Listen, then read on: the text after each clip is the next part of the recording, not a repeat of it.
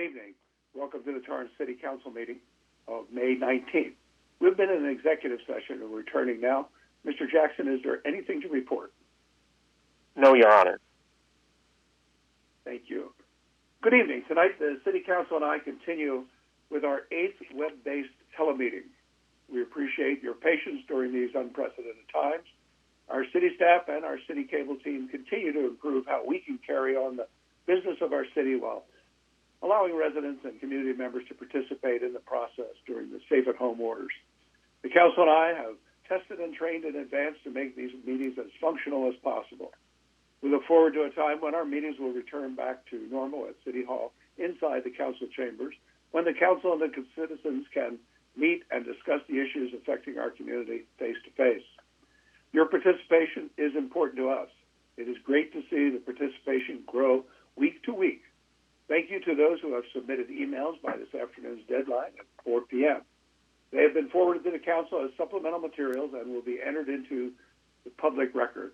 And for those of you tuning in, because of the challenges faced in this Council format, we will dedicate time for general orals at the end of the meeting by telephone call-in. You can participate regarding specific items by calling into the public input hotline. The number is 310-618-2404 and will be displayed on the screen periodically during the meeting. Please be patient when calling in and state the agenda item number you are calling about. The 3-minute rule applies and you will be disconnected at the end of 3 minutes automatically.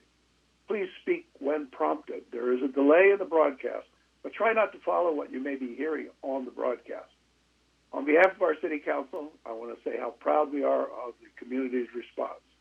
You have, from the very beginning, taken health advisory guidelines seriously. You have adjusted to the world of homeschooling and staying at home. You have stepped forward to volunteer and help those in need. You have been patient as the city tries to provide services under these challenging conditions. Thank you. And now on to our legal disclosures. Tonight, the City Council is conducting our Council meeting under a national, state, and city state of emergency. Our Council meeting will be conducted in a video telephonic conference.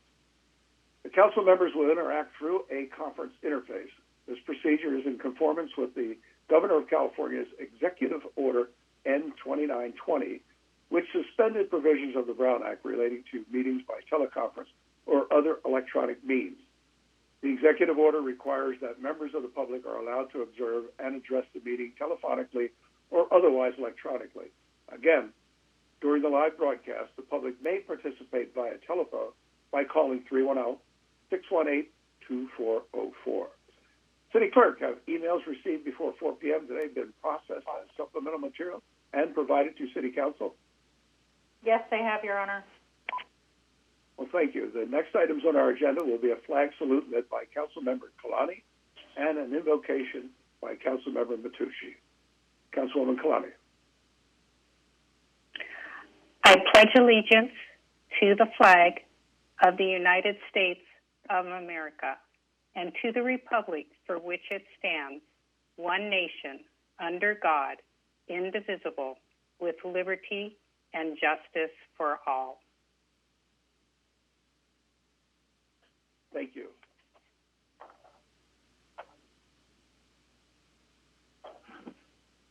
Dear Lord, thank you again for giving us yet another chance of coming together to help solve some of our city's most pressing issues. The latest pandemic has caused havoc around the world, and its effects will be felt for many years to come. I do find comfort in knowing that whole communities are now working together to help each other out. I ask that tonight we put our differences aside and truly work on a viable and effective solutions that help keep everyone safe, including keeping our citizens safe from financial devastation. Amen. Amen. I'll take a report of the City Clerk on the post of the agenda.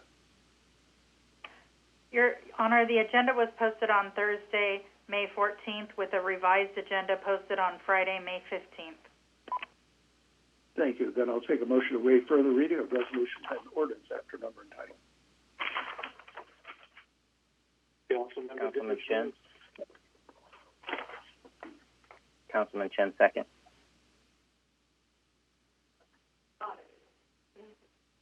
Roll call vote. Councilmember Ashcraft?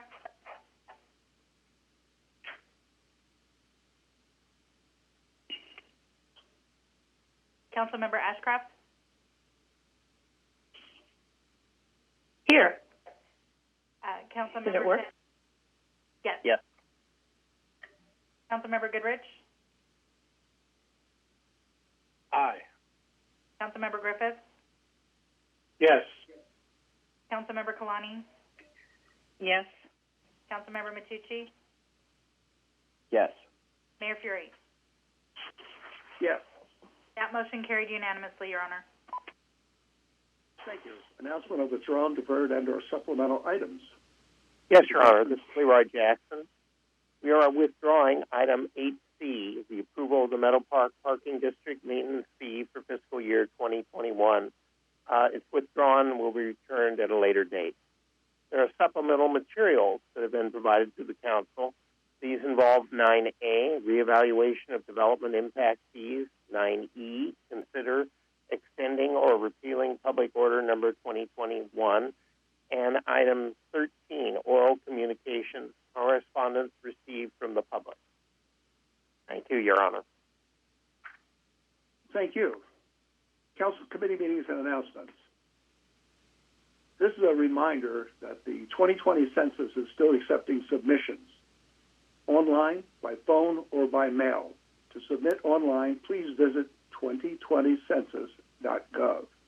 It's not too late to complete your 2020 census. The information you provide will determine how much funding will be distributed to states and communities each year, including Torrance. In addition to determining the number of seats each state has in the House of Representatives, the City of Torrance currently has a self-response rate of 68.8%, which does exceed the state average of 60.1%, but nothing less than 100% is good.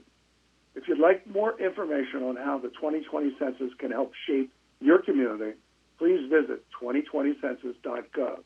Let's help shape our community's future by ensuring that Torrance reaches a 100% participation rate. Councilmember Matucci, have a certificate? Thank you, Mayor. Yes. I would like to express my heartfelt gratitude for the flyover conducted by the prestigious Tiger Squadron on Saturday, May 16th. Their actions ensured that the spirit of the Armed Forces Day tradition remained alive despite the unfortunate cancellation of this year's Armed Forces Day parade and celebration. The Tiger Squadron has been a longtime participant in the Torrance Armed Forces Day parade, and their formation flyovers have signified the city's appreciation of the sacrifices made by the U.S. military. It is for these reasons that I propose directing staff to send the Tiger Squadron a certificate recognizing their continued service to the community and the city of Torrance's longstanding tradition of honoring the brave men and women of the United States Armed Forces.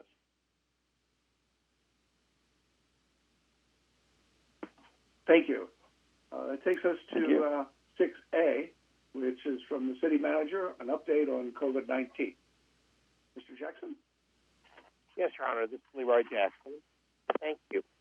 We've had a busy week since last Tuesday. As stated last week, while the city is still responding to our local, county, and state emergency, we're moving into the emergency step, into the recovery phase of dealing with that emergency.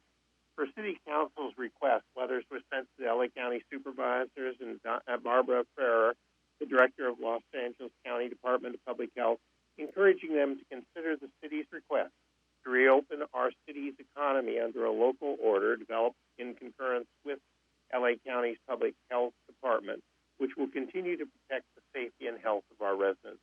We'll continue to urge the state of California and Los Angeles County to provide advance notice to allow businesses the opportunity to prepare for reopening during future stages. On Friday, May 15th, LA County Board of Supervisors Chair Catherine Marger stated the County Council and the LA County Department of Health were directed to explore if cities will be allowed to provide their own reopening plans and make the decisions based on each community's ability to safely reopen the economy. Staff also sent letters to our congressional delegations encouraging the inclusion of cities in future funding opportunities by Congress. The fiscal impact of COVID-19 are significant, and support from Congress will assist in delivering of essential public services to our community. The City of Torrance continues to monitor all federal, state, county guidelines and shares information with our business and community. The city's economic development team will host webinars to assist various business sectors with developing their reopening plans and to be ready once the decision is made to allow them to open. And again, can be reached by phone and email. Question can be directed to the Office of Economic Development either via email at economicdevelopment@torrance.gov or via telephone at 310-618-5807. It's our hope that we will be able to reopen our facilities in the near future, but we are waiting for the necessary safety equipment and county health department guidelines and authorizations. Since our last meeting on May 12th, we have extended the hours of the Madrona Marsh Preserve to visit with an appointment, as well as open Sierra Golf Course. The beaches opened on Wednesday, May 13th. As you are aware, the Torrance batting cages, Las Conchas tennis facilities reopened on Thursday, May 14th. In addition, the City Park tennis, paddle, and pickleball courts reopened on Friday, May 15th. The courts that reopened were located at Wilson, Hickory, El Retiro, Paradise, Sur La Brea, La Romera, and Walteria Parks. Rules were clearly posted, and all benches were closed off and gates either locked open or removed to avoid any touch point issues. In addition, the park ambassadors provided oversight of these courts and found that most of our customers were following the COVID-19 rules identified by the LA County Public Health Department. Most of the participants were self-policing their courts. Tonight, as part of the agenda 9E, we seek your input in extending or repealing Public Order 2020-1.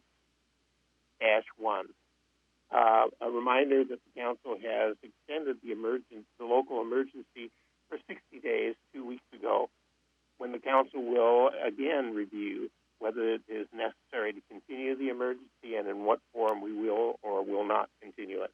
We'll begin tonight's presentation with a briefing by our Fire Chief and the EOC Director. We're available for questions. Thank you. Chief? Thank you, Mr. Jackson. Good evening, Mayor, Council. We continue to track and monitor incidents both within Torrance and around the LA region. Overall, call volume remains low in comparison to last year at this time. COVID-type incidents continue to fluctuate daily, but as mentioned, we continue to monitor. The highest impacted segment remains our senior nursing homes. We continue to stay in contact with them daily to ensure they are adhering to Los Angeles County Public Health guidelines and offer each of them a level of support on a daily basis to ensure they have the appropriate PPE and other ways we can provide them support. This is our most vulnerable, impacted population, and we want to make sure we continue to provide these homes our support during this crisis. We continue to work towards recovery and in our reconstitution efforts. The City of Torrance continues to be on the forefront when it comes to the recovery scale in Los Angeles. We are trying to quickly but responsibly move us from a response posture to one focused on recovery. Our Assistant City Manager and EOC Director, Ram Shaporian, will provide more details into our efforts. As we steadily move towards reconstituting our city, we would like to share COVID-19 has not disappeared and remains a threat until a vaccine is developed. We have successfully flattened the curve because of the responsible actions by our citizens and community. It would be disheartening if the curve started moving back up because of complacency. We strongly encourage, out of an abundance of caution, to the community to continue to wear simple masks or face coverings, to continue to practice social distancing and have a keen awareness of large gatherings. These actions will continue to allow us to keep the curve flattened until a vaccine is available. At this time, I will turn the presentation over to our EOC Director and Assistant City Manager, Aram Shaporian. Thank you. Thank you, Chief. Thank you, Mr. Jackson. Good evening, Mayor and Council members. Aram Shaporian, Assistant City Manager. In my capacity as EOC Director, would like to provide you with a quick update. Mr. Jackson already mentioned in his briefing our efforts per Council direction to follow up with the LA County Department of Health, as well as the Board of Supervisors and our congressional delegation. We actively monitor all legislative efforts, including potential financial support for local jurisdictions such as Torrance, and we are hopeful that we'll be able to obtain resources to help assist the city's response to COVID-19, as well as assist with our budget projection needs. With that, today, Supervisor Barger in their LA County Economic Resiliency Task Force discussed the concept of reopening LA County, and the date of July 4th was shared as a potential reopening target date. Just want to make it clear that that is a subject to many different requirements as far as meeting the targets for recovery, and I'll share that in a future slide. The governor has allowed for variance, and out of the 58 counties in California, 53 of them have qualified for requesting variance so they can reopen their economies. Unfortunately, LA County has the most reported cases of COVID-19 in California, approaching almost 40,000, and it'll be one of the last ones to be in a position to reopen. Council Supervisor Barger also requested that LA County Council and Department of Health explore ways where cities will be given latitude to reopen if they meet certain thresholds. And this was prompted by the cities of Santa Clarita, Lancaster, and Palmdale, which happen to be in her supervisorial district. In regards to major updates, before you are pictures from today's farmers market. We're able to offer a prepackaged vendor area along the Crenshaw Boulevard, Torrance batting cages, Las Conchas tennis facility, as well as our tennis and paddleball, pickleball courts have been opened per county's regulations. Torrance Transit is very proactive. Before you are pictures of what our buses look like. As you know, we are exercising social distancing as well as protecting our bus operators and the public, and all public enters the bus from the rear. In regards to roadmap to recovery, this slide is shared by LA County, and then it asks two questions: how capable are we of slowing the spread of COVID-19? And second, how effective are we in spreading the COVID-19? And establishes benchmarks which will track the progress in the ability to control the spread, as well as our surge capacity in hospitals. And LA County will continue to monitor, make adjustments with the goal of reopening the economy in the 5 stages that we had shared. We are currently in the first stage of stage 2, first phase of stage 2, excuse me.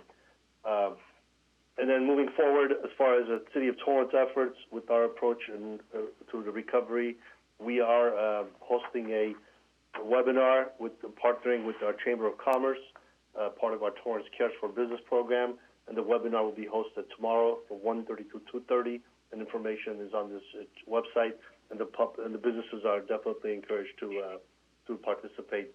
And as Mr. Jackson shared earlier, if you have any questions, please call our Office of Economic Development at 310-618-5807.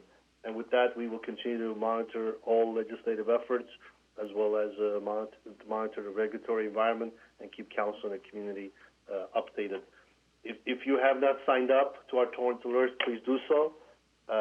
If you have any questions, please always call the City Manager's Office, 310-618-5880. We are very grateful for the COVID daily updates on our Section 3, iOS 31, and over the air. And then we also send Torrance alerts on a daily basis. With that, staff's available for any questions you may have. Thank you very much. Thank you. Does the council have any questions? Councilmember Griffin. Yes, thank you, Mayor, and thank you, staff, for the report. In regards to the governor loosening restrictions for many counties in the state, unfortunately excluding Los Angeles County, I feel like Los Angeles County is being singled out because we happen to be the most populous county in LA in the state, and of course our numbers are going to be higher, and I find it ridiculous that they would not do it on a per capita basis as opposed to on counts, and I feel like we're being penalized, and then we as Torrance, in my opinion, are still being penalized further, in my opinion. We're a very suburban type neighborhood, and I appreciate the efforts of staff to reach out to our county representatives to share with them how we feel we're capable of moving forward, and I will hope that you will continue to press for that. I just want to express my concerns about how we're being lumped in with all of LA County, and it makes us feel like we shouldn't be a part of that county if they're going to treat us.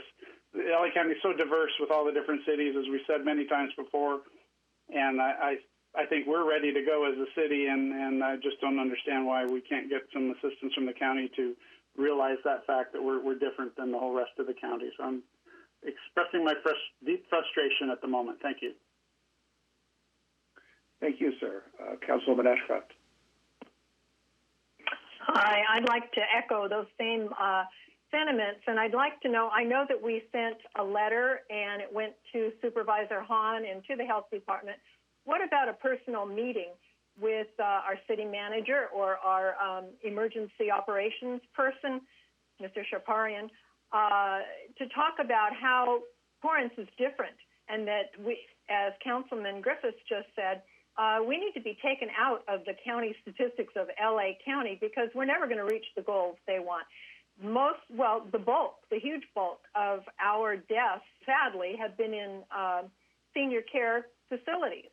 And if someone were to sit down with them and explain per capita the amount of deaths we have and how successful we've been in opening our grocery stores and Target and Home Depot, they've operated sensibly, and I think that we can do it. And if we wait till July 4th, that's too long. It's time now, I feel, to open retail. We've been successful and safe, and I think our residents have learned how to safely distance, wear masks, and take care of themselves responsibly. So I think it's time that we do the next step, and maybe that is a face-to-face meeting and explain how Torrance is different than LA County in some of the cities that are within, because we don't have the incidents that other areas do within the county. Thank you. Thank you, Ms. Ashcroft. I do want to point out that our supervisors are keenly aware that the 88 cities in Los Angeles County are different. And they feel exactly as we do, that all of our cities should be treated separately and distinctly. As Supervising Chair Barger pointed out, that she had picked 3 cities from her district who she believes, or they believe, should be accounted for differently. And I certainly concur with that. All 3 of those cities, I might point out, have numbers that are much higher than the city of Torrance. And Supervisor Hahn is keenly aware of that. Our argument is not really with the County of Los Angeles. They are under the orders of the state of California. He released, and when I say he, that's the governor, released 53 counties to do it.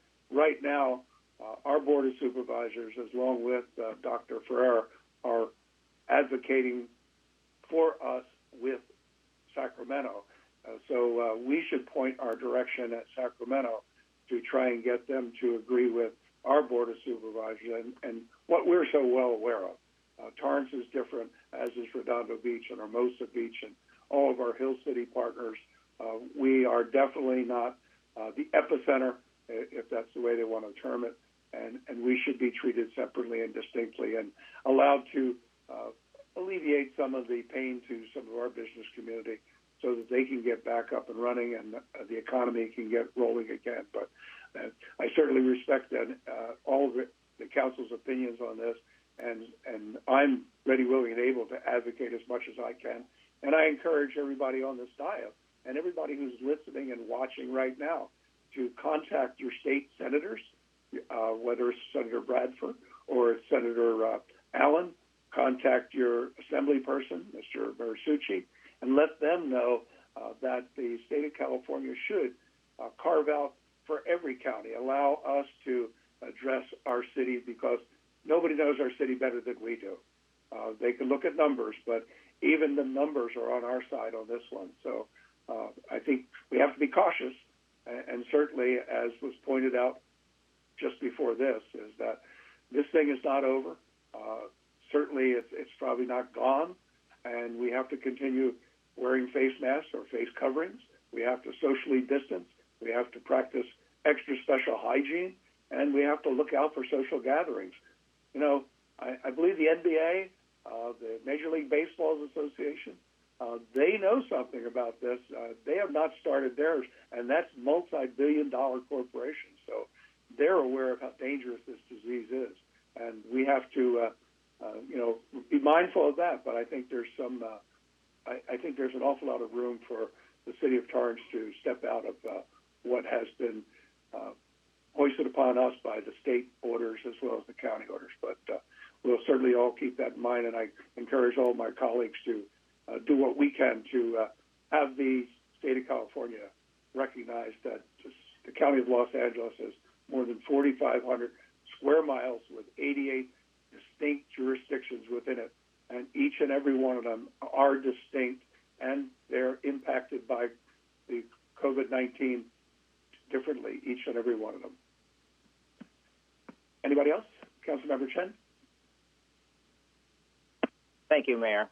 And along the same line with Councilman Griffith and Councilwoman Ashcraft, I just want to share that I did actually call Supervisor Hahn's office today, left a message to really share and plead our case. And I did get a hold of Jennifer Lamarque, her South Bay representative, live, and forward her the letter that we sent to Dr. Pereira last Thursday. And asking her and sharing with her, she did not know that the data, the science is 43 deaths in Torrance, 39 all in nursing homes, with our population of roughly 149,000. That's 0.02% death. And that is very isolated. And talking to our hospitals, we've got plenty of surge capacity. And the charts that Aram showed, the recovery guidelines by LA County, I looked at it the second time just now. We've met all of those criteria. So just so you know, I shared and reached out to see if Torrance could be a sample case. If, we can come out first and they can monitor us. We are in control. We've already shared with our businesses the guidelines for opening up, and we're ready and able. And so when it comes to item 9E, I'll probably share some actions that I'd like the staff and maybe us to participate in within the next 5 working days if possible. Thank you, Mayor. Thank you, sir. Councilmember Matucci. Thank you, Mayor. I guess I concur with some of our council members. We do have a pandemic, there's no doubt. People are dying. And it's a very serious situation. And one of the things that we, I think, have forgotten about, and I know we keep on talking about it, that, we care about our businesses and our workers, but, I just don't feel like we're acting as much as we need to. And I'm starting to hear, just a couple hours ago, the July date, wait for a vaccine. We flatten the curve, but, this is why I think people in general get frustrated, is because I get it. Maybe the game plan has to change as circumstances change. But if you actually look at the data, everybody keeps on telling, well, really look at the data, look at the science. Well, if we do look at the data and we look at the science, we probably would have never closed down. Now, of course, I'm all for it. We played those 2 to 4 weeks. We did what we needed to do. We flattened the curve. The hospitals have plenty of room. And again, it's a scary situation for many, especially those that are most vulnerable. I think we, as a city, we need to take steps to protect those who are most vulnerable. Maybe later on we can talk about maybe some policy ideas that we can implement for employers and their employees that feel like they need to stay home. Costco, Ralph's, Vons, they're packed with people, lines with 200-300 people. And then I think what we're doing is we're destroying the small business sector. We're not doing it on purpose, I get it, but we're under the thumb of L.A. County and under the thumb of the state. And there comes a time that we, when do we say enough is enough? I think there comes a point in time, in my opinion, that diplomacy starts breaking down and failing. When do we take a stand? We are Torrance. We are different than, like the mayor said, all 88 cities are different, unique to each other, different density. We've noticed that places that have higher density have higher problems. Torrance is not there. And one could say, hey, we did what we needed to do. That's why we're here, and we have lower numbers, and that's all fine and dandy. But July is just not going to work out. The time frame that the LA County is putting out, if we follow that, we're probably going to see about a third of our businesses shutting down permanently. Hundreds, maybe even thousands of jobs just in Torrance lost. I mean, we have to think about those families as well. We have to think about also our budget. The longer we go, the more money we need to scrape up just to try to balance the budget. That means possible cuts, possible layoffs. Do we really want to go down that road? So we have to find a middle road. I mean, I get it. I hear the argument on both sides, but I think we're at that point where we need to show, put our money where our mouth is, and actually take some action that may go against L.A. County, may go against the state, may create possible liabilities for the city. But what are we gambling on right now? We're gambling on people's livelihood. So we have to be very careful with that as well. I know a few families that already shut down. Right now, they're shut down. They're closed. They will not be reopening, whether it's next week or next month. And they too had employees and families to take care of. So I apologize if I sound frustrated. That's because I am. I think we've done enough of this and enough talking. I know we keep on saying, advocate. No, we need to take action. Advocacy, it seems like, we're writing letters. They just go on the pile. They're falling on deaf ears. So we need to take some action, and drastic action, because Torrance, we're not a city that operates mainly on property taxes. We're a city that operates mainly on businesses and their sales tax revenue. If we start chopping away and doing some permanent damage to our business sector, we're going to be facing a crumbling budget, and it's not going to get any better. And I just don't want to be part of. I don't want to be part of the destruction of many families. So we do need to take some drastic measures, and I hope that tonight we start making some real change. And I'll take it there. Thank you, Mayor.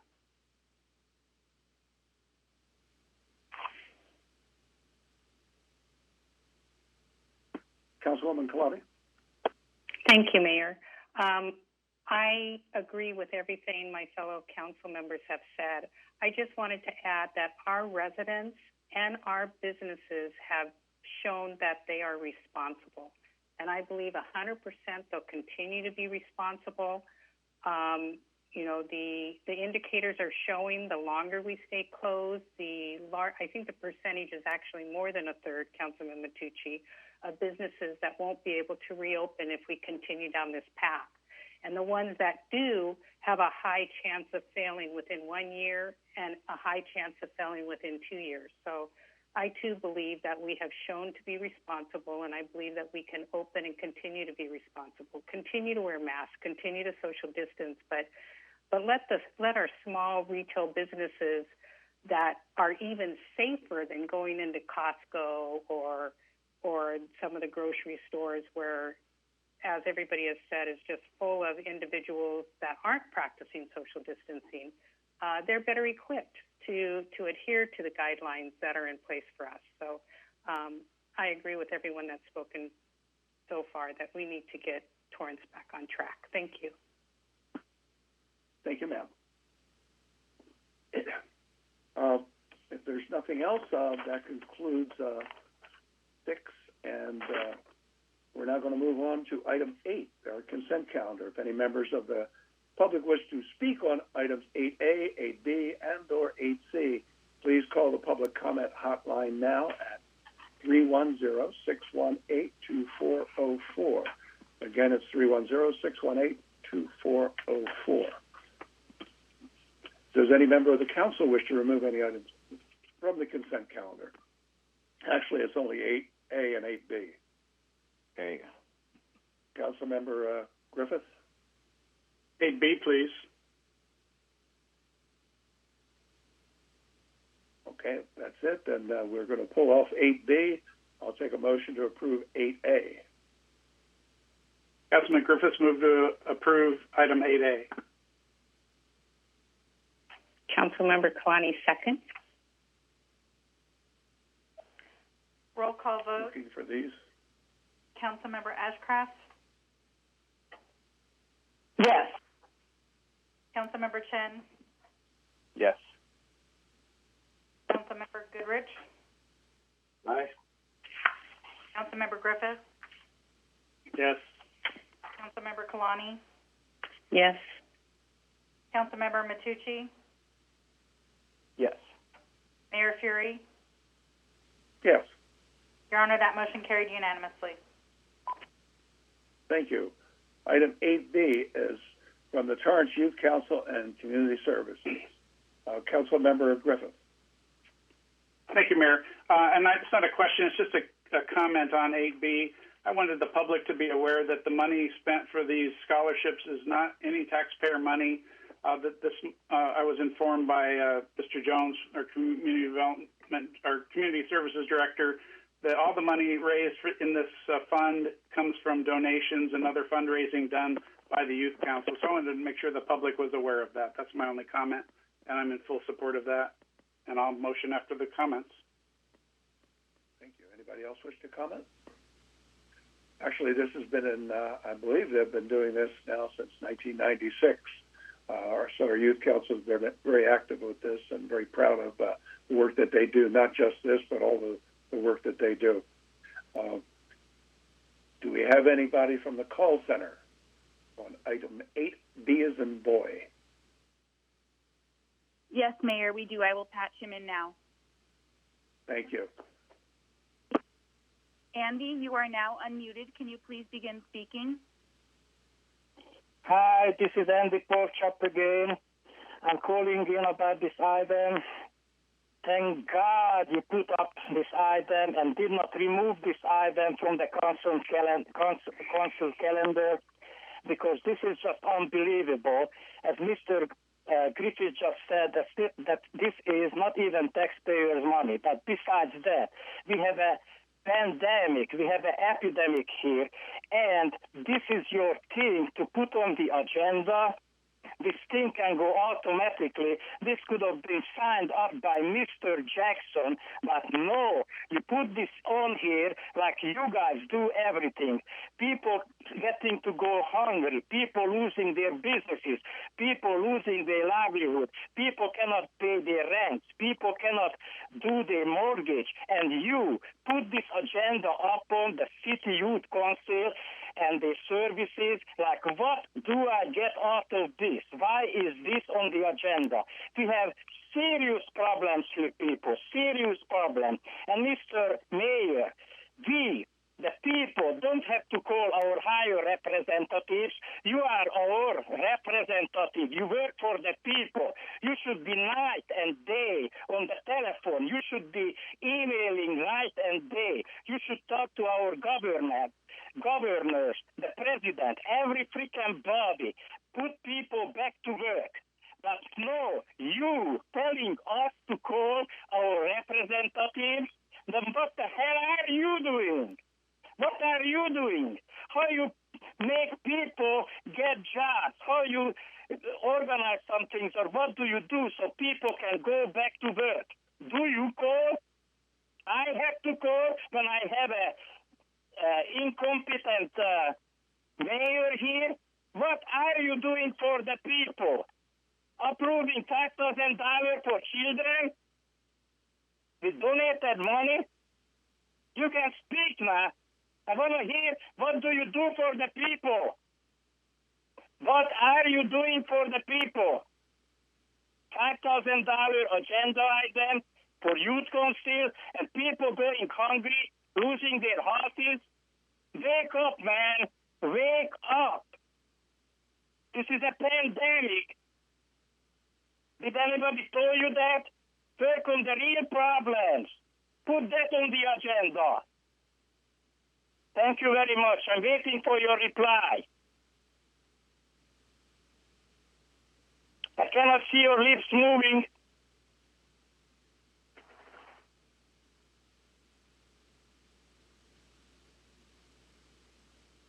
Mr. Mayor, I cannot see your lip moving. Mayor, that caller was disconnected because his 3 minutes were up, and I do not see any other callers on the line for consent calendar. Thank you.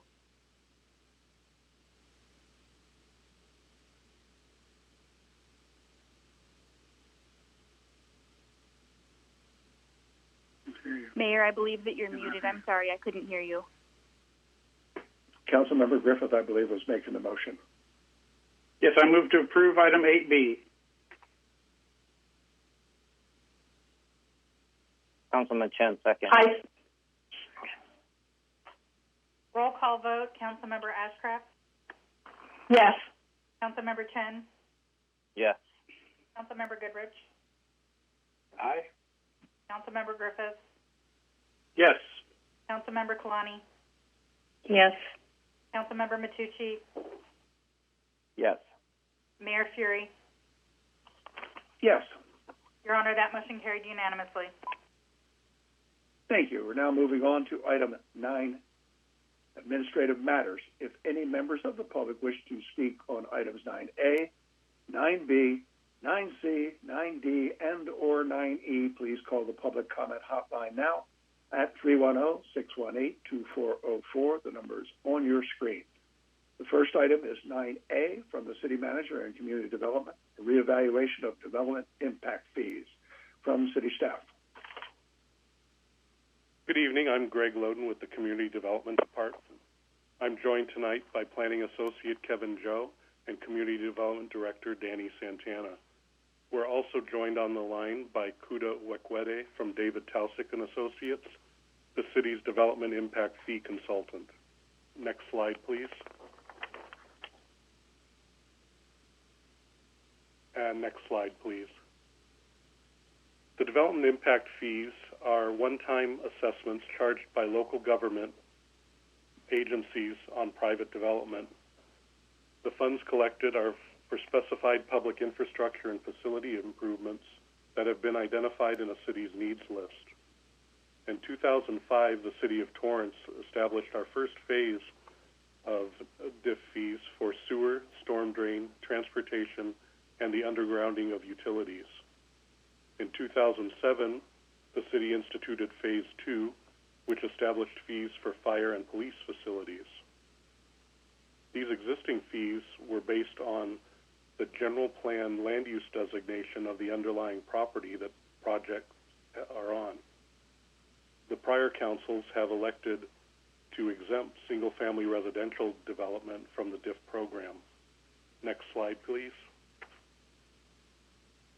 In 2019, the City of Torrance staff identified the need to reevaluate our current DIF fee, as it had been a significant period of time since they have been updated. The consulting firm of David Taussig and Associates was retained to update the city's needs list and to explore the fee rate structure options. We're looking at proposed new fee categories for library, community services, and general services. We're also looking at the potential to calculate these fees based on land use classifications of each development rather than the general plan designation of the land underneath. We're also asking to reassess the option of assessing single-family residential development as part of this updated program. At this time, I will now turn the presentation over to Kuda from David Taussig and Associates, who will speak to the needs list, fee methodology, and proposed fee structure. Next slide, please. And Kuda, if you could continue. Absolutely. Good evening, Mayor and members of the Council.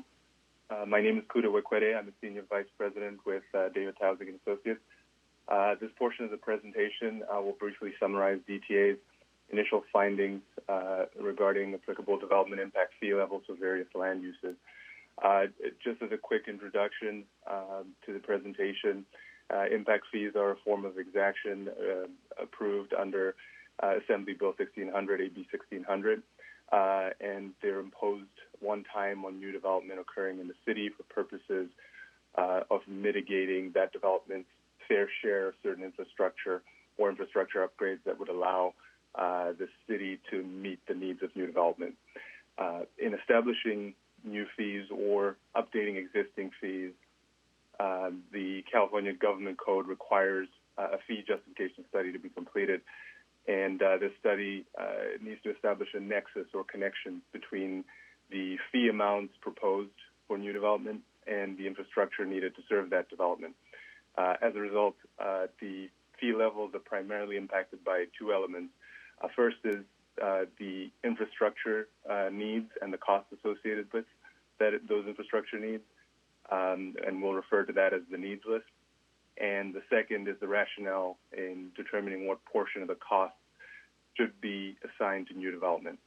DTA has prepared a draft justification study, and in that document we provided details on those two elements, the basis of the fee, as well as the approach for determining the appropriate impact fee levels. These two elements will be the main focus of this presentation. With that, if we could turn to the first slide. As well as the approach.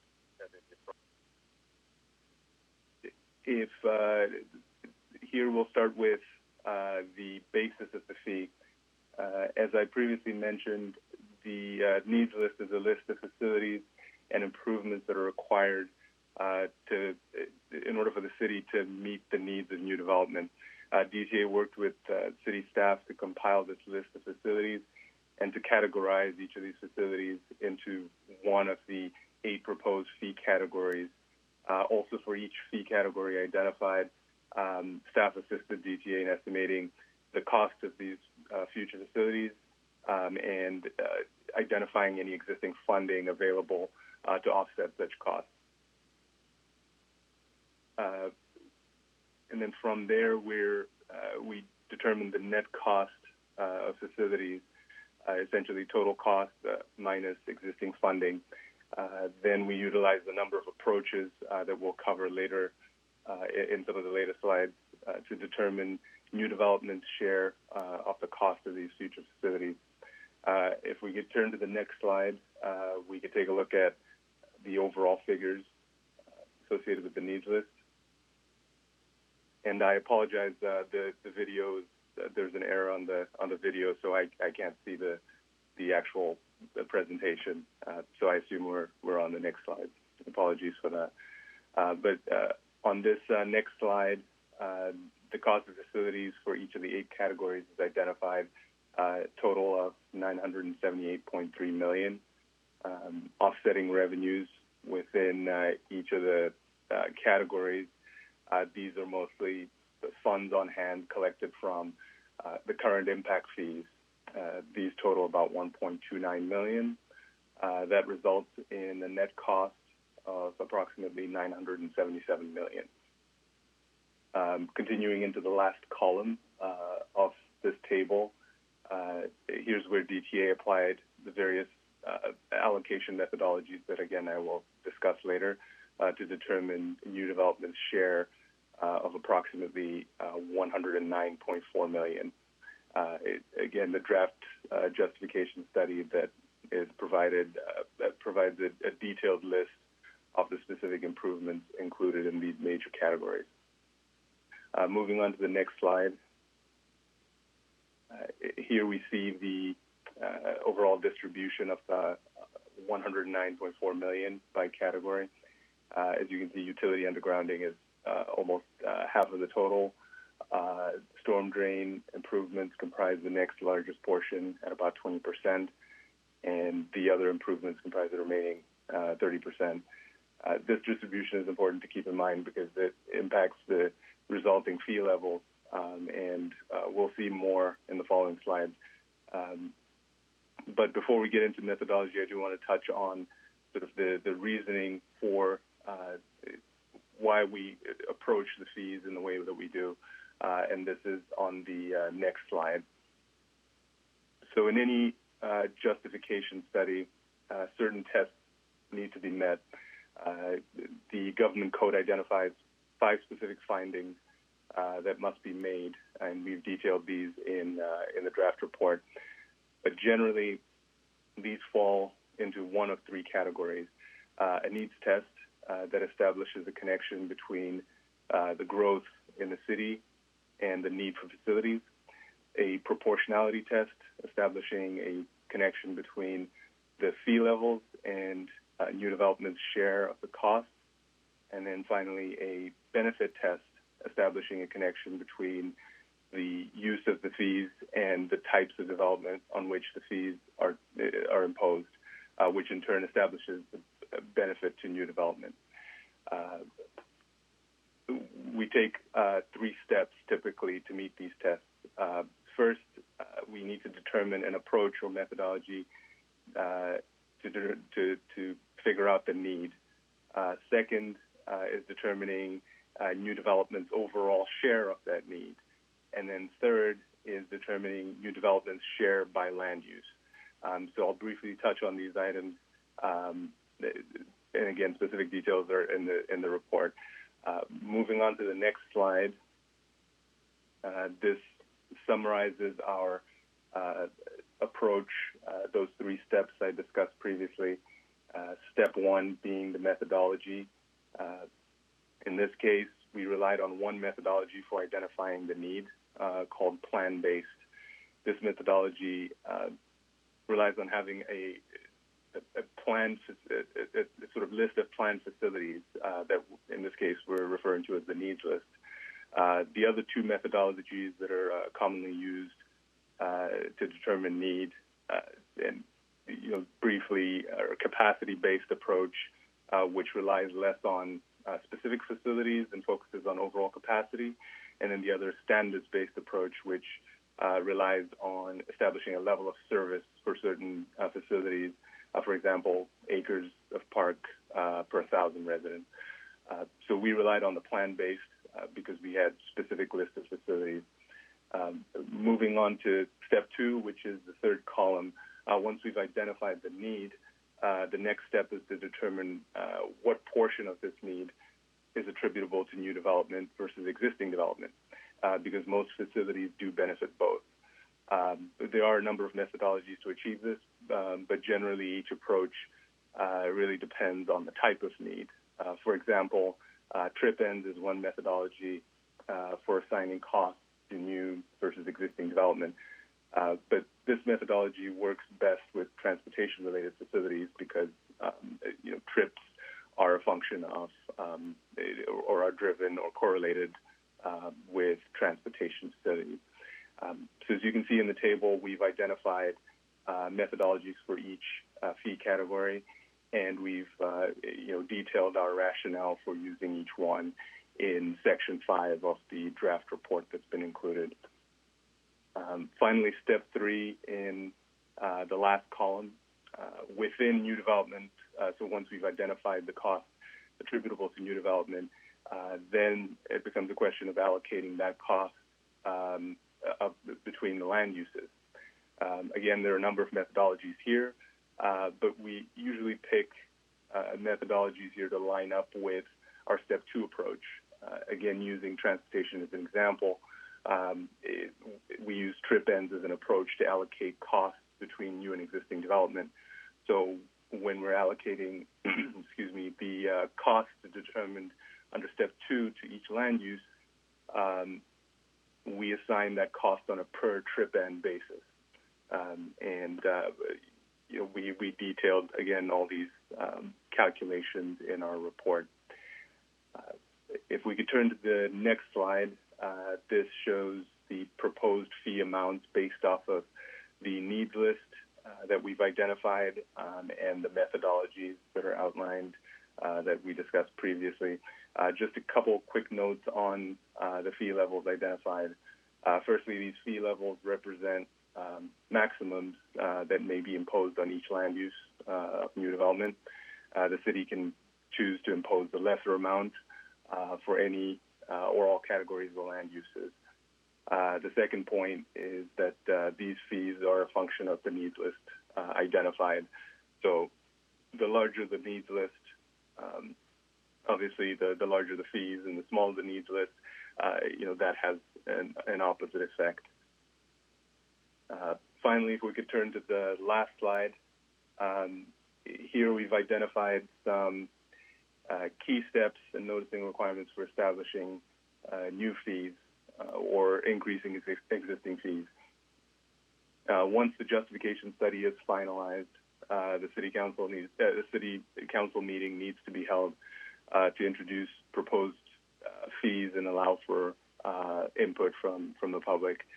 Next up, a public hearing would be scheduled to approve the new fee level, and a first reading of the ordinance would occur. After that, a second reading of the ordinance and adoption of the new fee levels would happen at a third council meeting. And then once fees are adopted, they would take effect 60 days after. So that's the end of DTA's portion of the presentation. I'll turn it back to city staff, but I'm happy to answer any questions. Thank you, Kuda. Staff is recommending to update. Oh, sorry, were there questions? I don't see one as of yet, but okay. Councilwoman Kalani does have a question. It's actually just a comment. I want to thank staff for putting together the presentation, and I wanted to thank Mr. Santana for having a brief conversation with me earlier. Just to share my question with him earlier was, existing single-family residents have an exemption or a $0, and I was asking him, how would ADUs be looked at when someone approaches the city for ADU? Could you help share your answer, Mr. Santana? Good evening, Mayor and Council. I'd be happy to. Councilwoman, this is Danny Santana, Community Development Director. In the recommendation, staff has included an option for the council to consider to start assessing development impact fees on projects that involve a net increase of single-family residences. The example I provided you this afternoon was if an existing single-family lot was proposed to be subdivided, say from one single-family residence into three. In the recommendation from the city manager and the community development department, the DIP fee would be assessed on the net increase of single-family residences. So it would be assessed on the two new single-family residences. The reason why that's important is under state law, you cannot assess development impact fees on ADUs if you do not do so on single-family residences. Another item of note is under existing state law, DIP fees cannot be applied to ADUs that are under 750 square feet. So what the city would do, if the council provided staff with the direction, is we would provide, in the next time this item comes before you in an ordinance format, what the fee would be for ADUs that exceed 750 square feet, as state law requires that it be proportional to the size of the unit. Does that answer your question, Councilwoman? Yes, thank you. Your Honor, if we can continue with the presentation to give the council an overview of the recommended actions, staff would appreciate that. Okay, I think that's appropriate before we get into Q&A. Thank you. Okay, thank you. Staff is recommending to update the development impact fee program based on the revised needs list for city infrastructure needs, including transportation, undergrounding utilities, storm drains and sewers, general services, and library and community services, The current fire diff fees are proposed to remain unchanged as the existing fee structure adequately addresses the future development demands of their current needs list. Of note is that the proposed community service fee would help provide a funding source for the envisioned Rails to Trails effort to expand open space and connectivity opportunities in the city. Next slide, please.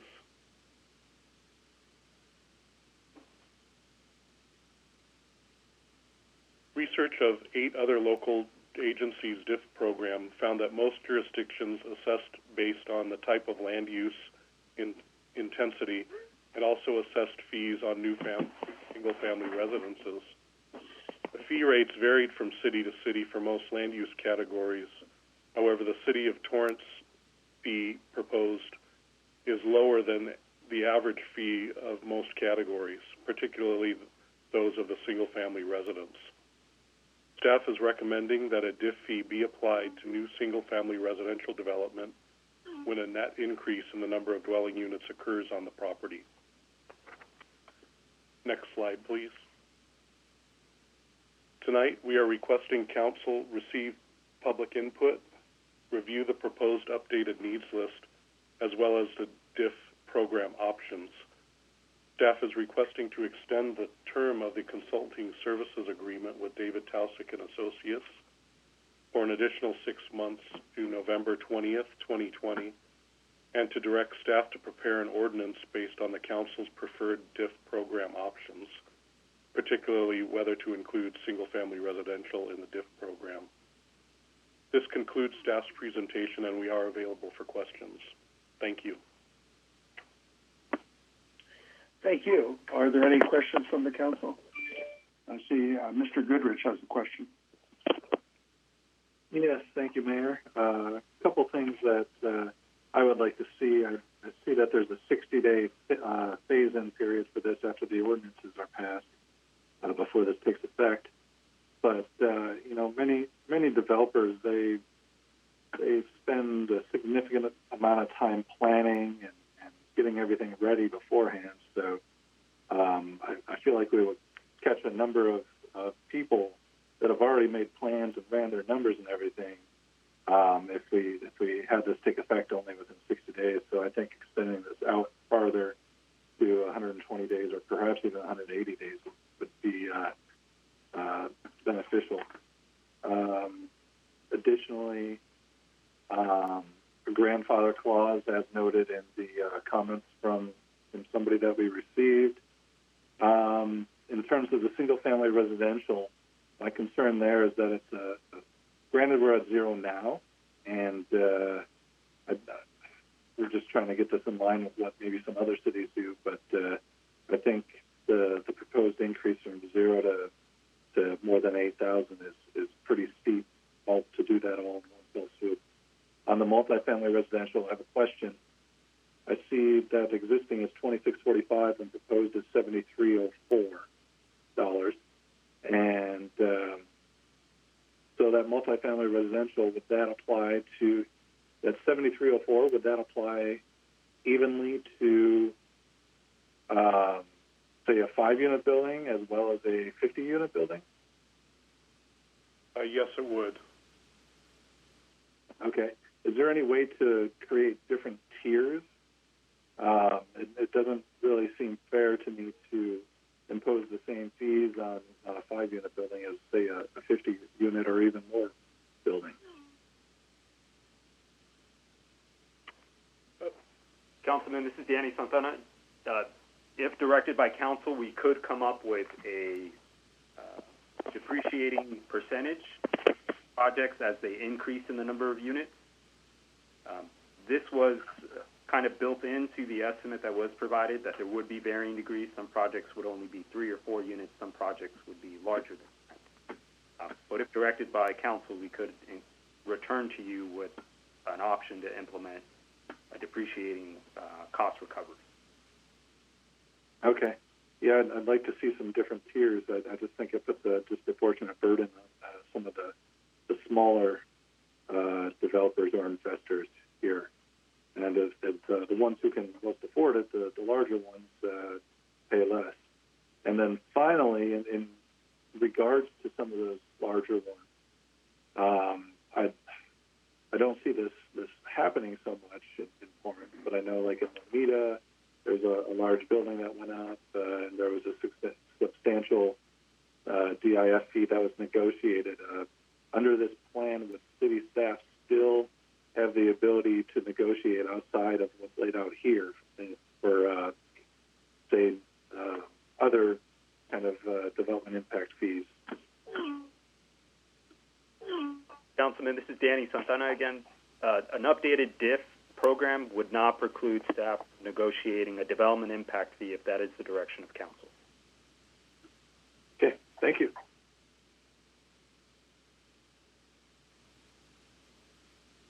Are there any other questions? Councilwoman Ashcraft? Thank you. Thank you, staff, for a thorough review of this. And Danny Santana and I spoke earlier. We spoke about the ADUs, which for people that might not know, those are auxiliary dwelling units. And Mr. Santana, could you tell me how many ADUs does Torrance have? Councilwoman, since 2014, the city has issued building permits for 71 ADUs. And currently in plan check, we have a total of 82 additional ADUs that are at some varying stage of plan review. All right, and now the rule is, or I guess, the law is that people can have up to 3 ADUs on their property, correct? That is correct, Councilwoman. So in order to have the DIF program for the ADUs, to qualify for it, we have to have residential DIF for the new construction for residents, right? That is correct. Okay. All right. I agree with Councilman Goodrich so far as putting the time out, but I'd only want to go as far as 90 days. 60 days maybe is a little bit. 90 days I'd go for, but not 100 and some. Thank you.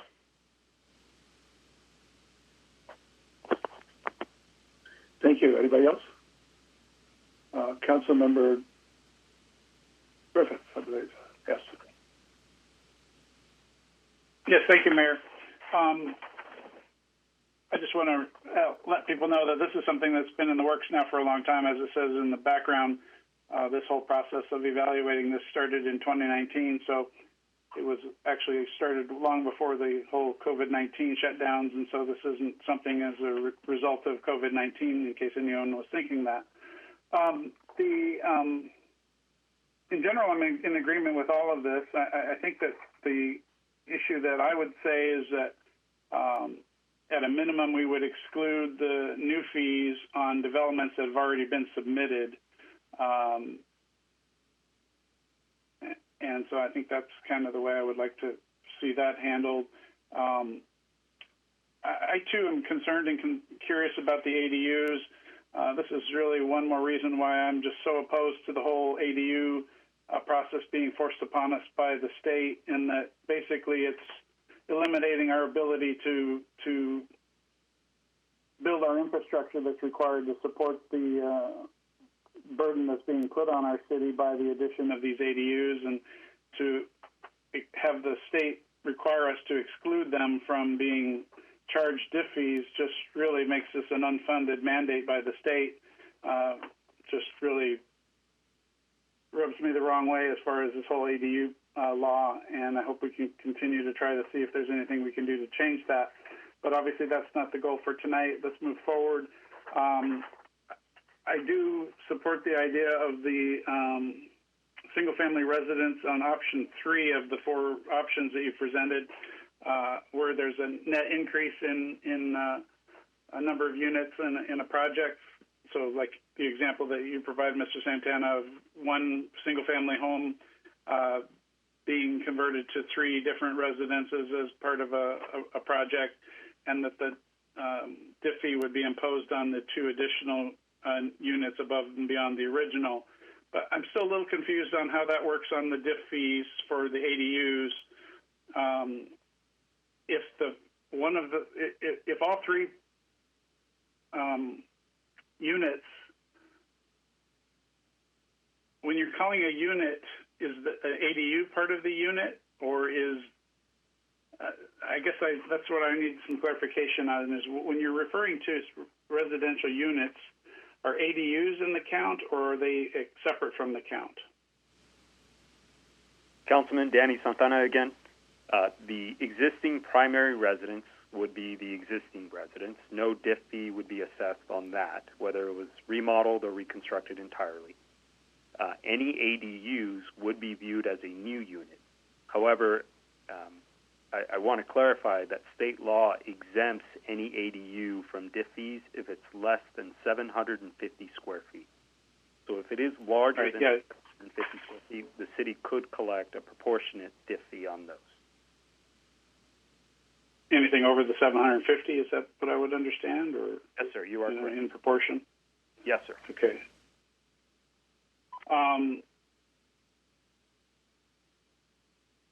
So the ADUs count then as units when you're doing this, but again, we can't charge the diff fee if it's less than 750. So how would that work in the count? If I had a single family property that I wanted to build 3 units on, but 2 of the units were less than 750 square feet, how would that fee apply?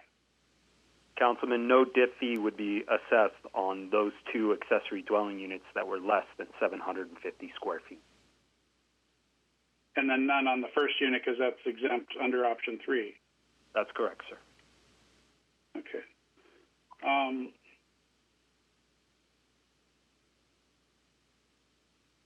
I'll defer further comment until after I hear from others. Thank you.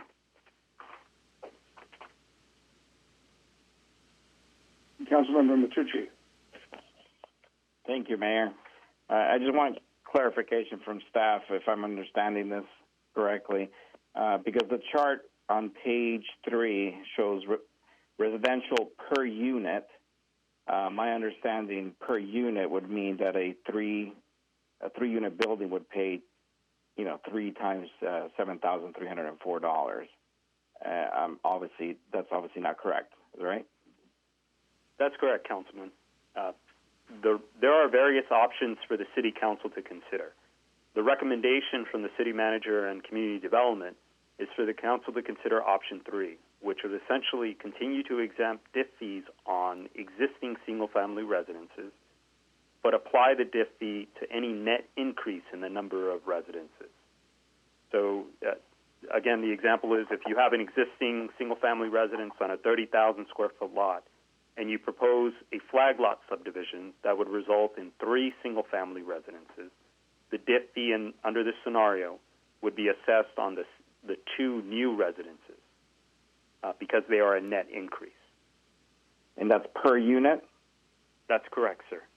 For the 2 new residences. So they would pay $14,608, let's say. That's correct, sir, in that scenario. Wow. Okay, and so a 10-unit building would pay $70,300 in the fees? If it was a single-family development, meaning a residence on individual lots, if it was multifamily, the fee would be the 8,000 figure per year. 8,000 figure as a whole. Okay, so I agree, with Councilman Goodrich's concern that me personally, I'd like to see a per unit cost so that if you're building, let's say, 4 units on a lot versus 400 units, they're not paying the same fee. Just do a per unit. I also think that going from 2,600 to 7,300, it seems like a huge jump. And also, so I'll give you an example. If I were to tear down my house and rebuild just one single-family home, am I still under the exemption or the existing $0 amount? In the recommendation from the city manager and staff, yes. Yes, okay, so it's just on the net increase. So if you go from single-family to 2 units, you pay for 1 extra one. That's correct. Okay. I mean, I understand the fees, and I understand the breakdown, and I also understand the cost of running the city. I'm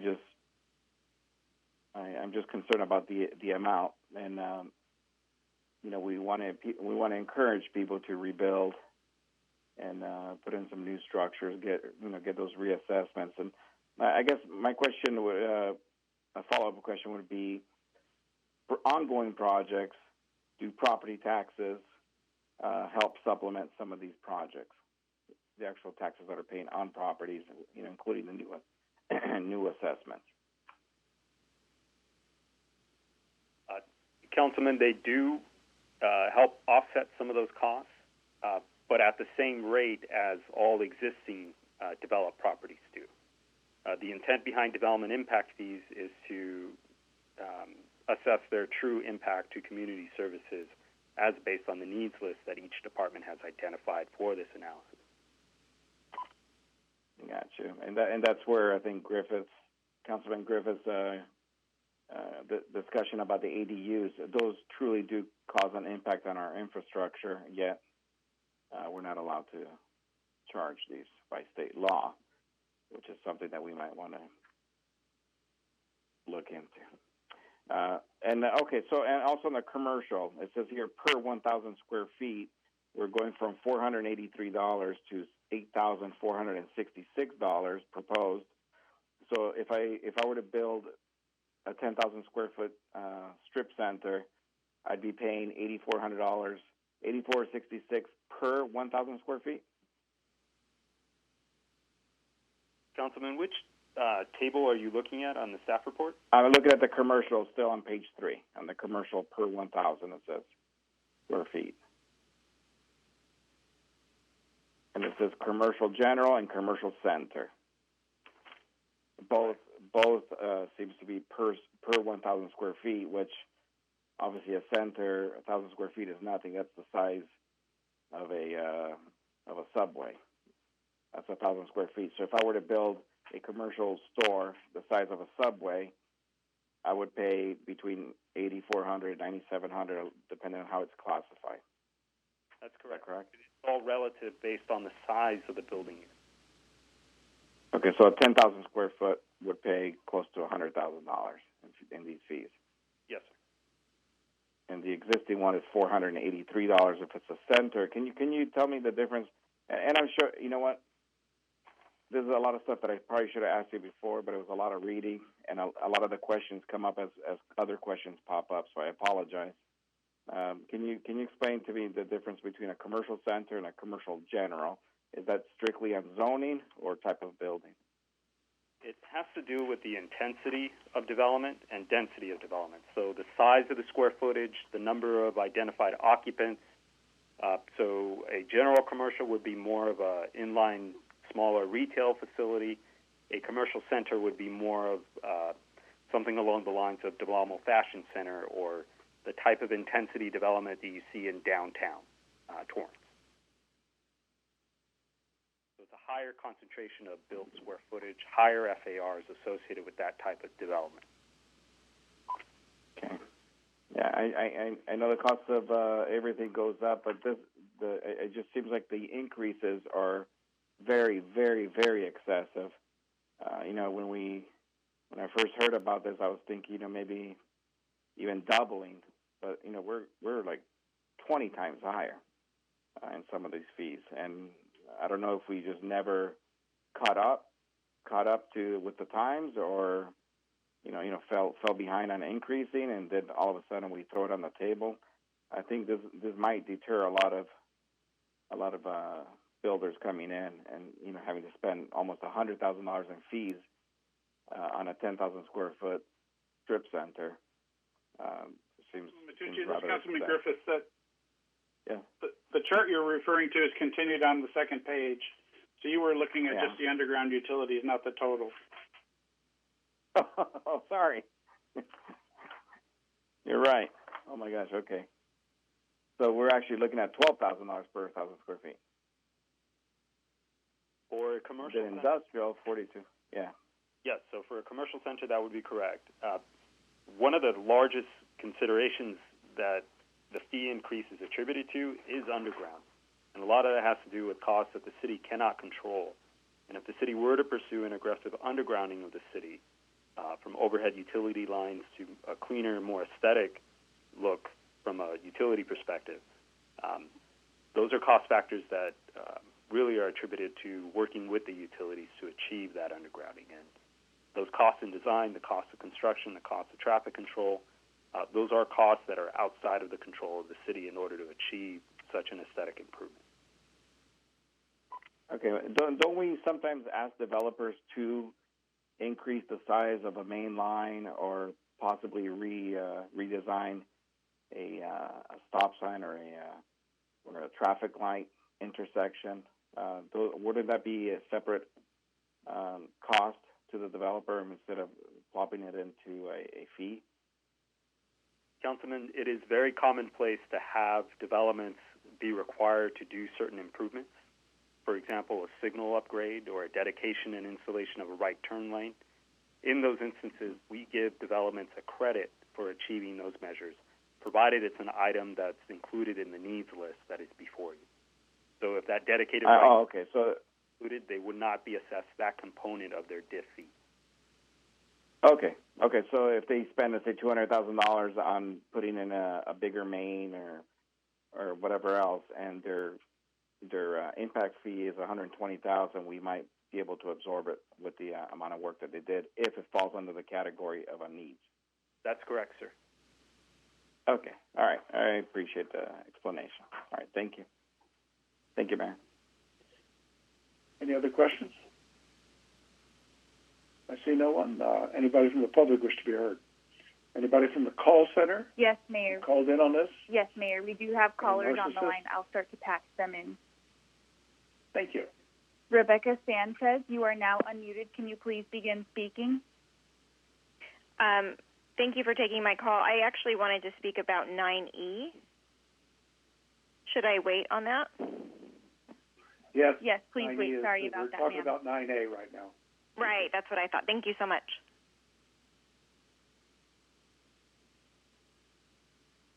Diane Cortado, you are now unmuted. Can you please begin speaking? Good evening, Mayor and Council members. My name is Diana Coronado, and I'm here on behalf of the Building Industry Association. BIA is a nonprofit trade association focused on residential construction and building housing for all. On behalf of our membership, we would request that the city continue to exempt all new single-family construction from the Development Impact Fee DIF program. Additionally, due to COVID-19, we are asking that you consider the economic challenges facing the businesses and residents of this community and deliberate on this fee structure after the fourth quarter of 2020. At that later time, the city can better assess the new economic reality in which the pandemic has put us in. This will also help determine if a new study should be prepared to address those economic realities and those effects on the DIF program. Because right now, the fee study is based on some assumptions and some methodologies about a market and feasibility which don't necessarily exist anymore due to the ongoing COVID-19 situation. As you know, our industry, like many others, are experiencing heightened economic uncertainty. Businesses and residents are simply trying to survive and operate during this virus.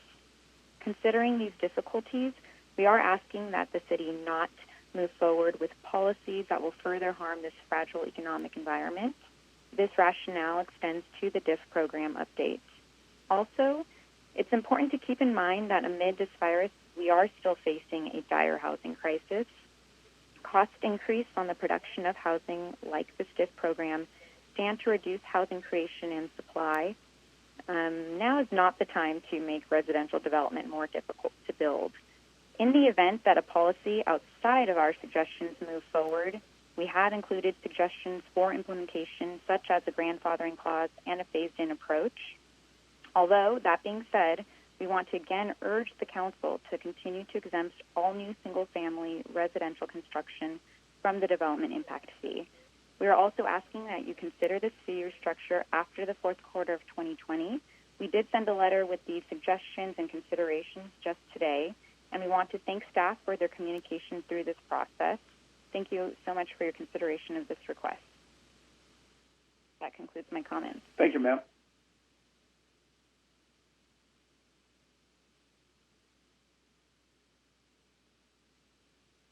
Or anybody else in the call center? Yes, Mayor. Andy Porkchop, can you please begin speaking? Hi, this is Andy Porkchop again, and I just can't believe it that I see on this agenda, especially the supplementals and the staff recommendations and all these things that I heard. First of all, I don't know people recognize it. You want to collect here in this DFI report or whatever, $976 million. And for what? $445 million for underground utilities? That's a big one. Or rebuilding again the library for $11 million. I can have Google $30 a month with everything else. I can have internet and look everything what I did not find in your library. But besides that, again, the city spent $100,000 with this firm, and what did we get for it? We got a report for it, but everything changed. We have COVID-19. COVID-19 gonna put in the nails, the spike into the coffin. We are in biggest trouble then, looking for free hikes and everything else to collect $996 million for what?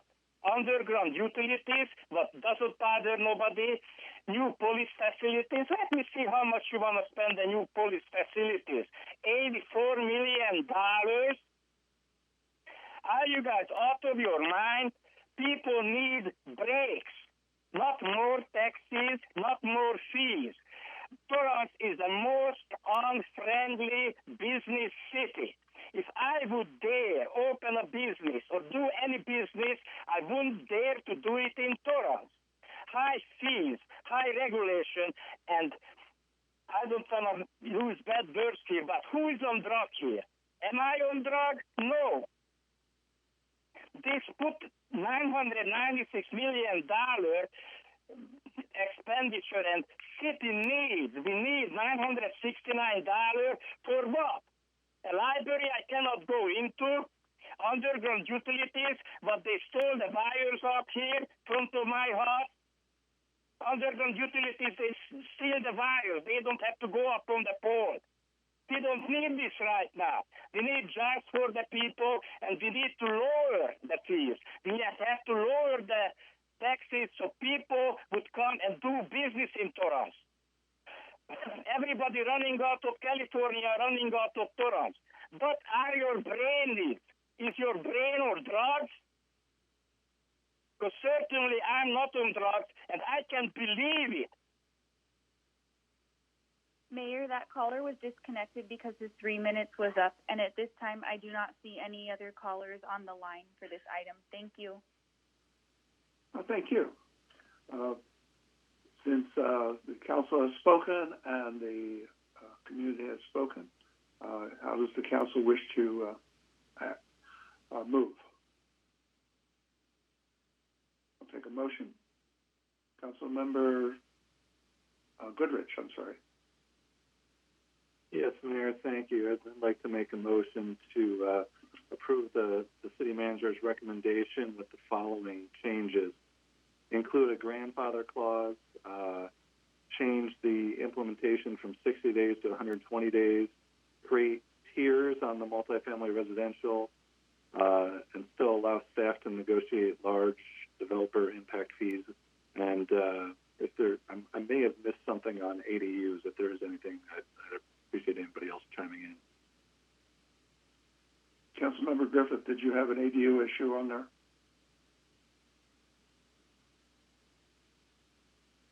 Thank you, Your Honor. Not that I could see that we could do without breaking state law.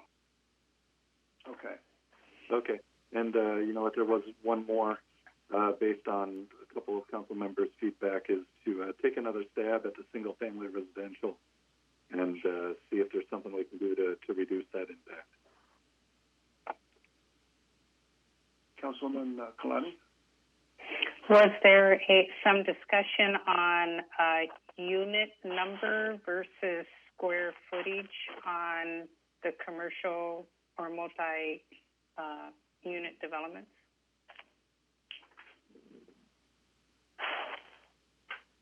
Councilmember Goodrich?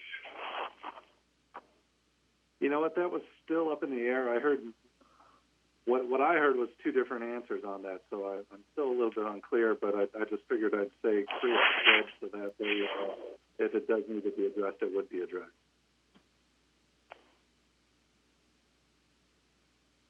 All right, Councilwoman Ashcroft. Okay, my question is to Mr. Santana. If we do any tweaking at all with the single residential, does that will affect the ADUs? My concern is all the ADUs that are coming through, the fees need to pertain to them.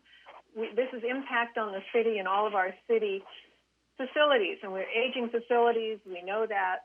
So I don't want to tweak the single family if it's going to impact that we don't get fees on the ADUs because we're getting so many of those now. Councilwoman, this is Danny Santana. If the council does direct staff to tweak the fees to single family in a reduction scenario, that would reduce the proportional DIF fee that can be collected on ADUs that are larger than 750 square feet. Does that answer your question, ma'am? Kind of. I guess I'm just not clear.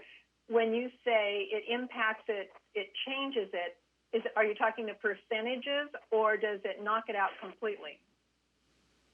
Councilwoman, it would reduce the fee that is recovered. So if the council directs staff to reduce the DIF fee that would be collected on single-family residences from, say, the 100% cost recovery that's included in the item to 75%,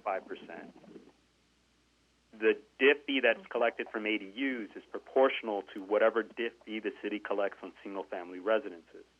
So if it is reduced from 100% cost recovery to 75% cost recovery, it thereby reduces the proportional recovery we would be able to collect from ADUs that are larger than 750 square feet. Okay, my concern is I know that the ADUs are supposed to not be for rentals, and we don't have any way right now to check that, right? So the residents could be renting these out and financially benefiting to the detriment of the city and all the city resources, correct? Ma'am, ADUs can be rented to... Oh, they can? They can. That is a change that happened in the last few years in the last legislative cycles. They cannot be used, however, for short-term rentals. So that's more of a Airbnb, VRBO type situation. But they can be rented to separate units, to separate households now. Okay, I didn't know that. Okay, so I'm not for reducing the fee then. They can have up to 3 rentals on their property. Okay, thank you. Okay, well, we have a motion. Do we have a second? Councilmember Matucci. I'm a little concerned about the massive spike in the fees. I'd like to propose if we can, if Councilman Goodrich is willing to do a step-up fee schedule, maybe spread it out over a 5-year period, because we're talking about almost tripling the fees, and in some cases, like the commercial centers, we're going like 20-fold, maybe even bigger than that, on the increases. I understand we need this money, but I think there's going to be there's going to be a little bit of a sticker shock. And so if he's willing to add I don't know if it's called a step up. Yeah, I don't know if it's called a step up. Yeah, the staff could include an option for that, and when they come back, be happy to take a look at that too. It's still in need of a second year. Okay, I'll second that. Now we do have a motion and a second. Okay, I'm not clear. Are we wait a minute. Are we reducing, is this motion containing a reducing of the fees for single-family residents? This motion is asking staff to come back with an option for a reduced fee. Okay, but not necessarily have to have it. Correct? Councilmember Goodrich? I think we're caught in a little bit of a conundrum here because I'm hearing a consensus that these SFR fees are high, but then on the other side of the coin, I'm hearing that since that also impacts the ADU fees and a resulting decrease in ADU fees, that people don't like that. So we're going to have to make a collective decision here on which way we want to go. Because I'm hearing it both ways. And we're going from zero, and the average is 24,000.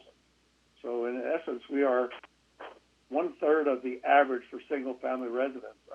Mr. Santana, how many new single-family residents have we seen in the last 3 or 4 or 5 years? Your Honor, very few.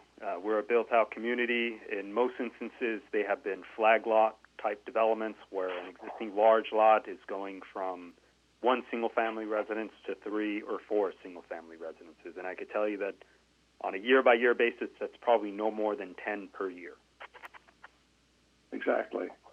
And if somebody has an R3, they're not going to be putting a single-family residence on there. They're going to be putting multi-family residence, or at least requesting that. So we're just coming up. You know, we've been off the market for a long period of time, and we're trying to make it at a market. I don't think that's a stumbling block. As I pointed out, we're 1/3 of the cost of the average city survey. We're just asking for our fair share, and that is a fair share. And I fully support that. I think it's important that we, offset some of the costs. We're still not getting 100%. Councilmember Chen. Based on Mayor, that, I would just as soon leave it alone as what staff has proposed. Still in need of a second. Well, actually, did we have a second? Yeah, we did have a second. Yes, I had a second. Yeah, I believe there's a second, but I think I was trying to clarify what I think Councilwoman Ashcraft was talking. Maybe I got lost in the discussion here. If for those single-family residents that's staying put, that's their grandfather, there is no fee on that. It's only for the new development. Brand new, right? Brand new development.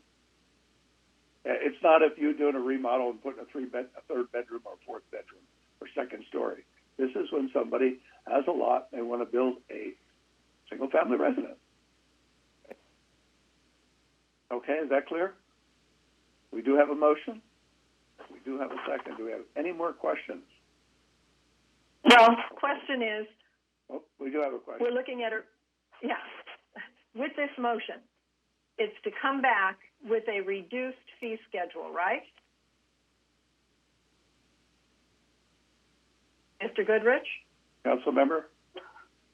No, that was just dropped. Like I said in my last go-around here, since there's really no way to address a lower fee schedule for SFRs and also still have that higher fee for ADUs.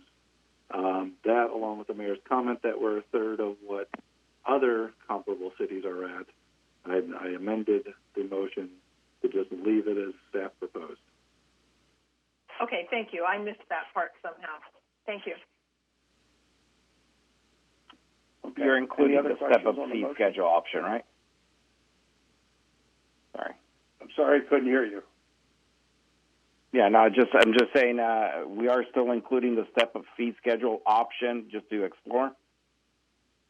Yes, sir. Nothing's changed on that. Okay, you got my second. All right. Does our city clerk have the motion? I believe so, Your Honor. Okay, we'll take a roll call vote then. Thank you. Councilmember Ashcraft? Yes. Councilmember Chen? Yes. Councilmember Goodrich, Aye. Councilmember Griffiths, Yes. Councilmember Kalani, Yes. Councilmember Matucci, Yes. Mayor Fury. Yes. Your Honor, that motion carried unanimously. Okay. There's no number and title needed, correct? Okay. Now we move on to item. Hello? I apologize, Your Honor. This is Danny Santana again. We will return council with a full, a new iteration that reflects the council's motion and provides the ordinance for your consideration. It will be an advertised hearing, and we will include the Building Industry Association and proper notice. Thank you, sir. Okay. Thank you, Mr. Santana. Appreciate that. Now we move on to item 9B. Community Development, introduce an ordinance granting a 10-year extension to franchise ordinance number 3722. Is there a staff presentation? Yes, Your Honor. Good evening. This is Greg Loden. The item before you tonight is a request for an extension of franchise ordinance 3722. Crimson Pipeline LP has submitted a written request to utilize the first of two 10-year extension options as stated in the franchise ordinance. Granting this extension will allow the continuation of a revenue stream with annual CPI adjustments.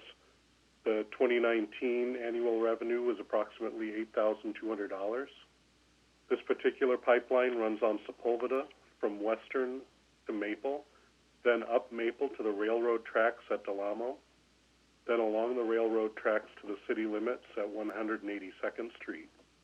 Staff recommends the adoption of the ordinance approving the first of the two 10-year options to extend. This concludes my presentation, and we're available for questions. Thank you. Are there any questions from the council? I see no questions. Are there any folks called in at the call center? Hi, Mayor. No, I don't see any callers for this item. Thank you. Okay. Having no questions from the council and no one from the community, I'll ask for a motion to concur with the staff recommendation.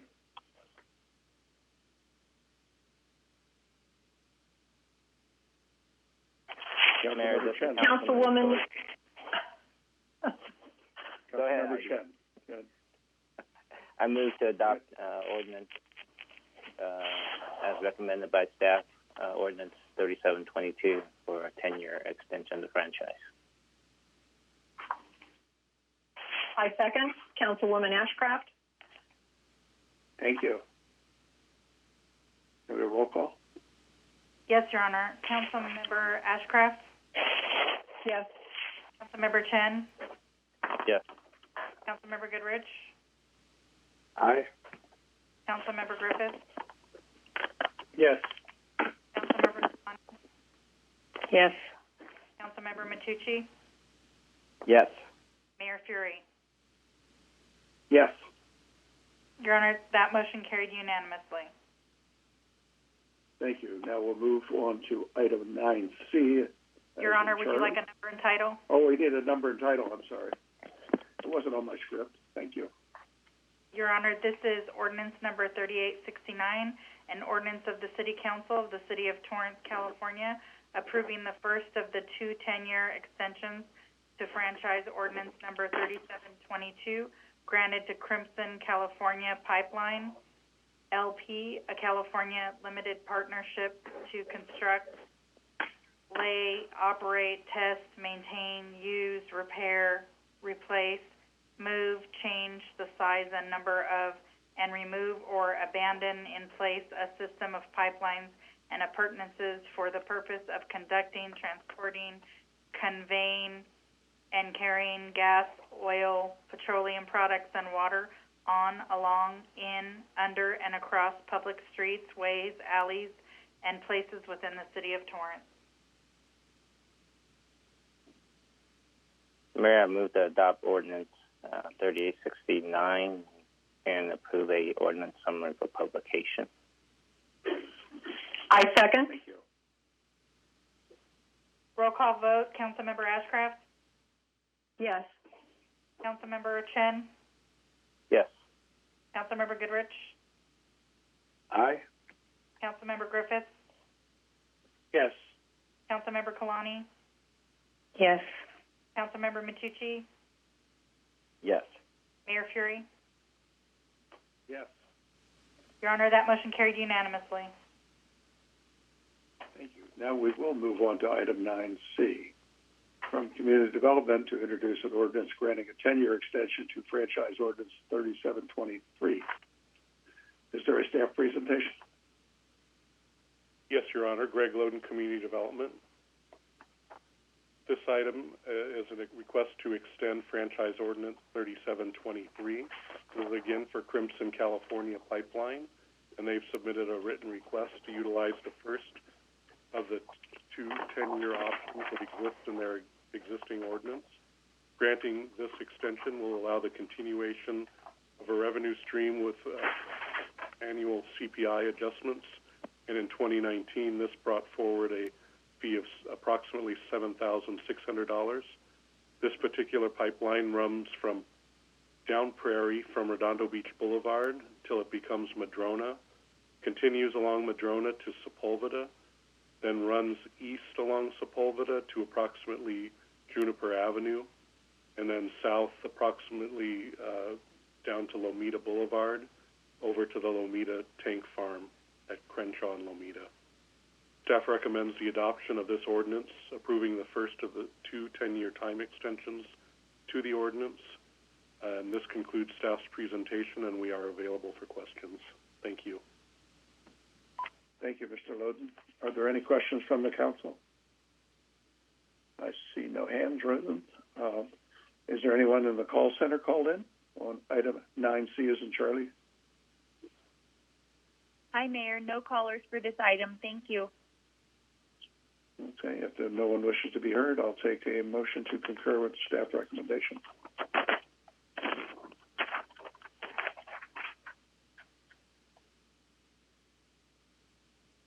Mayor, this Councilman Chen, I move to concur with staff recommendation granting a 10-year extension to Franchise Ordinance number 3723.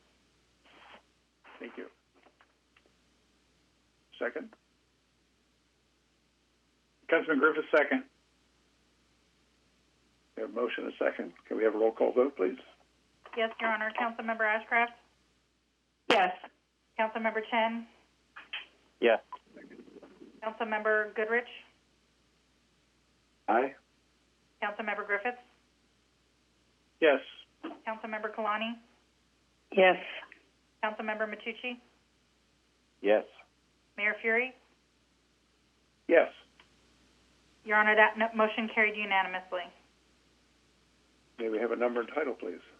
Yes, Your Honor. This is ordinance number 3870, an ordinance of the City Council of the City of Torrance, California, approving the first of the two 10-year extensions of Franchise Ordinance number 3723 granted to Crimson California Pipeline LP, a California limited partnership to construct, lay, operate, test, maintain, use, renew, repair, change the size and number of, and remove or abandon in place of system of pipelines and appurtenances for the purpose of conducting, transporting, conveying, and carrying gas, oil, petroleum products, and water on, along, in, under, and across public streets, ways, alleys, and places within the City of Torrance. Mayor, I move to adopt Ordinance 3870 and approve an ordinance summary for publication. Thank you. Councilman Griffith, second. Roll call vote. Councilmember Ashcraft? Yes. Councilmember Chen? Yes. Councilmember Goodrich? Aye. Councilmember Griffiths? Yes. Councilmember Kalani? Yes. Councilmember Matucci? Yes. Mayor Fury? Yes. Your Honor, that motion carried unanimously. Thank you. That takes us to item 9D, as in David. Mayor, this is Katie Wand. I'm sorry for interrupting. We had a late caller on item 9C. Just for the sake of public record, just wanted to ask if you want to take that caller late. Thank you. Actually, we are not talking about public records yet. We're on 9C. We're calling in 9D now. Great. I'll disconnect the late caller for 9C. Thank you. Thank you. Item 9D is from the city clerk to adopt a resolution adopting the records retention schedule, expenditure none. From our city clerk. Thank you, Your Honor. This is our biennial update to our records retention schedule. The city clerk's office contracts with a records retention expert, and she reviews our retention schedule on a regular basis and compares it to the new laws that have been implemented by the state, federal, state, or county, and she updates our records retention schedule accordingly. And so this is a recommendation that the City Council adopt this resolution and approve the new records retention schedule. And I'm available for questions. Thank you. Are there any questions of the city clerk on the retention? I see none. Is there anybody in the call center calling in on item 9D as in David? Yes, Mayor. We have one caller being patched in. If you don't mind holding for a moment, please. Sure thing.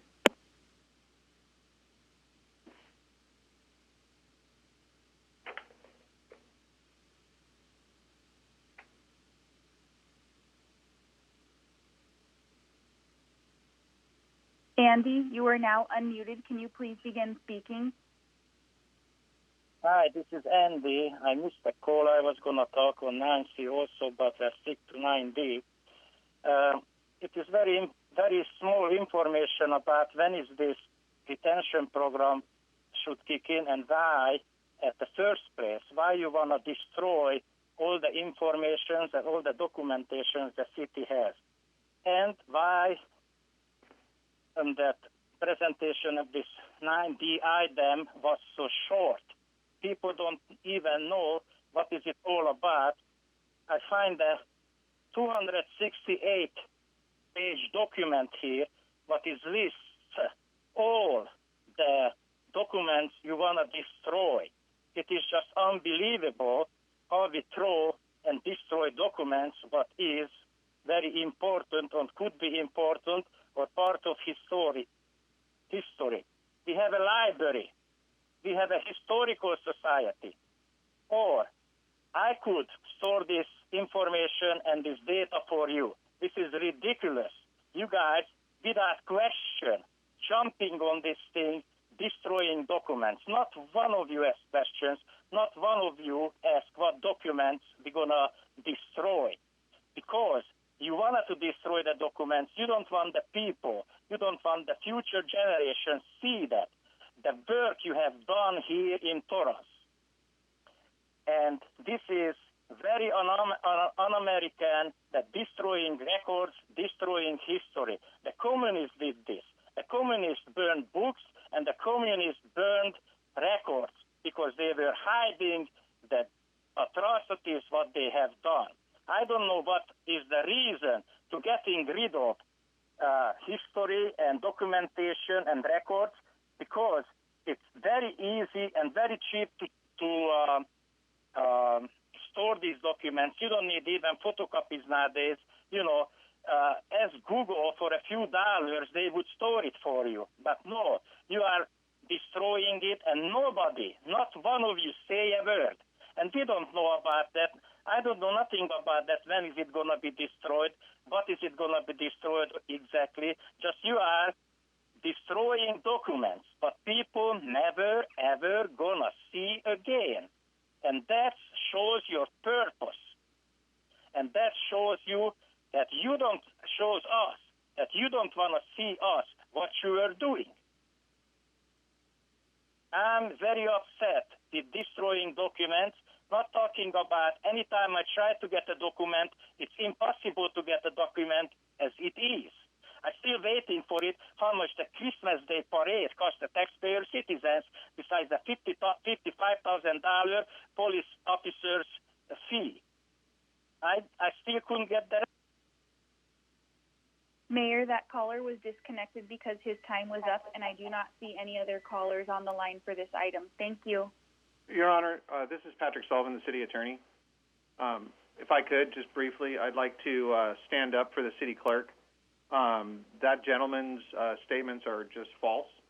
The City Clerk takes her jobs as the custodian of records very seriously. That's provided to her in the City Charter. She hires an expert in this area to make sure that we are in compliance with the law. And actually, numerous records in this records retention policy are actually records that are being kept permanently, and other ones are being kept for a long period of time, and then minor records that aren't important then are destroyed in accordance with both California law and the government code and our own laws. So I just wanted to stick up for the clerk there and say she is in full compliance with the law. Thank you. Well, thank you for doing that. But he wasn't even attacking the clerk. He was attacking me and my council colleagues because he doesn't have anything idea what the whole agenda item was about. He does not have any idea that how many records the city generates. He does not have any idea of where all those records can be located and stored for ever and ever and ever. He just wants to talk. So anybody else on the call line? No, Mayor, not for 9D. Thank you. Okay, then I will take a motion to adopt a resolution, adopt a resolution adopting the records retention schedule. That was a question. Matucci. I'm sorry. Yeah, no, I just actually wanted to make. Go ahead, whoever. Councilmember Goodrich has a question. Councilmember Goodrich. Sorry, Councilmember Matucci. Didn't know if you were making a motion. Didn't mean to leapfrog you there.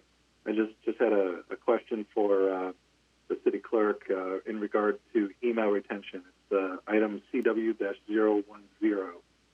I see records descriptions, correspondence. That's a very broad thing. Does this guideline here of 10 years apply to every email that any employee of the city generates? I'm sorry, could you repeat the record you were looking at again? CW? Yeah, I know the index is not very user-friendly here. CW-010. It's emails. And under the records description, it includes correspondence, project administration, etc. Since correspondence is very broad, does that mean that every email a city employee generates has to be saved for 10 years? No, I believe there was a separate one for emails, and in addition, the city was considering a policy on emails that hasn't come before your body yet. Okay. Just wanted clarity on that. Thank you. Councilmember Matucci, do you have a question?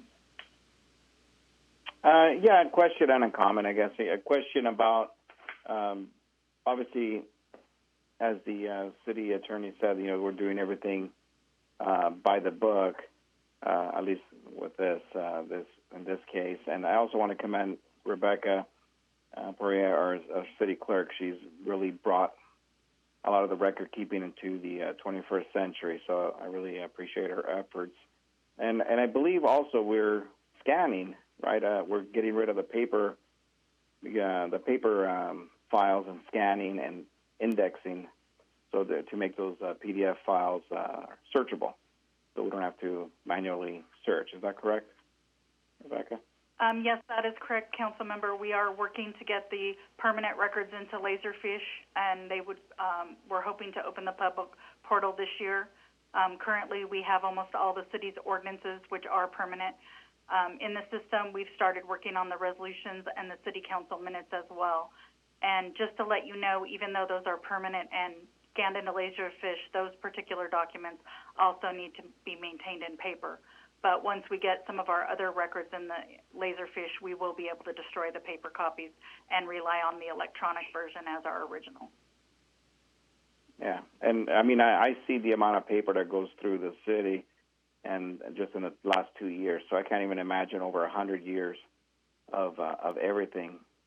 Plan check records and all that stuff. I don't even know where to begin. Probably mountains and mountains of paperwork. So, anyways, I appreciate your efforts, and if nobody else has any other comments, I would like to make a motion to adopt the resolution. Got a motion? Any second? Councilmember Kalani, second. Thank you. We'll take a roll call vote. Thank you, Your Honor. Councilmember Ashcraft? Yes. Councilmember Chen? Yes. Councilmember Goodrich? Aye. Councilmember Griffiths? Yes. Councilmember Kalani? Yes. Councilmember Matucci?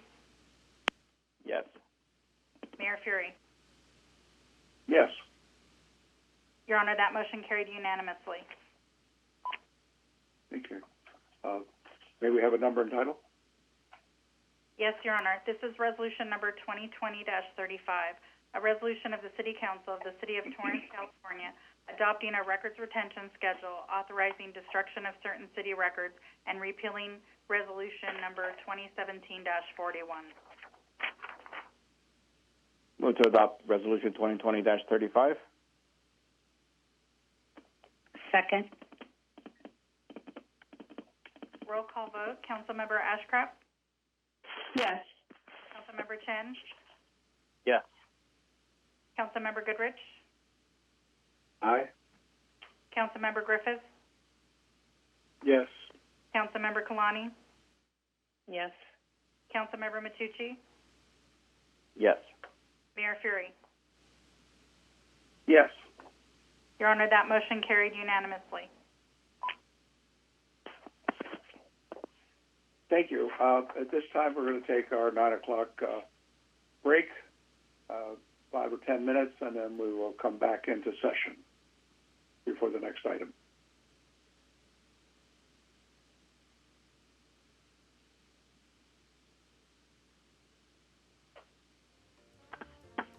Are we off air?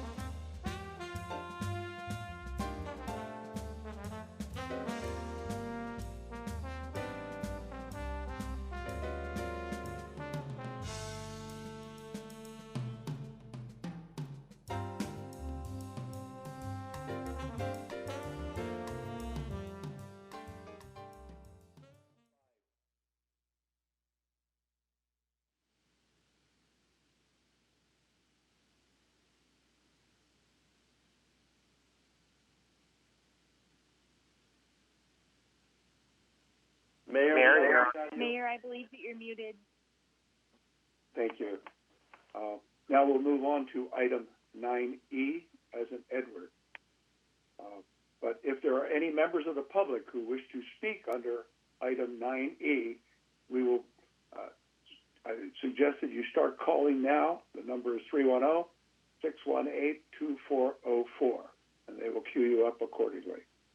The number 9E is from the city attorney and the city manager to consider extending or repealing public order number 20201, actually, and 2002 as well.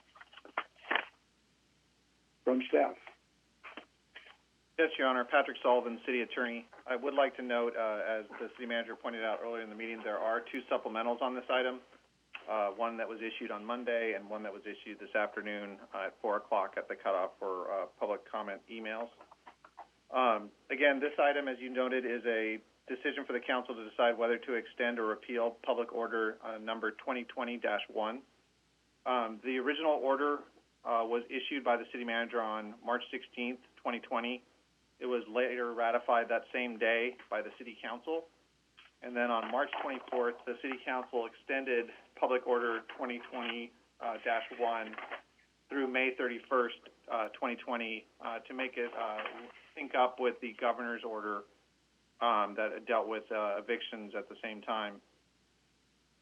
The agenda item, the original agenda item, contains tables that compare Order 2020-1 with the county and with the state. So if you look at pages 2 and 3, that compares Public Order number 1 with the LA County order and compares them. And I'd like to thank Assistant City Attorney Tasha Strader for putting this together because it was a really complicated thing to do. And then if you look at pages 4 and 5, that compares specifically the sections regarding the suspension of utility shutoffs and parking violations, which is Section 9 of the Public Order number 1, and then compares it with the state, and then the chart on page 5 compares the Public Order number 10 section 10, the evictions section of the state order, and then compares and contrasts them. After reviewing both tables, you will see that the city's order, especially with regards to utilities and evictions, are broader, both in the state and the county.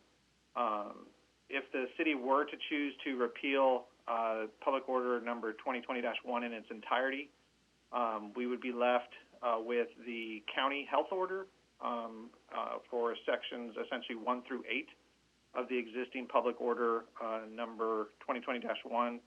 And then we would be with the utilities and eviction section of the state order because the county order does not address that. I would note, and we did note in one of the supplementals, the County Board of Supervisors did pass an extension to their eviction moratorium where they claim that it applies to both incorporated and unincorporated cities. That is not true. They do not have authority over the incorporated cities. So I think that is actually a misstatement in the county's resolution that extended theirs. Their authority, as we noted in supplemental number 1, is only in the unincorporated areas, and that you can see in Articles 11, Section 7 of the California Constitution. Now, there is some things that they can do county-wide. Some of those are Registrar of Voters, the Assessor, Public Defenders, District Attorney, the Coroner, things like that. But in these things where we're an incorporated city, they do not have control, even in an emergency. Of course, that is contrasted with their authority as a public health officer during these times. So their authority as a public health officer is county-wide, except for the cities of Pasadena and Long Beach that have their own health departments. So tonight, the council has their choice. They can choose to adopt a resolution that repeals it in its entirety. It can choose to adopt a resolution that repeals sections 1 through 8 of the existing Public Order number 2020-1, and then just keep section 9 which is the one relating to utility shutoffs and suspensions and parking tickets, and Section 10, which deals with evictions. I'm available for any questions. That's all I have for now. Thank you, Mr. Sullivan. Are there any questions from the council? I see no questions from the council, so I guess we have anybody in the call center? Yes, Mayor, we do. I'll begin patching the callers in. Rebecca Sanchez, You are now unmuted. Can you please begin speaking?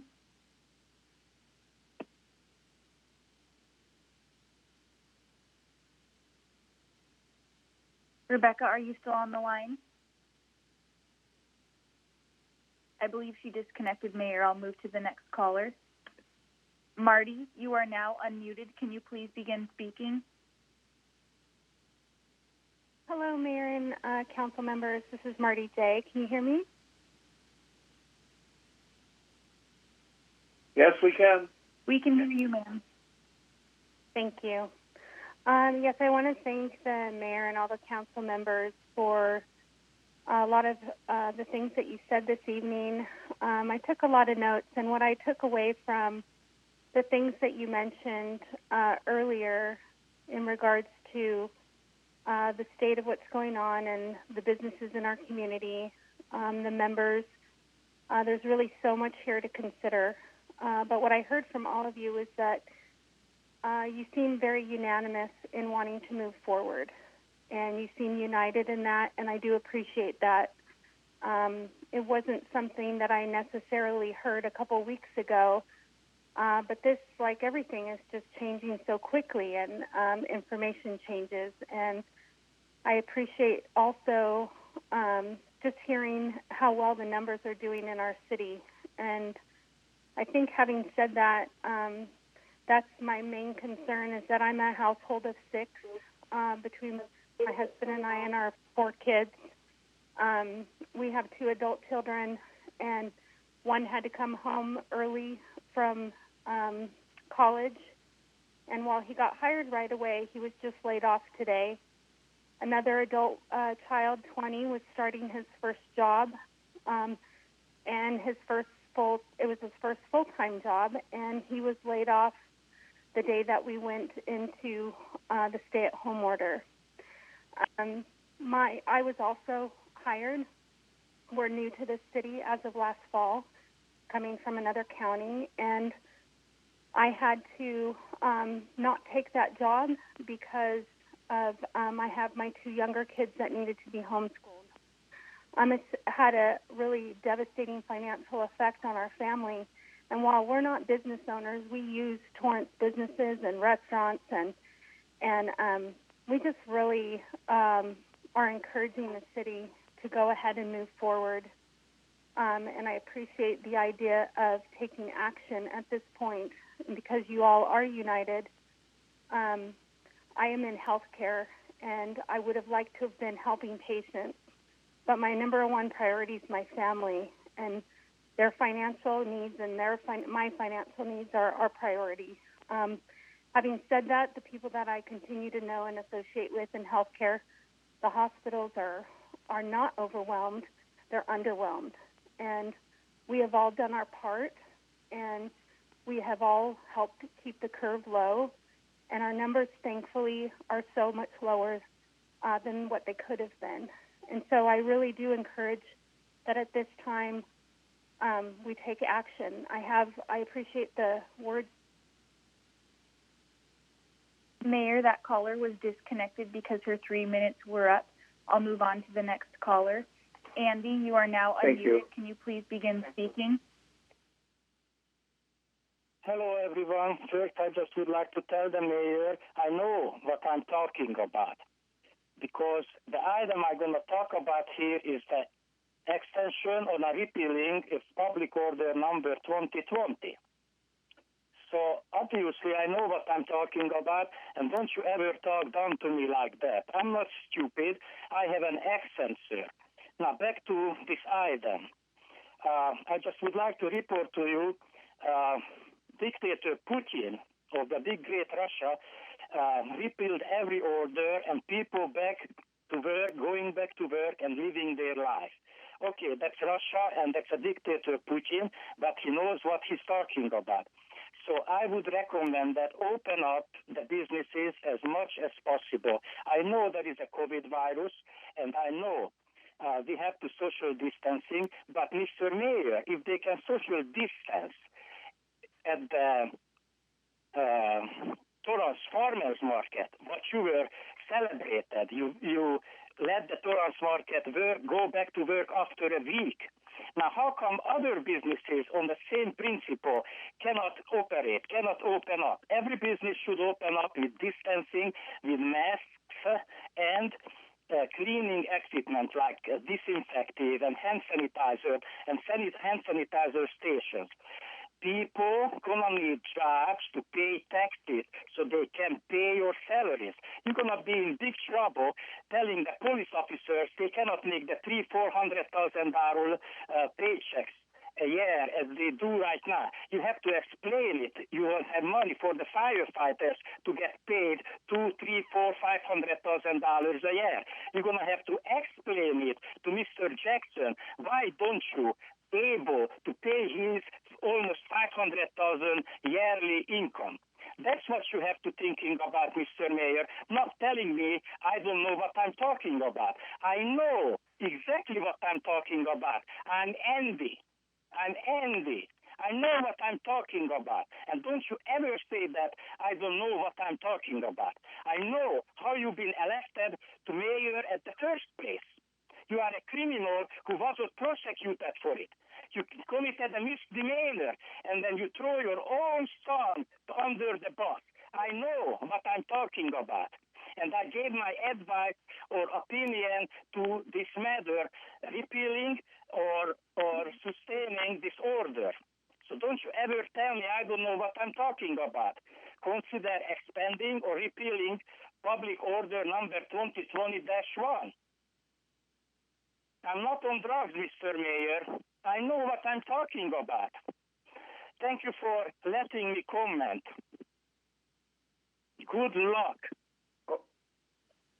Good luck to you, sir. Mayor, that caller was disconnected because his time was up. I'll move on to the next caller. Katie, you are now unmuted. Can you please begin speaking? Hello. Thank you, City Council members and Mayor Furia, for taking my call. My name is Katie Kapua, and I own South Bay Cheer 360 in downtown Torrance. I would like to strongly urge you to repeal Public Order number 2021-1 and allow business owners to responsibly open with modified business models and plans in place that would comply with Governor Newsom's early Phase 2 requirements. At South Bay Cheer 360, I have a plan in place to slowly reopen while implementing all recommendations from the CDC and LA County Health Department. Right now, we continually watch our athletes train themselves in parks and backyards, which puts them at very high risk for injury, not to mention the psychological and social impact this has put on the youth in our community.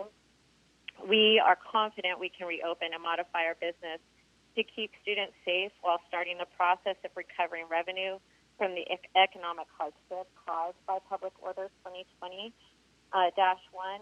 So we would just greatly urge you to consider repealing that for us. Thank you.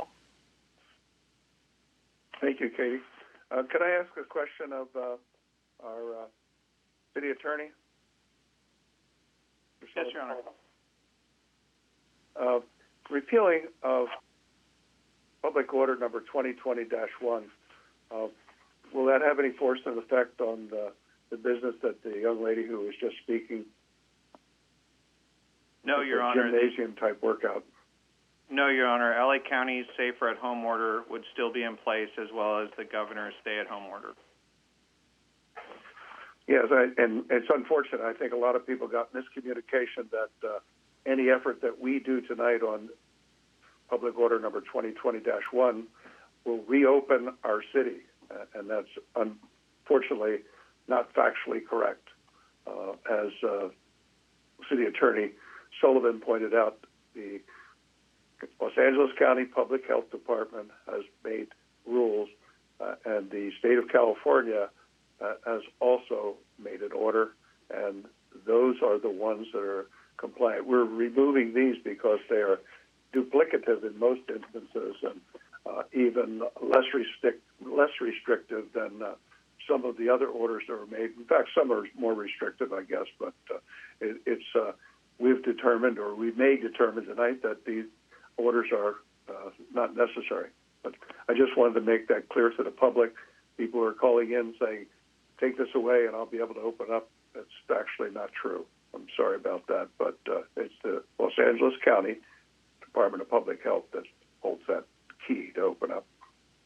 Do we have anybody else in the call center? We do, Mayor, yes. Matt Crew, you are now unmuted. Can you please begin speaking? Hi, good evening, and thank you for taking my call. I guess my question is relating to how we're going to open up our city. You've talked about, we're disgruntled, we're together, but really, what are we doing with LA County in order to open up our city? And I guess that's an open question I have for the council members. All I've heard is a bunch of talk. What kind of action are we actually going to take?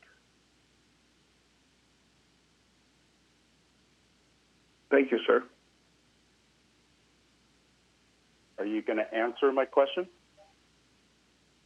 I think we expressed all that at the outset of the meeting, that we've had communications with the Public Health Department as well as our Board of Supervisors.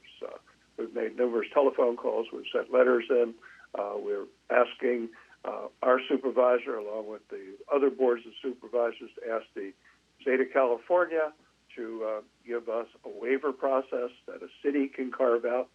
The governor has released a number of the issues for 53 counties. Unfortunately, there's 58, and Los Angeles is one of those.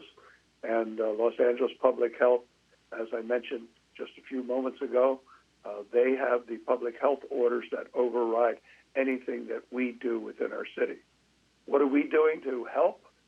It was also announced earlier in the meeting that, in fact, tomorrow there will be a webinar in consultation with the Chamber of Commerce, with the businesses in our community, explaining to them, as I've explained to a number of the businesses personally, that they have to understand that they will have to comply with certain new health regulations, and the businesses are better to figure out what they are, looking at the guidelines the state of California as well as the county health department have given to them. So are we doing a lot? Yes. I've taken, I don't know how many conferences in the last 2 months, whether it's local in the county level, whether it's regional, a number of the surrounding cities, and as well as conversations with the state of California, our state representatives, our federal representatives. I've sent letters to the leadership in the United States Senate. I've sent letters to the leadership in the House of Representatives. You can ask my colleagues what they've done. I'm telling you what I've done. So I hope that answers your question as far as what I've been doing. Yes, sir, and I do appreciate it, and that's what I think a lot of us in the city of Torrance want to hear from you, just what actions are actually going to be taken. So thank you for your time. But I do want to point out that, we have lost 43 members of our family. 43 members of the Torrance family have passed away, whether they were living in a supportive care facility, or they were living with their husband or wife of 60 years, or they were living by themselves. We've had 43 members of our community have passed away because of COVID-19, and a number of people have been afflicted by it.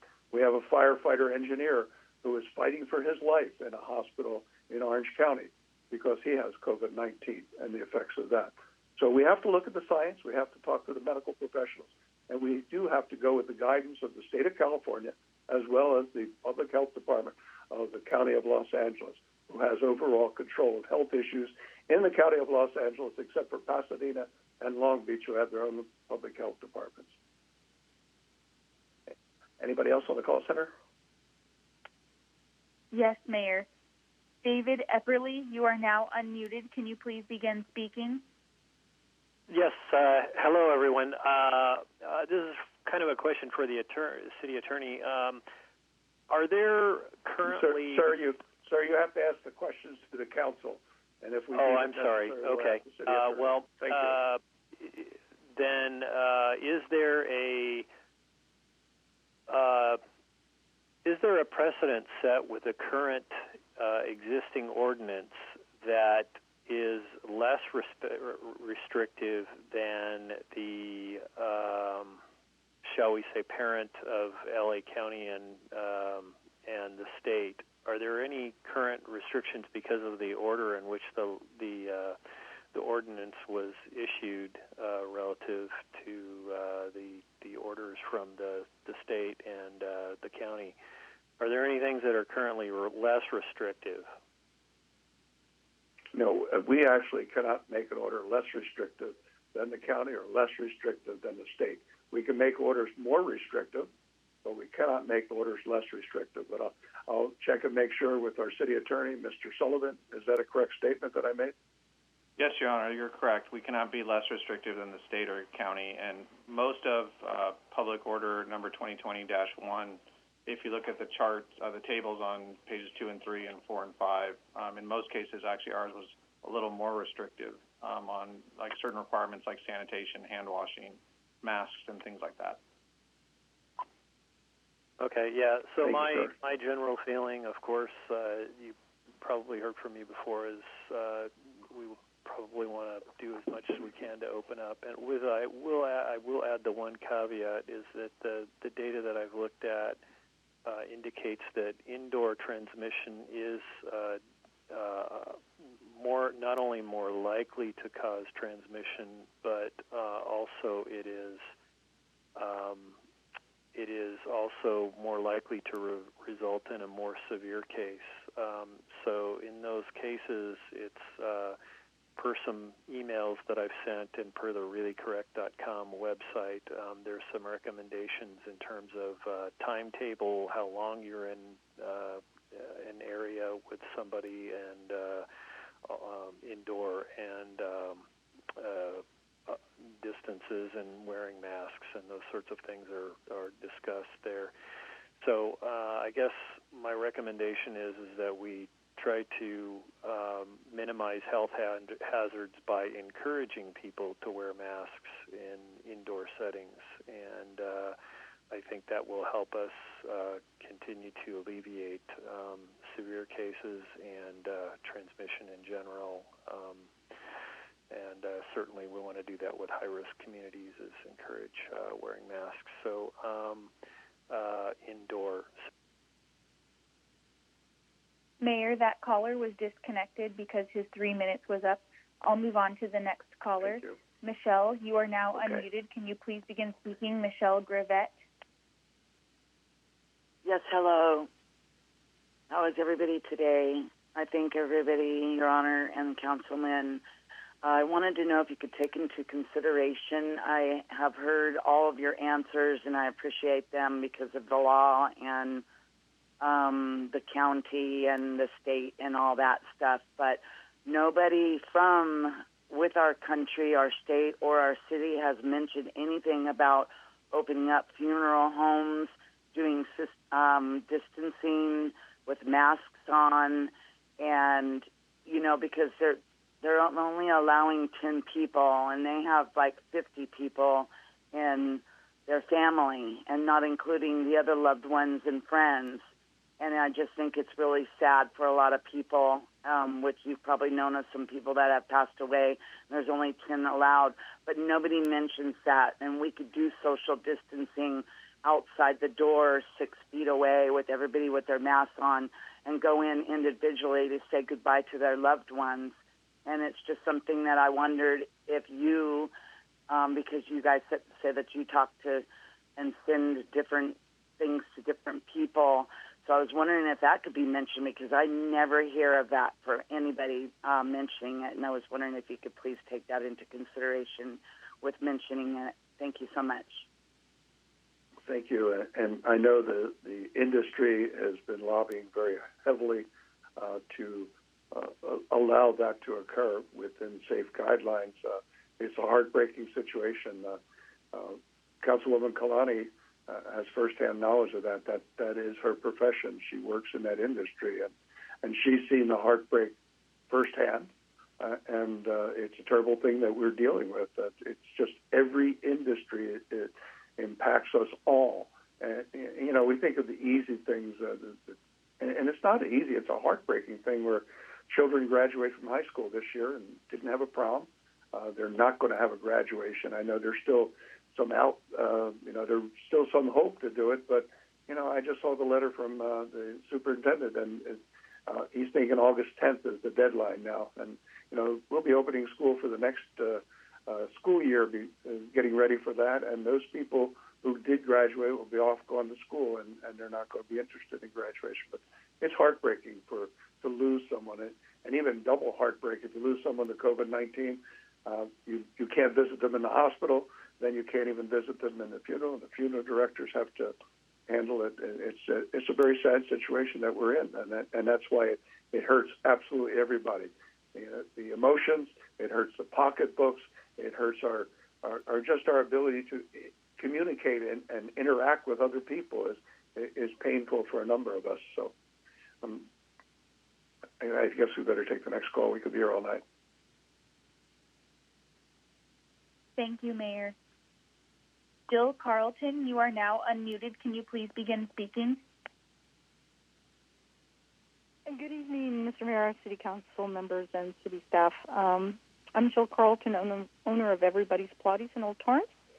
And I know you've been doing your best to work with the county and the state to possibly carve a new path, as you say, to having Torrance be differentiated from LA County itself and their rules. And on that note, I was going to speak in oral comments, but since it was sort of pertinent to this particular item, I just wanted to let you know that as a small, locally owned fitness studio, we are lumped together with big box gyms that are commercially run and nationally chained. And therefore, we are included, as you might know, to Stage 3 of the county ordinance of the reopening stages. And I just want to encourage you that if and when we are able to set our own course, that I respectfully request that the city reclassify small fitness centers like my own from the currently assigned gym stage, Stage 3 that is, to Stage 2. That is more closely related to what we do and how we function. We are actually safer than a retail establishment in that we control our clientele. We have less than 10 people in the studio at any one time, 110 square feet per person, sanitizers, everything that is already being mandated, we've done for years. So, and I believe a lot of business owners throughout Torrance in a similar situation with many of the small mom-and-pop gyms throughout Torrance could say the same thing. So we have so many safeguards already in place and continue to add, except for the masks. That was new. But other than that, we have everything in place, and we have in place. And it seems odd that a retail store where people can come in and touch things and they can't really be cleaned can be open, but our studio, which is completely controlled by one instructor, entrance, cleanliness, motion, cannot be reopened at the same time as a retail store. I'm not in a hurry to open, get me wrong. I have so much empathy for everyone who's been affected adversely by this horrible situation, but I respectfully submit that when in due we do have a chance to decide our own fate, that you take into consideration, and I can certainly give a guided tour as to what we do, and consider us as a different animal than a big box gym. And that's all. It sounds like you're doing the right things, and you will be ready. And that's one of the reasons we hope there is a carve out or a waiver to allow the county of Los Angeles to separate different cities. And then all the weight will be on us to make sure that you comply with all that. But I'm certain, the community here has been fantastic, wearing the mask or the face coverings, doing the social distancing, and it's been fantastic. We look so much better than other communities and other cities, and a lot of that is because of the cooperation of our community. You guys have been fantastic, and it's been, like I said to the last caller, it's heartbreaking. Everything is heartbreaking when people are losing jobs. And that's one of the reasons that we put in there that people couldn't be evicted at this point. And of course, that raised another problem. How does the landlord pay his mortgage? And certainly we're rolling with that, trying to keep that running. But we're certainly empathetic to all of our businesses and all of the people that are hurt by it, and we're going to do our level best to get our city open, but in a helpful way. And I think I would encourage everybody, wear your mask all the time. There's no reason to take them off and on, and just wear them. And that way it makes it not an issue. We're demonstrating it's good faith. And wearing a mask is not protecting you. It's protecting other people from you. You may have COVID-19 and not even know it. You still on the line? Thank you, Mayor. I'll move caller. on to the next caller, if you don't mind. Great. Thank you. No. Jennifer, you are now unmuted. Can you please begin speaking? Hi, good evening. My name is Jennifer Volbrecht, and I've been a Torrance resident for 22 years. And I just wanted to call and foot stomp a bit on our call on the earlier discussion earlier tonight about a call for unity within our community, and especially the city leadership demonstrating, being leadable, and following guidelines set by the city and set by the state and county, and working with other agencies and other governing bodies, eschewing chaos and instead demonstrating cooperation. We all wish that we did not live in these times, but the fact is we need to plan for the time that we're living in and not the time that we wish we still lived in. The mayor pointed out the 43 dear souls that were lost in our community. I'm blessed to have a very healthy high school senior, like you mentioned, who's not having a prom, not having graduation ceremony, not having parties, and we're worried about whether he'll be able to go away to school next year. And I know that there are many, many businesses in the city of Torrance who are under extreme financial stress, and it would be absolutely double heartbreaking for those sacrifices that have been made to be squandered if we don't cooperate, if we don't come together and find new ways to live in this post-pandemic world. The small business owner that spoke earlier about her small gym, making all of those plans, I think that sounds fabulous, but we need to plan these carefully. We can't just wish our way into pre-pandemic ways of doing business. Otherwise, we will end up squandering. We will end up having squandered all of this sacrifice. We're not even through the first wave yet.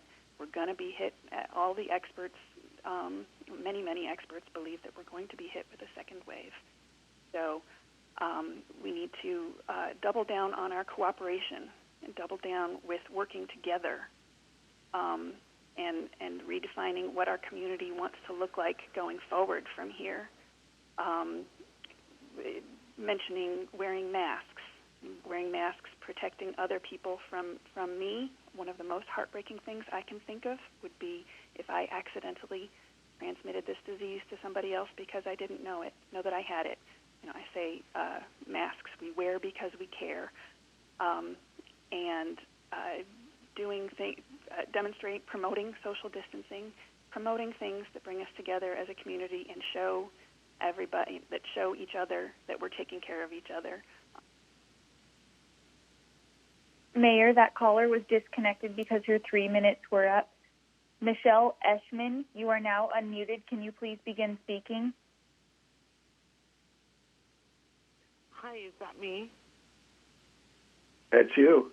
You're on the line. Okay. Hi, guys. First, I want to thank you for your public service. I cannot even imagine how hard your jobs are. And I appreciate that you're taking time to listen to all the businesses, but I am calling you guys to call the county and separate. We have to separate from LA County. Our numbers do not reflect LA County. We cannot be publicized and ridiculed for them. It is time for us to open our businesses. Personally, I'm a salon owner. I have 1,600 hours in sanitation. Retailers have 0 hours. Restaurants, 0 hours.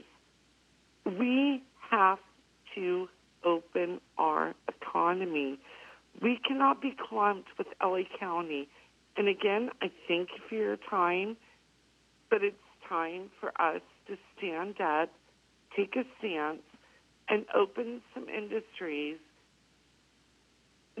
I don't even know where to go from here. I cannot hold out till July 4th. We have to open. We're licensed, we're trained, and we know how to do this. Please trust your businesses. We get it. We're listening. We know how to do this. What can we do to separate from the county? That is my biggest question tonight. Are you guys willing to fight for us? I don't think we can separate from the county. That was, I think, the Civil War was started back more than 100 years ago, and that was a separation. We are under their thing. But this is more than that. This is a state issue as well. They are the ones who make the orders that are impacting you specifically in salons. And I truly believe that the industry should be actually doing some advocacy work as well. And not just at the county level, this should be at the state level. Just pointing out the sanitation or the hygiene efforts that you have and the education that you have, explaining that to our legislature and to our governor, and perhaps that would go miles more than letting us know, because we just don't have the power to do what you're asking us to do today. Can I respond to that? Sure. Okay. We actually have worked with the state, and the state has agreed. And everything that I'm reading is allowing... Mayor, that caller was disconnected because her 3 minutes was up. May I move on to the next caller, please? Yes, ma'am. David Inez, you are now unmuted. Can you please begin speaking? Certainly. Hello, Honorable Mayor and Honorable City Council. My name is David Inez. How you guys doing? As you know, I'm the president of Local 1117, the Torrance City Workers, representing the crossing guards, the librarians, and the Torrance municipal employees.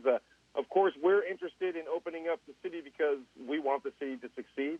So, of course, we can keep working. As city workers, we get to know many members and small business owners of the community, and we patronize many of these small businesses because we know that the businesses, small and large, are one of the forces that drive our beloved Torrance and make up the soul of our city. 66% of the money that the city makes comes from these businesses, and it doesn't take a mathematician to see that 66% is a lot. So I'm not sure LA County wants to open, but I can tell you that the citizens and the business owners of Torrance, they do want to move forward in opening. I know there's nothing that can be done tonight, but if we could just, plant something in your guys' ear just to know the sentiment of our workers in some of the city. And of course, not everyone agrees in both of those groups. But we are not LA County, and we are a South Bay city with a unique culture and our own mind. We've done our due diligence based on predictive models that seem to be, I'm not sure if they're true or false, but when those numbers are shown to be very drastically different than what's happening, there's little or no movement in easing the restrictions. So if people can crowd into Walmart, Target, Home Depot, and touch the same keypads and pass the same, debit cards to the lady at Starbucks that uses the same glove for 100 customers, then surely they can be safe in the various small businesses in the city, including the mall and the salons and all these small businesses that we miss, But I will say now that I am happy and highly encouraged by the sentiments of our city council members in regards to opening up the city, and I agree with them wholeheartedly. So thank you all for what you're doing. Try to reach out to the LA County and try to, maybe talk some common sense. Let's be common sensible about all this. So thank you all for your time, and thank you all for your hard work. And let's work on trying to be free by 4th of July. It would be so ironic if we were restricted. Thank you. Thank you, David, for your leadership. And I would encourage you guys to spread some of your muscles to help us in this endeavor as well. We certainly will. Thank you all for your service. Goodbye. Thank you.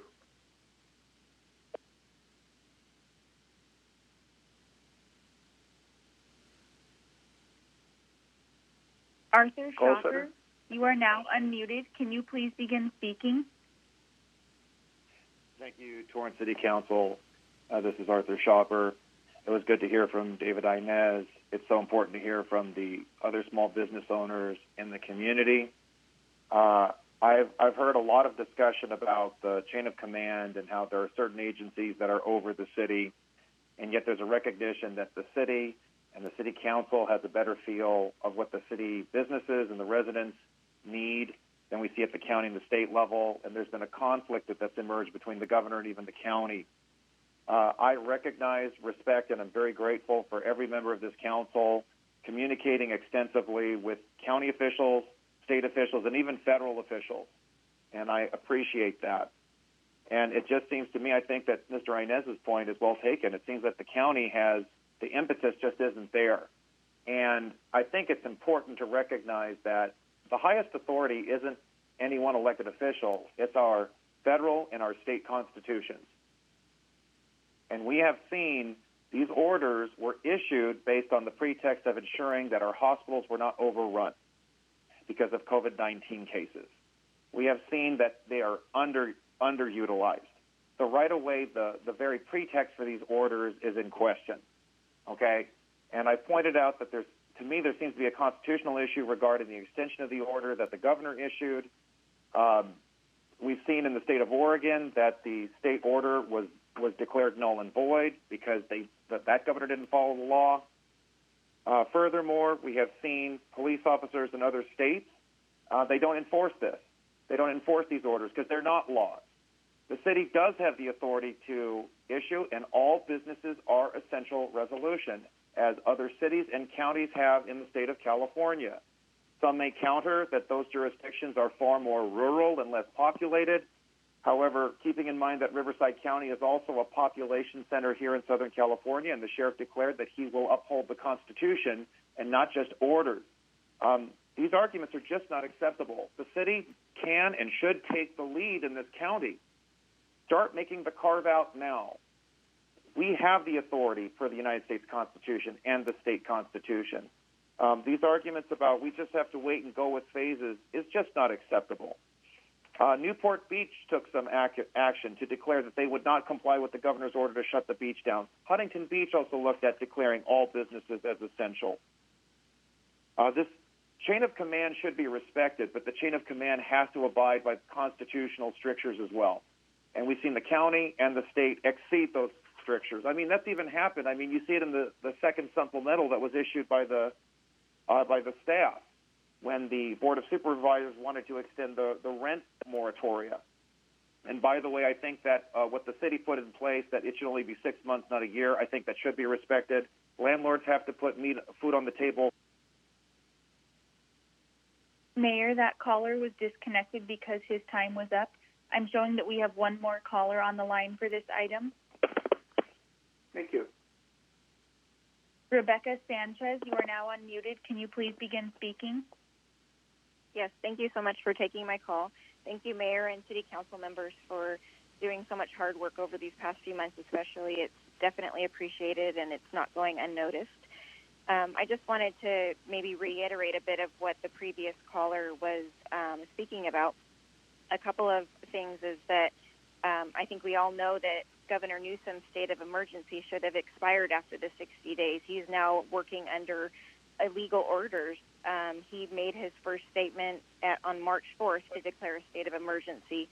And since then, he's issued 39 executive orders and unilaterally changed 200 laws.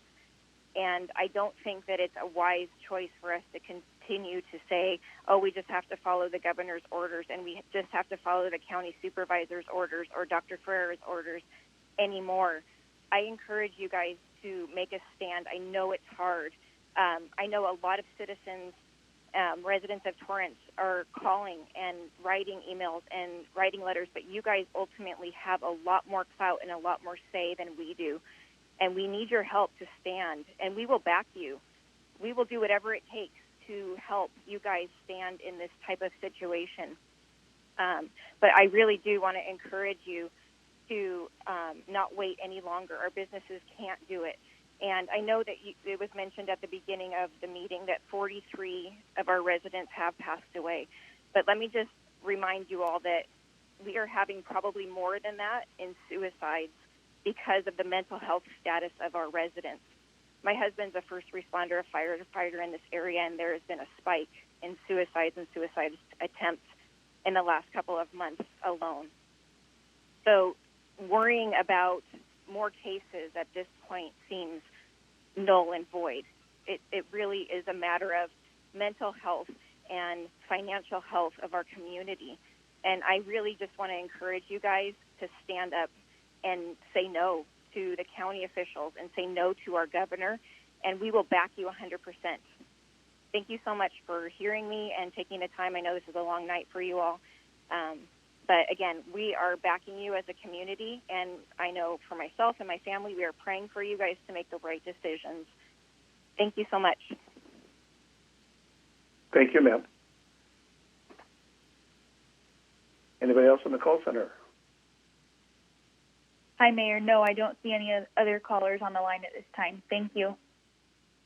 All right. So we'll bring it up to here. I'll just go right down the order alphabetically. Councilwoman Ashcraft, you knew right away I was going to you first, didn't you?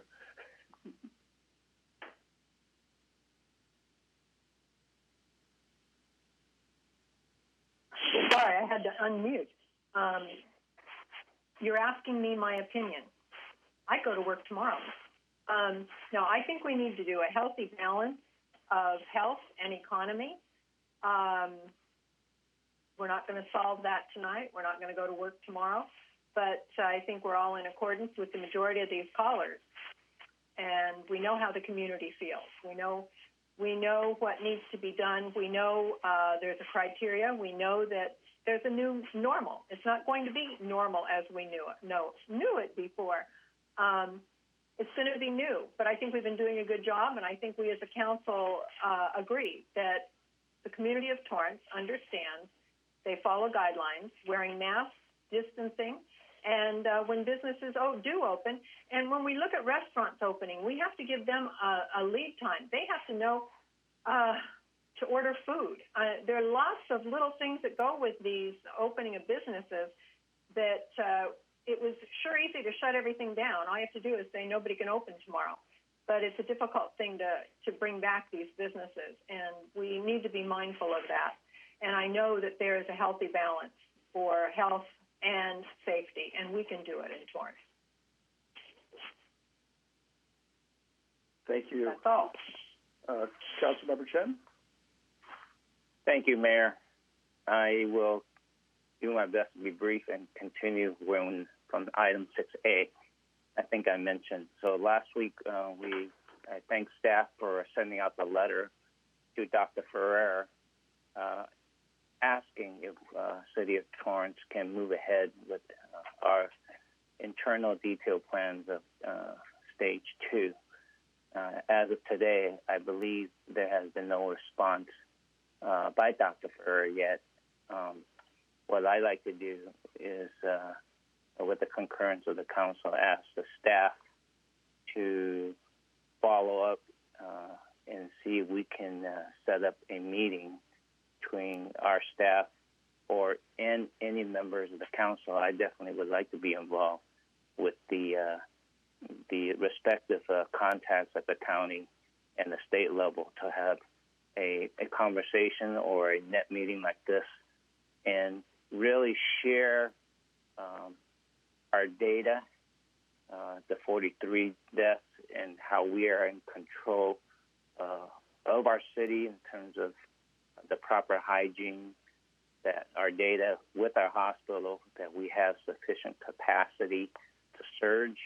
And that was the main reason for the Safer at Home, was making sure that the hospitals don't get overwhelmed. And we have had plenty of testing capabilities. As a matter of fact, I believe the drive-through testing at the former Babies R Us parking lot with the Abbott test kits opened up, and it's closed now because there weren't enough people even going to take the tests. So there's actually a super availability in testing. And looking at the guidelines from the LA County's data last Friday on what are the requirements to open up in Stage 2, which was shown today, we've met all of them. So with the concurrence of my colleagues here, I would like our staff to reach out to make contact so that we can have real live conversations with them, and as many of us who can participate. And with the target of within the next 5 working days as possible. The reason why I'm asking for a shorter window is because I know that next Tuesday is a dark night, and the next time we get together will be June 2nd. 2 weeks is a long time in the current situation, and I've already reached out to Supervisor Hahn, left her a message, talked to her South Bay representative, and she was not aware of the letter that we sent to Dr. Ferrer. I shot her a copy of it before our council meeting today, spoke to Jennifer Lamarque, the details and the rationale, and offer our city as the first example case if they allow us to carve out and they can monitor with us on a daily basis how our city is doing. We've already demonstrated we can do it because our farmers market was an example case, and a lot of other cities had their farmers market closed. We're able to do it. So that's where I'm at right now. So I know last week I asked for the action for a letter. This week asking that we reach out for contact.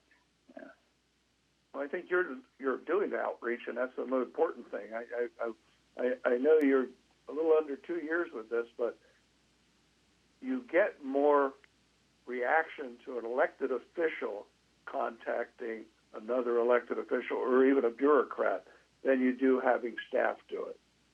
So pick up the phone and call them all. Pick up the phone, and you can call the governor's office. Everybody can. Everybody sitting up here has the ability to do that. And you call and you say, I am Councilman so-and-so from the city of Torrance. I'm Mayor so-and-so from whatever city. And truth, all you have to do is spread your wings, and you'll get some response to that. But just directing staff to do it, here we've done it. It's out there. And I think the letter we provided to Dr. Ferrer really lays out the groundwork for just what you said, just what I said at the outset.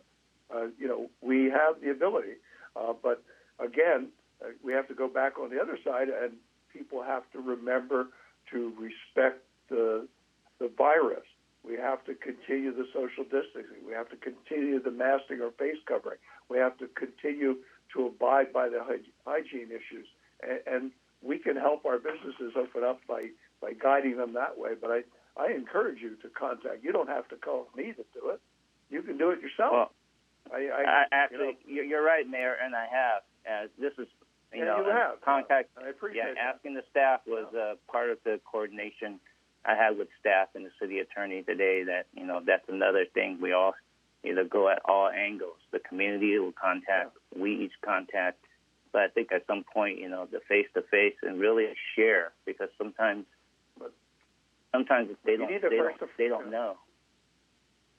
That's true. Absolutely.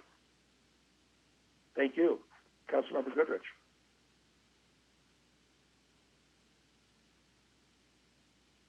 Nothing.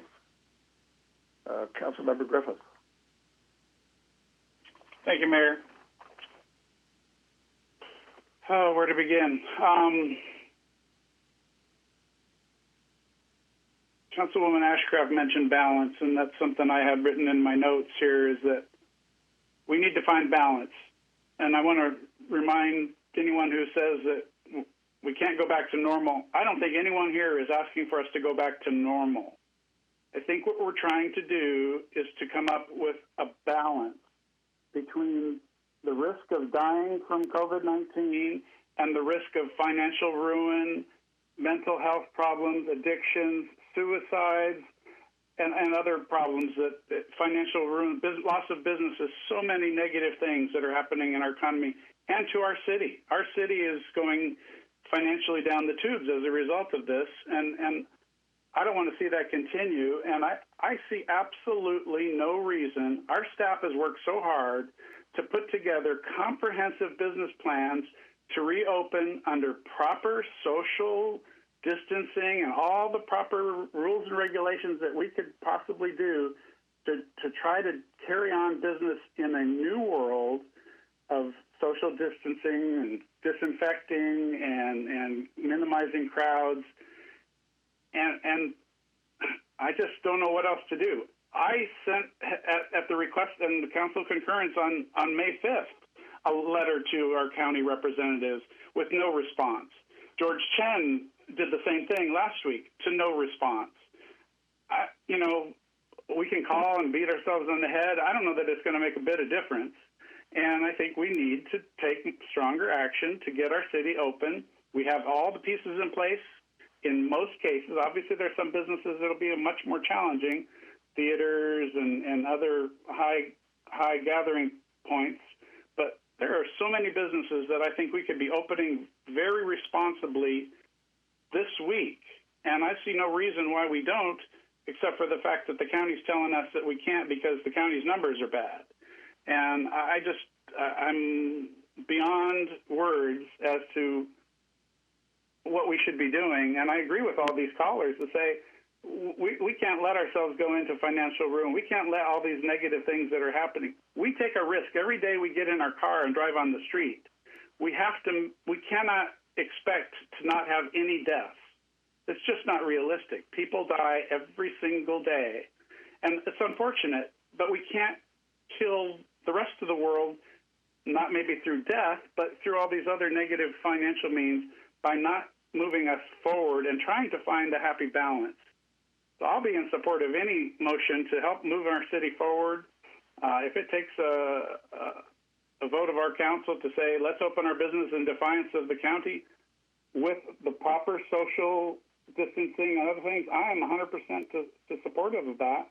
And I mean, the county probably wouldn't even notice. They don't seem to pay any attention to our letters. So I'm at wit's end on this. And as a former business owner, I can't imagine the devastation that somebody's worked their whole life to build a business and to have some elected officials and unelected officials making decisions that are putting me out of business. It's just beyond me. I will be happy to make a motion that we defy the county's orders and start responsibly opening our businesses where we feel that we can meet the requirements of social distancing and disinfection and all the other things that I think are important to continue to find that happy balance. So if anybody would like to join me in that motion, I'd be happy to hear from them. That's all for me right now. Councilmember Kalani. Thank you, Mayor. And Councilmember Griffith, I would be happy to join you in that motion. I have spoken to child care providers, restaurant owners, essential business owners like salons and things like that, and they are so willing and able to be as responsible as possible. They don't want to spread the virus. They don't want to get the virus themselves, but they do want to get back to work. And to hear some of the numbers that 1 out of every 5 people that I run into has lost their jobs. Businesses that have said if they go one more month, they won't be able to reopen. And I think we've shown our responsibility, and I think that, again, I agree with Councilman Griffith. I'd love to see Torrance reopen. Thank you. Thank you. Councilmember Matucci.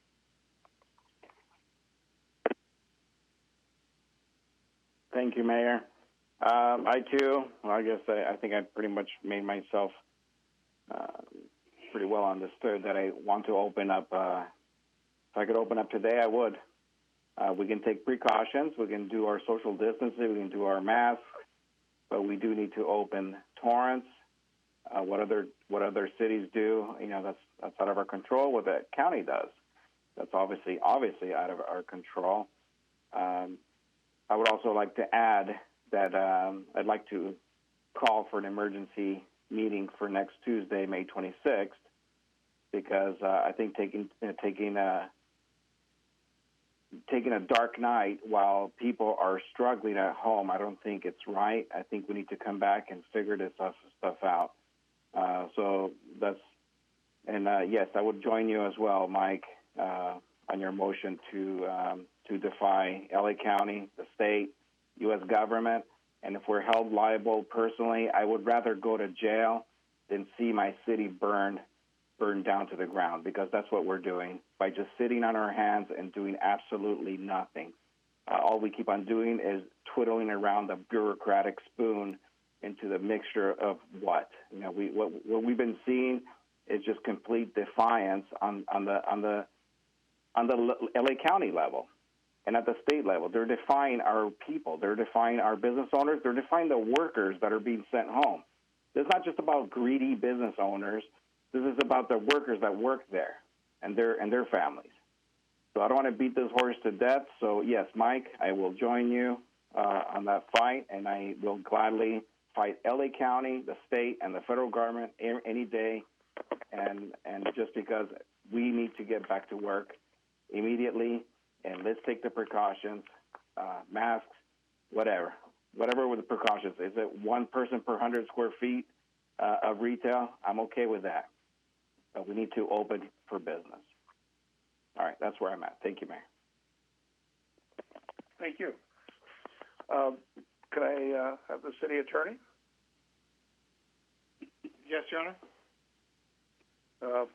Well, we're here now tonight for to consider extending or repealing Public Order Number 2020-1. I'm hearing from the council they wish to make a different type of motion. How does that comport with the requirements of the Brown Act? The item for consideration tonight is regarding Public Order 2020-1. Any other item that is not on the agenda, the council cannot take action on. It can obviously make changes to things that are on the agenda. Decide to repeal it, extend it, repeal in part, extend in part, or whatever. But anything that the council would want to take action on would need to be on the posted agenda and posted 72 hours in advance, unless it was added to the agenda under the reasons that you could. But under 54954.2, the only thing that can be added to the agenda is something that under B2 of that section is something that requires that it has to be a need to take action, and the action came to the attention of the local agency subsequent to posting the agenda. The council and the city staff has known of both the state orders and the county orders. I believe, in my professional opinion, that the city council could not take action on that tonight because it was we've known about the orders and we've expressed concerns about the orders in the past. So I would advise against making a motion of something that's not on our agenda tonight.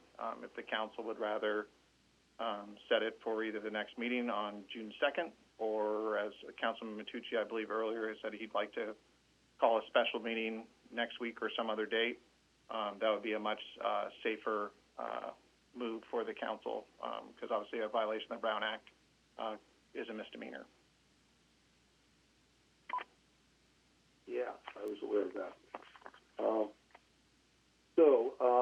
I think everybody stated their positions on lots of different things that have something to do with what we're doing here today. But what I want at this point is a motion to proceed on item 9E, whether it's to repeal it or to extend it or to modify it. And in the interim, I got Councilmember Goodrich raising his hand. Yes, sir.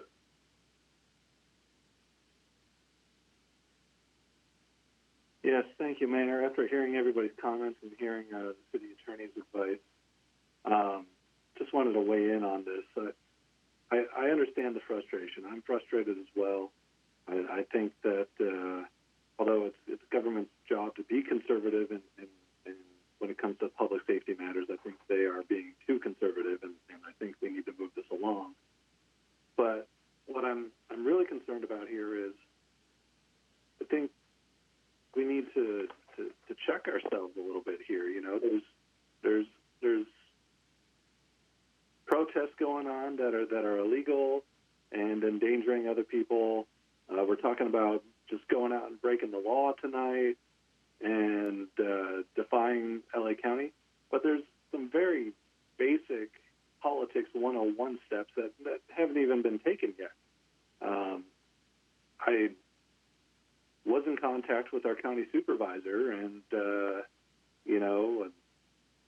it just I don't understand why we're skipping steps here and not starting with the easy thing and the common sense and the diplomatic approach by just making simple phone calls and having those discussions.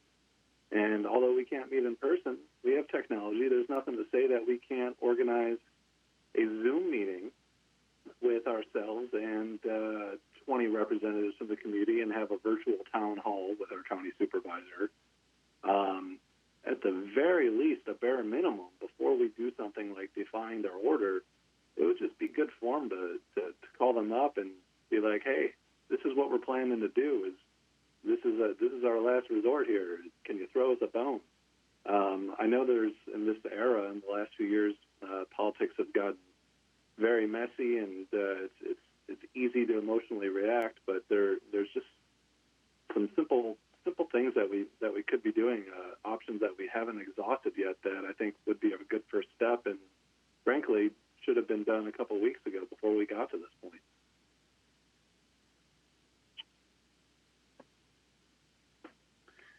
Thank you. So I will take a motion to either repeal or to extend or to pass on this. I see no hands. Councilmember Goodrich. Mayor, I think we might need to go through this a little bit with more of a fine-tooth comb, because there are certain situations where repealing our order would have us fall under the state, which in some cases is less strict, and then there's certain cases where it would have us fall under LA County, which may be more strict, or vice versa. So it's not just a one-size-fits-all approach here. We kind of have to go through this a little bit more finer, I believe.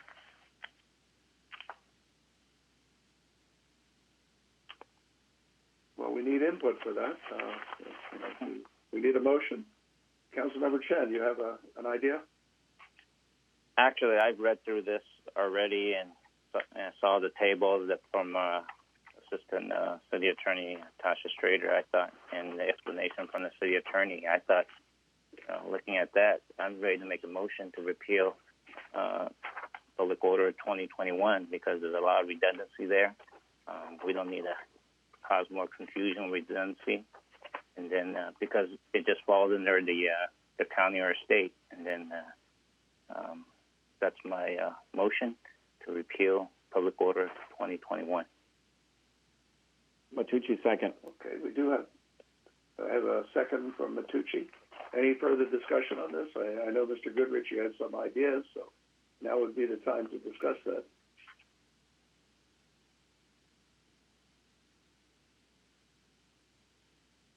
Well, if it's the council's will to move forward with this, then I guess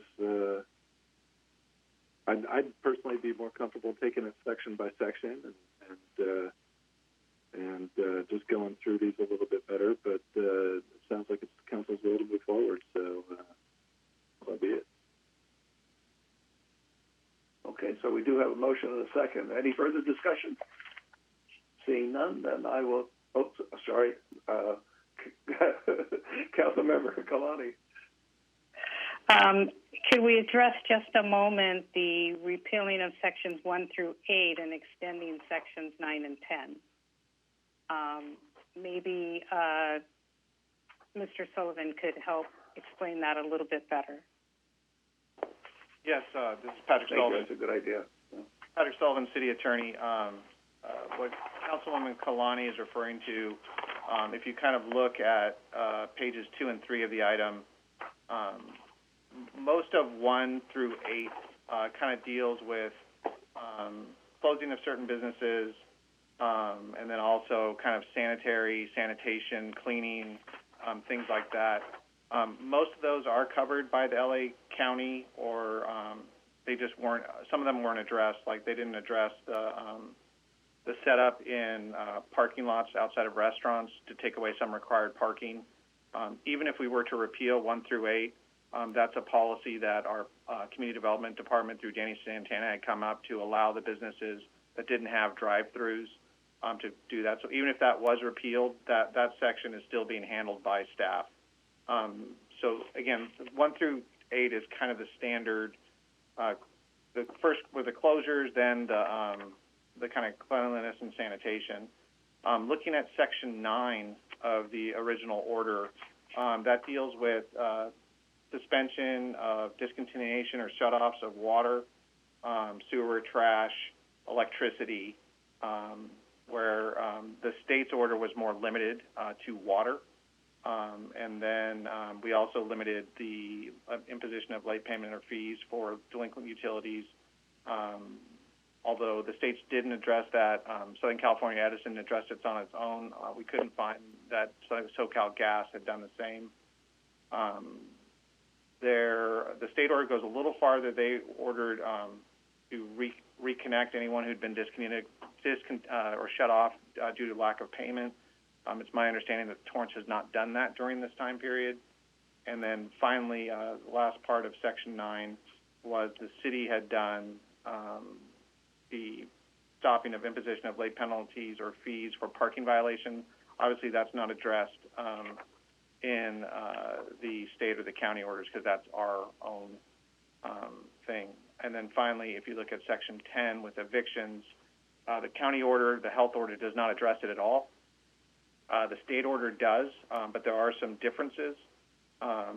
We have residential and commercial. The state only has residential. And then we had no fault, and then there's some slight differences in how you provided notice to the landlord.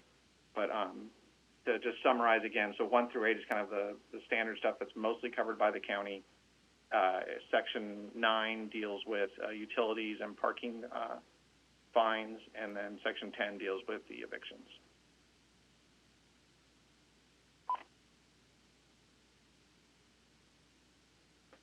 Okay, we do have a motion. Thank you. And a second, and the motioner, Councilmember Goodrich.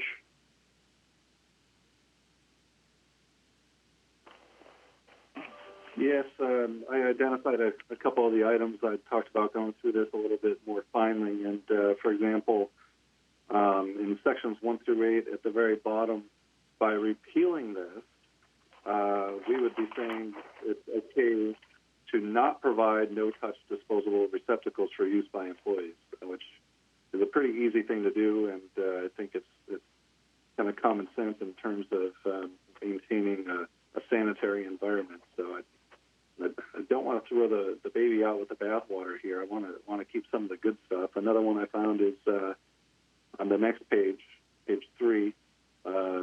Providers must establish social distancing practices and create areas for pickup that are separated from the main dining or area of congregation. And by repealing ours, we would eliminate that requirement. And again, I think that's just putting that's a common sense thing, in my opinion. Yeah, it's a step towards opening up, but still be safe about it. Is essentially what we're saying. Is if we were to carve that out and maintain that. And if we were going to repeal this, I would be in favor of doing all of the sections. Okay, well, we have a motion that you had made, and we have a second to that motion. Do we have an amended motion? I will offer a substitute motion and repeal the county order, sections 1 through 10, with the exception of maintaining social distancing practices for pickup that are separated from the main dining area or area of congregation, and with the exception of providing no-touch disposal receptacles for use by employees. Councilmember Matucci. Yeah, I just have a concern. I understand what Councilman Goodrich is saying. My concern is there might be some facilities that may not be set up to be able to do that. Just because of space. Some of these places are tiny, and I think putting more limitations. I mean, if it's just social distancing and a mask and sanitizing is one thing, but creating separate sections. What's separating? Is it just air separating sections, or I don't know if we go too far into detail. But maybe city staff could weigh in. But my understanding is that it's pretty subjective. I think, and if you've only got 400 square feet, you're kind of constrained in what you can do, and you just do the best you can. But if staff could clarify that would help. Yeah, I believe as far as enforcement, most of the businesses, even the smaller ones, have just moved their tables to the side and if they have chairs, they put them on top, and some have either taped off the section just so there's no seating area. But I do understand Councilman Matucci's concern. But yeah, in a smaller place, I think they've just either removed the chairs or pushed the chairs and tables to the side and kind of roped them off, and staff would not consider that a violation. Councilmember Chen has a question or a comment.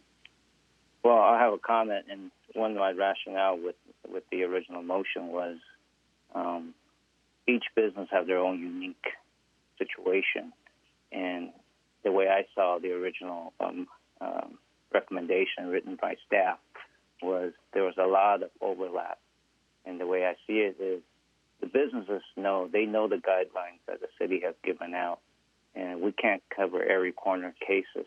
And even a lot of callers today are confused with the orders. They think that we're discussing opening up the city on this item, which wasn't. We're really trying to remove a lot of redundancy, and I feel I want to go with the original motion of repealing Order 2020-1 as written, and not, peel out corner cases, because there's going to be other cases where we're going to miss too. And at this point, it's probably better to repeal it and default to the umbrella that's already covering the city right now.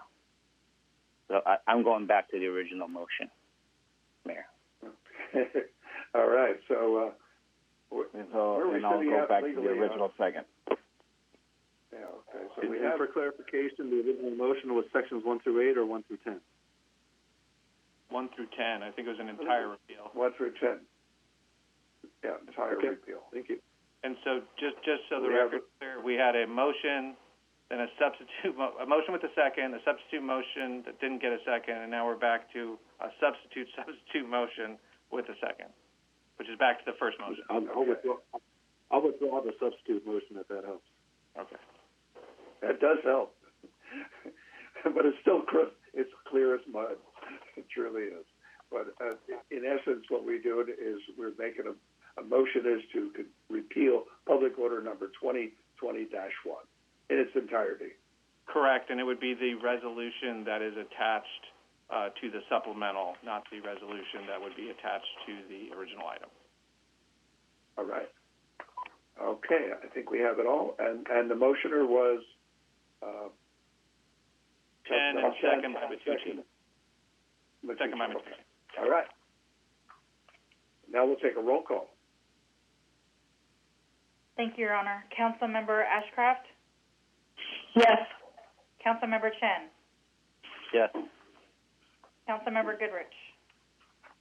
Aye. Councilmember Griffith. Yes. Councilmember Kalani. Yes. Councilmember Matucci. Yes. Mayor Fury. Yes. Your Honor, that motion carried unanimously. Okay, may we have a number and title, please? Yes, Your Honor, this is resolution number 2020-36. A resolution of the City Council of the City of Torrance, California, repealing Public Order number 2020-1, relating to suspension of utility shutoffs, suspension of utility late payments, suspension of late payment penalty or fees for parking violations, and a prohibition on evictions for non-payment of rent or mortgage payments by residential and commercial tenants, occupants, and a prohibition on no-fault evictions for residential and commercial tenants, occupants impacted by COVID-19 in its entirety. Councilman Chen, I move to adopt Resolution 2020-36. Councilman Matucci, I'll second that. Roll call vote. Councilmember Ashcraft? Yes. Councilmember Chen? Yes. Councilmember Goodrich? Aye. Councilmember Griffith? Yes. Councilmember Kalani? Yes. Councilmember Matucci? Yes. Mayor Fury? Yes. Your Honor, that motion carried unanimously. Thank you. We're now moving on to item 12, the second reading ordinances. If any members of the public want to speak on item 12A, please call the public comment hotline now at 310-618-2404. Again, the number is 310-618-2404. We'll wait a second to allow anyone to call in. Again, the number is 310-618-2404.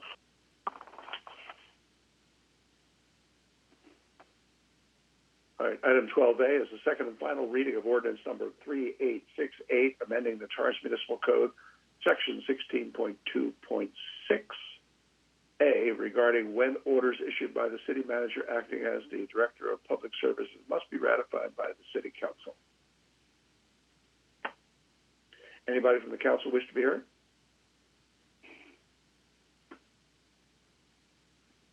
See none. Is anybody on the call center? Hi, Mayor. No, there's no callers on the line for 12A. Thank you. Okay, if there's no one calling in, then I'll take I guess I need a number and title, and then we can move on.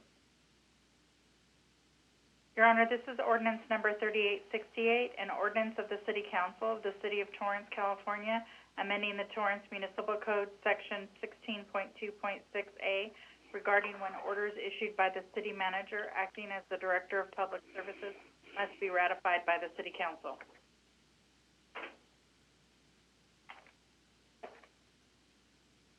Looking for a motion.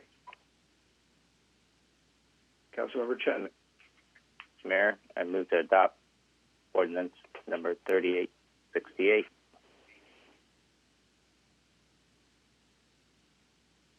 Councilmember Griffith, second.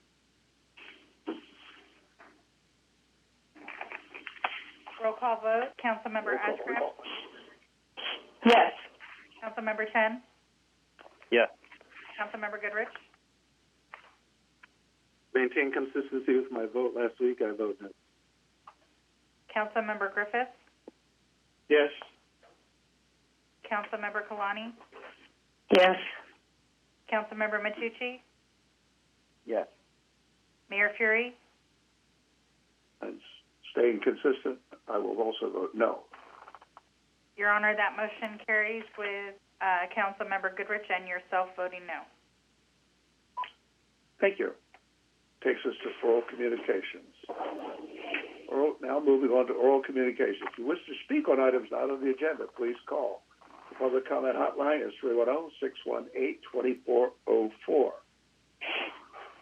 This portion of the meeting is reserved for comment on items not on the agenda. Under the Ralph M. Brown Act, City Council cannot act on items raised during public comment, but may respond briefly to statements made or questions posed, request clarification, or refer the item to staff. Speakers under oral communication will have no longer than 3 minutes per speaker during the live broadcast. The public may participate via telephone via 310-618-2404. And please do not use Bluetooth speakers, devices. Mute the volume on your television or other electronic devices and speak clearly. Your phone call to the City Council meeting will be recorded as part of the City Council meeting. By staying on the line and making public comment during the City Council meeting, you are agreeing to have your phone call recorded. Call center, has anyone called in? Yes, Mayor. Are you ready for me to patch in callers? Yes, we are. Great. Anne, you are now unmuted. Can you please begin speaking? How dare you? It is difficult to even listen to your dribble week after week. It's also increasingly difficult to be heard since you keep cutting down public comment, particularly for non-agendized items. How dare you continue to sit there and do nothing following the murder of Christopher DeAndre Mitchell? You are complicit and complacent in his murder. You are responsible. You have blood on your hands, and it is past the time that you do something. This is heartbreaking. Christopher was not the first murder at the hands of Torrance Police Department, and clearly it wasn't the last either, as Desiree Nicole Garza was also a victim. How many more will it take? Will it have to be one of your kids before these deaths, these murders have meaning to you, for it to be more than an inconvenience for you, for this to be heartbreaking to you? We know that's what we are to you, a huge inconvenience by disrupting your meetings and calling you to have some sense of morality. So Sister Sherilyn had to live through grief and mourn through another Mother's Day without her child, without justice. You are putting their family through more pain as you draw this out in attempts to silence them and those who support them. You have changed your rules of decorum, unequally enforced them, and used excessive force by the same police department that killed Christopher. You continuously cut down public comment on non-agendized items, now limiting it to a mere 30 minutes. This is intentional, racist, and undemocratic. This will not deter us. Nothing will. Have you not figured this out? Clearly you cannot stand us. Trust me, the feeling is mutual. So do us all a favor and create a civilian oversight commission. Fire the officers who killed Christopher. Fire Matthew Concannon and Anthony Chavez. Don't let another day go by without doing what is right, just, and necessary. I would like to end with a quote by Malcolm X, since it is his birthday today. I am not standing here speaking to you as an American or a patriot or a flag saluter or a flag waver. No, not I. I'm speaking as a victim of this American system, and I see America through the eyes of the victim. I don't see an American dream. I see an American nightmare. End of quote. And don't be a part of the nightmare. End the nightmare.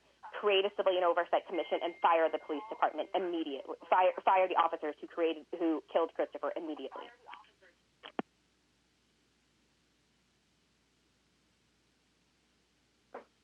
Mayor, that caller has disconnected herself. I'll move on to the next caller.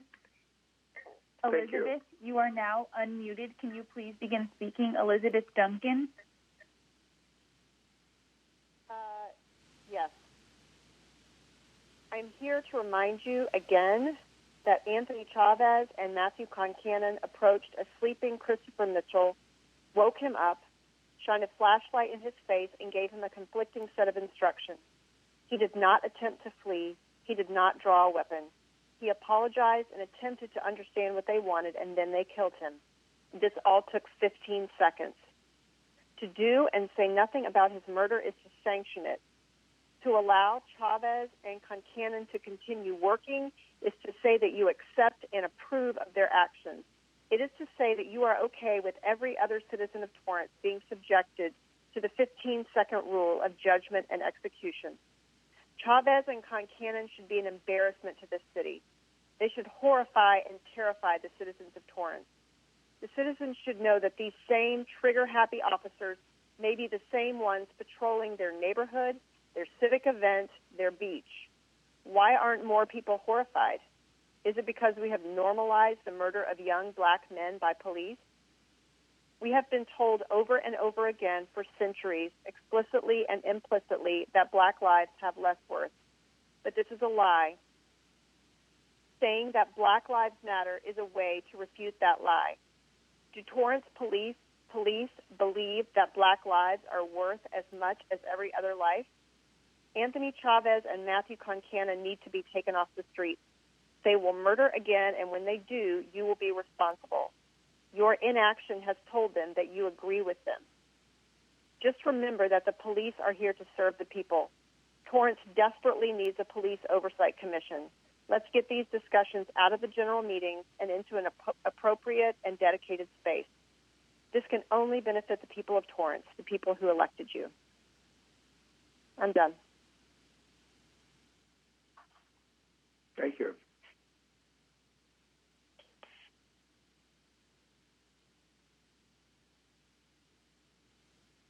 Regi, you are now unmuted. Can you please begin speaking? Regi? You racist motherfucker.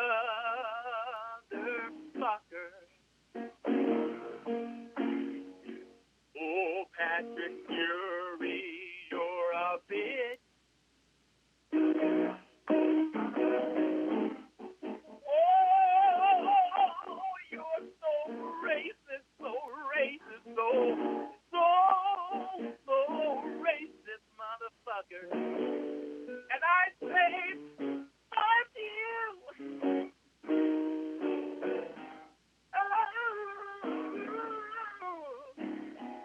Fuck every last one of you motherfuckers, racist motherfuckers.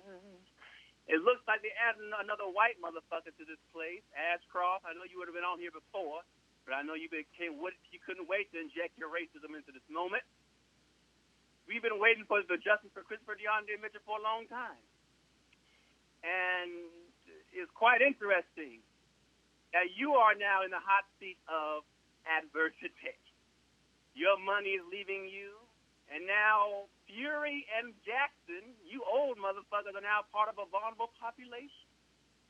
Any second now, just a wish of someone else's breath could take your bitch ass out of here. My God, I've been over your friend, Lord, take him out of here.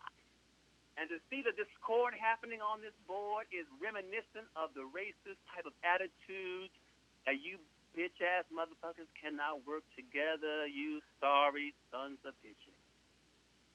This is what you bitch-asses get. Christopher DeAndre Mitchell has been crying from the grave. In 15 seconds, your officers killed him, and you bitch-ass motherfuckers think you're going to get away from this finally. No, sometimes the universe got to step in on its own self and let you bitch-ass motherfuckers know that you're not going to get away with this. There's Fury any moment now. I hope Matucci breathes on you the right way. I hope he breathes on you the right way that would take your bitch-ass out of here. Same with Leroy Jackson's old ass. Because you bitch-ass motherfuckers should have gave justice to Christopher DeAndre Mitchell, fired that bitch-ass Matthew Concannon, fired that bitch-ass Anthony Chavez. But what do you bitch-ass motherfuckers do? Look at you, stuck here on Zoom, miles away from each other, because you're fearful of the air. Woo! The air is now your enemy. In God we trust. God is looking at you saying, yeah, trust me if you want. I'd knock your ass right up out of here. And Chin, with your anti-black ass, they're going to come for you. You think these white motherfuckers want you on there? Ashcroft was intentional. They don't want you. Mayor, that caller was disconnected because his time was up. I'll move on to the next caller. Fiona Victoria, yes, you are now unmuted. Fiona Victoria.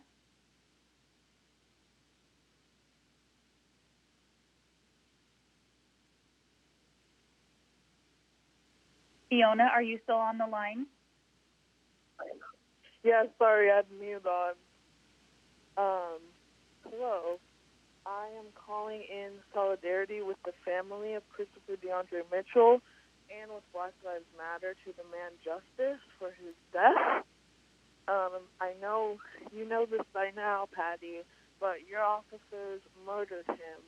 You stole his life within 15 seconds of complying to officers' conflicting orders, and then you guys tried to make him look like the bad guy, and you doctored videos of someone's life who you stole. Each one of you is complicit because you sit there while his mother calls and comes every week begging for just a sliver of justice, because true justice would mean Christopher was here today. You all have absolutely no empathy, no heart, and I just wonder what it would be like if it was your kid. What if your wife was sitting alone on Mother's Day without her only child? You have no heart and no soul if you cannot hear that. If you hear Sister Sherilyn speak every week and feel nothing, you are heartless.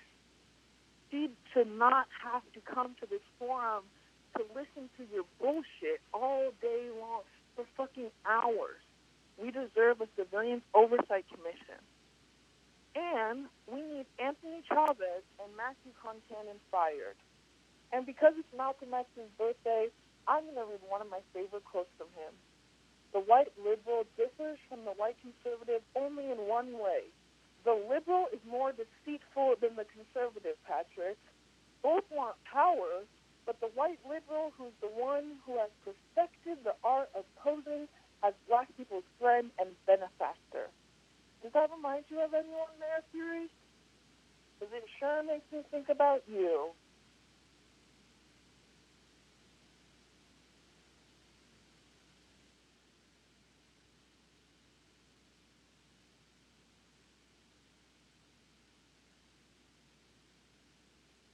Mayor, I believe that caller has disconnected herself. Are you still on the line, Fiona? Okay.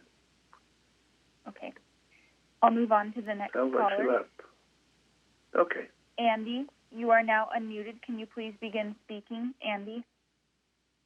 Hello. Hello, everyone. I would like to apologize again.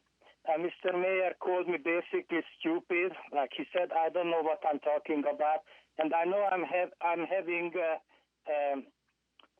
special talking style because my wife doesn't wear the hearing aids, and I always have to talk loud in the house so she can hear me what I am talking about.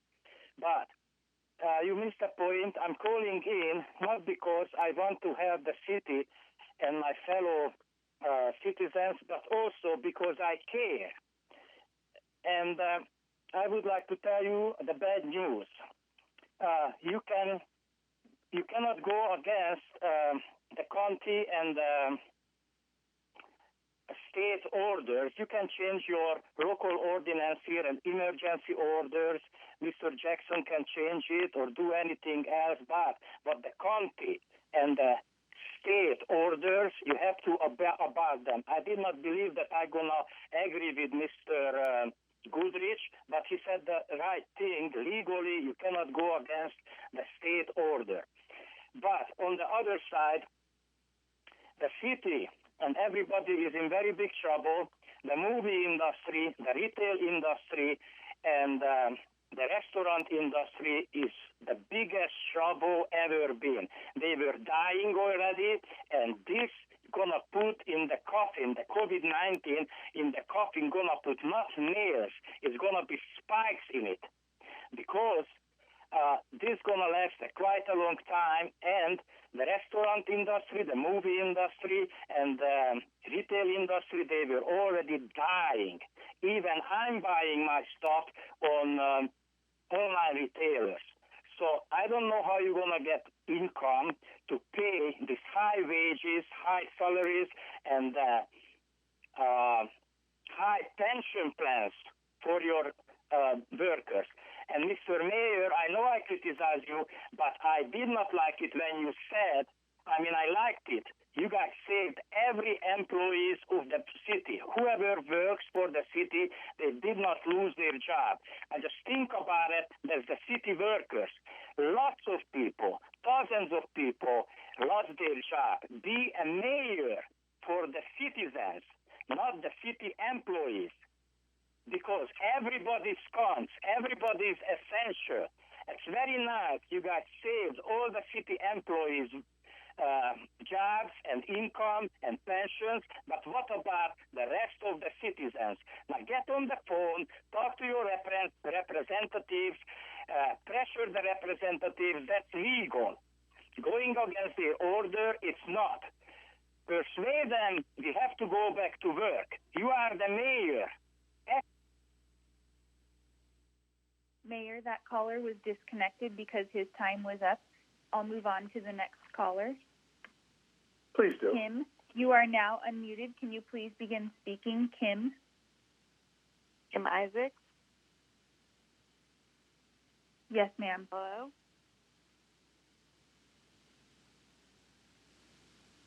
You're on the air.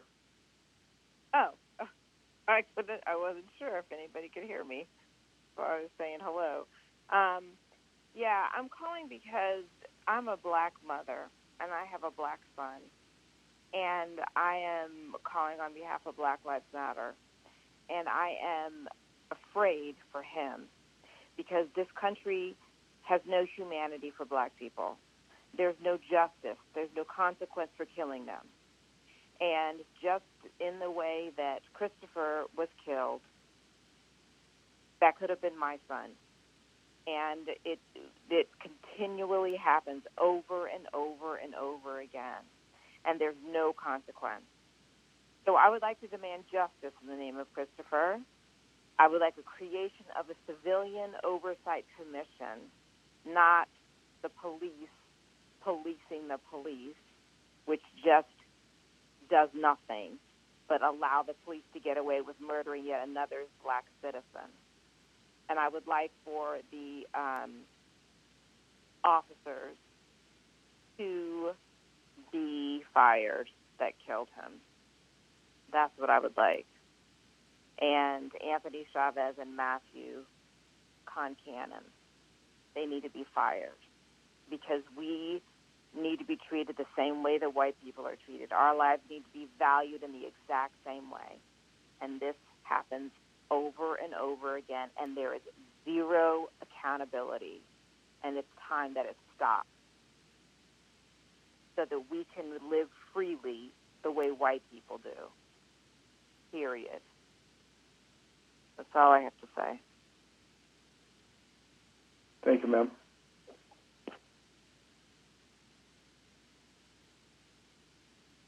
David Epperly, you are now unmuted. Can you please begin speaking? Yeah, hi everyone again. I just wanted to get back on the issue of the state and county executive orders. I think I've already kind of everybody's. You guys had some good discussion earlier that I really enjoyed, and I wanted to state that I disagree with the executive emergency orders stating what businesses and other aspects of community can and cannot function. The idea of identifying individual types of businesses that can function and can't function is really a bad idea. The idea of essential and non-essential is decided by a state or county executive and not a legislative action, violates federal and state constitutions. So those are bad things. Some good things would be health constraints, such as cubic feet per person, distance, ventilation requirements, exposure time limitations, mask requirements. Those are all things that are objective and can allow businesses to operate based on whether or not they can meet those criteria. And that allows businesses to innovate and try to function within those criteria during the period that they're needed. So I think we need to move in that direction, and the governor's office has no way of taking any input from me via email. They haven't responded to anything. They haven't been able to create a relationship with me. I've sent emails to 3 people in LA County Health, and they're non-responsive to me as they are to you. They've just, basically they've all defied their responsibility to represent me and interact with me. So I think it's time for the city of Torrance to draft legal action against the county, the governor, and prepare to execute that legal action. I'm proposing that a short special meeting in the next few days should be called to move forward with the identifying the broad goals and authorizing the attorneys to draft legal action. So it's going to take a while to put that into language and get that, but I think you can at least get the process started and start having some brainstorm, some people start to put together what they believe would be the right action, and then you can meet later to define whether to execute that action. So those are my inputs on that. And then also I would like to ask, would anybody on the council be able to speak about the actions that have been taken in the past or are currently in process with regards to the police matter that is discussed by the other callers? What actions have been taken in the past and or what's currently in process? Can anybody talk about that? Your Honor, this is Patrick Sullivan, City Attorney. We can't talk about that matter because it's in active litigation. The mother of Mr. Mitchell is suing the City of Torrance and the officers. And Mayor, that caller was disconnected because his 3 minutes was up. Okay. Thank you, Mr. Sullivan. Anybody else? I'll move on to the next caller, Mayor. Please. Sterling, you are now unmuted. Can you please begin speaking? We talk about heartbreaking. Yes, it's really heartbreaking. My heart is already broke. My son's life was taken by people who's supposed to protect and serve. They stole my son's life. They stole my son's future. My son had his hands up. He was unarmed. But they turned the light off and they shot him anyway. My son did not deserve to be murdered like that. He had his whole future ahead of him. He did not get a chance to live his best life. He had a future. He wanted to be a tattoo artist. He loved having fun. He was funny. He was a hard worker. He loved his mama. He loved his family. He would take his shirt off his back to help you. But look, no one is being held accountable. My son's life matters. Everybody worried about the Covina. My son is dead. About the people who's supposed to protect us. I did not trust any cops to protect me ever again. Because all they do is just kill us. But guess what? I demand that you hold Anthony Chavez and Matthew Concannon accountable now for murdering my son and fire them. Why do you keep letting them police the streets? Don't nobody care? My son's life matters. Black lives matter. I miss my son so bad, and there's nothing I can do. You talk about heartbreaking and a lot of people dying. My only child was murdered. Within 15 seconds, they didn't even send nobody out there to help him. They left him out there just bleeding in cold blood, and they run behind their doors and do nothing. They probably could have saved my son's life. They took a long time to call. Christopher, like I said, could have been the one who came up with the cure to the virus. We'll never know that.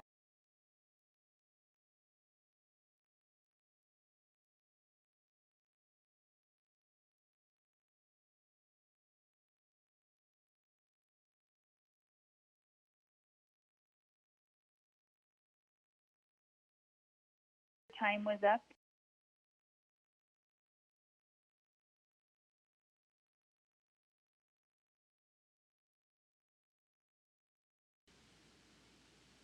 I don't know how to a grieving mother like that and cut her off after 3 minutes. How do you not even give her the respect to finish her statement after you murdered her son? I literally am shaking. I can't even fathom listening to the words that she just said and not having the heart to be able to feel a little bit of empathy and to treat her with the respect that she deserves. I am so fucking sick of coming to these meetings. I am so fucking sick of listening to your boring asses droning on and on and on. I know you're sick of having us here. Why won't you just meet our demands? Like Fiona said, you can't give justice to Christopher. That's impossible. What's done is done. But you cannot ignore his grieving mother. She deserves the sliver of justice that you can give by firing Anthony Chavez and Matthew Concannon for murdering her child within 15 seconds of pulling up to a car that he was sitting in. How can you choose to take somebody's life in 15 seconds? That doesn't even give anybody time to do what an officer is telling them. That doesn't give anybody time to even practically blink. 15 seconds. And yet you give his mom 3 minutes to talk about it and cut her off? Fire these officers, create a civilian oversight commission, give her the tiny bit of justice that there is left to give.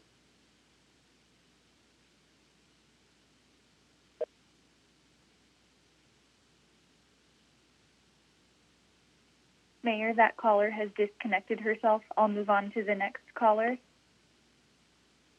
Carol Gillis, you are now unmuted. Can you please begin speaking? Carol Gillis. Hi, everyone. My city council that I haven't seen in so long. I'm calling as publicity for the Torrance Theater Company. Wow. We so want to perform for everyone. We are going to be doing a virtual show. If you click on our website, torrancetheatercompany.com, it's called Play at Home. You can enjoy free theater online. All you'll need to do is click here and you register. The performances will be on Sunday afternoon, on Sundays at 6 o'clock. The performances will only be for 24 hours, starting on May 31st, then June 14th, June 28th, July 12th, and July 26th. We're looking forward to providing full entertainment to our fans, our favorite sponsors, our volunteers, so that you can remember that we still have a theater company. We are sorry to say that we will not have a summer musical, and our annual fundraiser has been postponed. And considering this with our 20th years, it's our 20th year of performing for the city of Torrance. It's changed, as everyone knows. So we are totally looking forward to everyone attending what our event is called Play at Home. It is a free theater. You just need to register, and you'll get a link to a YouTube live theater event. We haven't done it before. We hope that people will participate. And if you'd like to donate to the theater, we'd love to have you participate in that as well. Thank you very much, and welcome to Councilmember Kalani, and welcome back to Councilmember Ashcroft. We know how well you support our theater company. Thank you very much. Thank you, Carol. Call center. Anybody else? Yes, Mayor. Roxanne Jacobs, you are now unmuted. Can you please begin speaking? This will be the Hi last there. call. We've reached a half hour. I was just asking for Councilman Matucci or any of the council members to convene an emergency council session next week to help our businesses open while we still have any businesses left to open. Please don't skip next week. We know of no one in our circle of friends or family that have contracted the virus, but we do know of 2 people who have committed suicide. One was an in-law. So please do whatever you can to help us along. And an aside to Andy, please take a week off from calling. Thanks. Thank you. We've used the time up for oral communications. The council will now recess to closed session to confer with the city manager and city attorney on the agenda matters listed under 14A, conference with labor negotiator, 14B, conference with legal counsel, anticipated litigation, 14C, real property, conference with real property negotiator, and 14D, conference with legal counsel, existing litigation. Closed session on these matters is authorized by California Government Code sections 54957.6, 54956.9D4, 54958, and 54956.9D1. We will return when the exec session is concluded.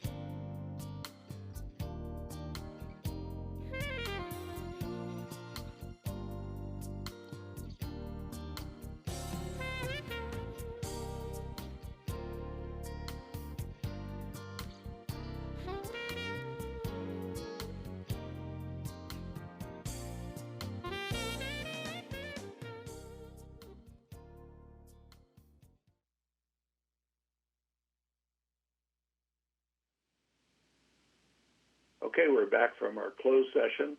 Mr. Jackson, is there anything to report? No, there isn't, Your Honor. Okay, time for council oral. We're going to right down the line. Councilmember Matucci.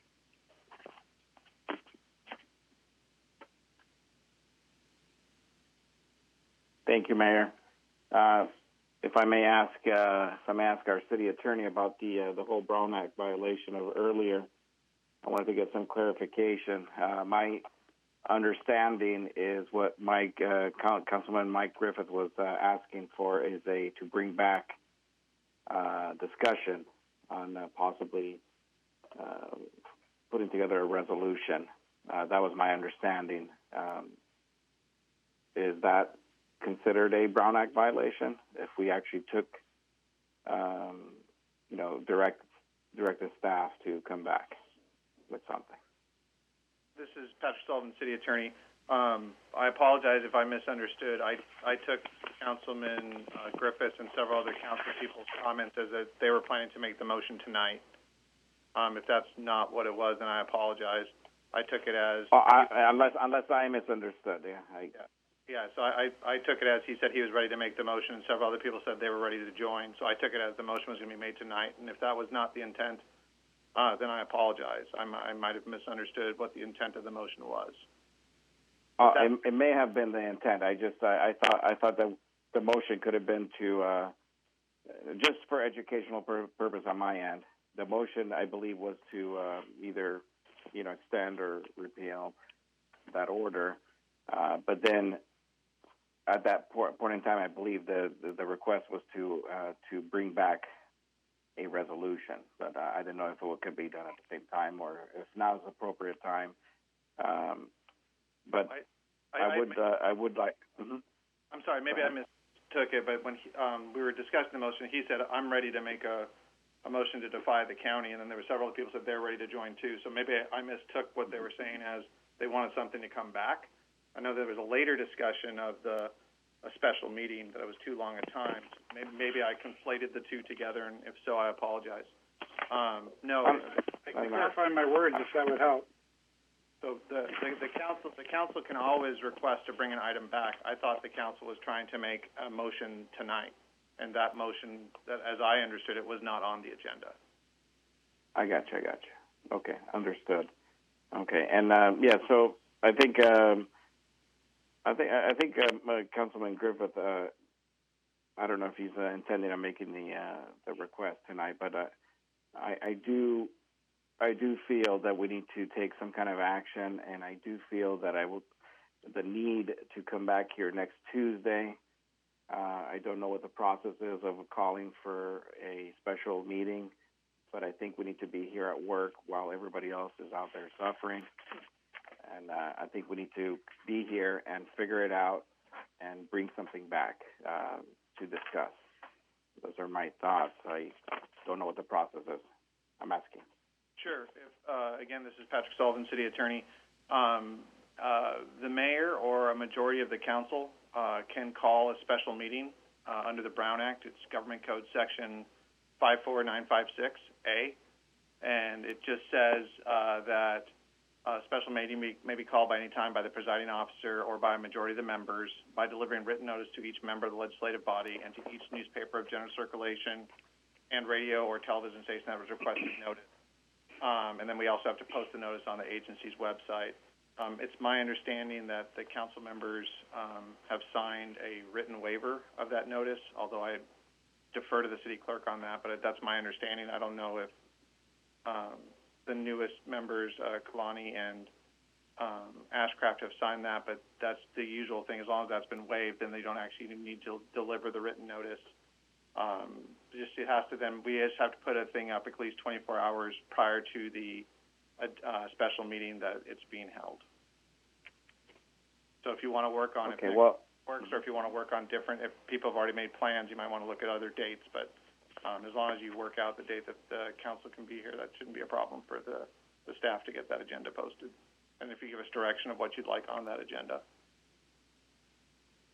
Okay. I mean, I don't know what's appropriate, but I would like to definitely ask our council to be here on Tuesday night I think waiting 2 weeks during this time is just, we need to be here. We need to be here and figure this out.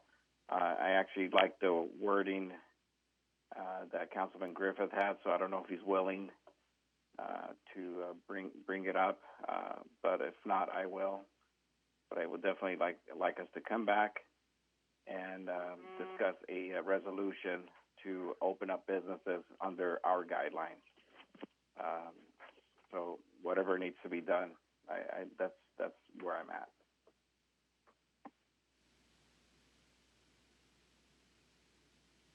We're on. Okay. Councilwoman Ashcraft.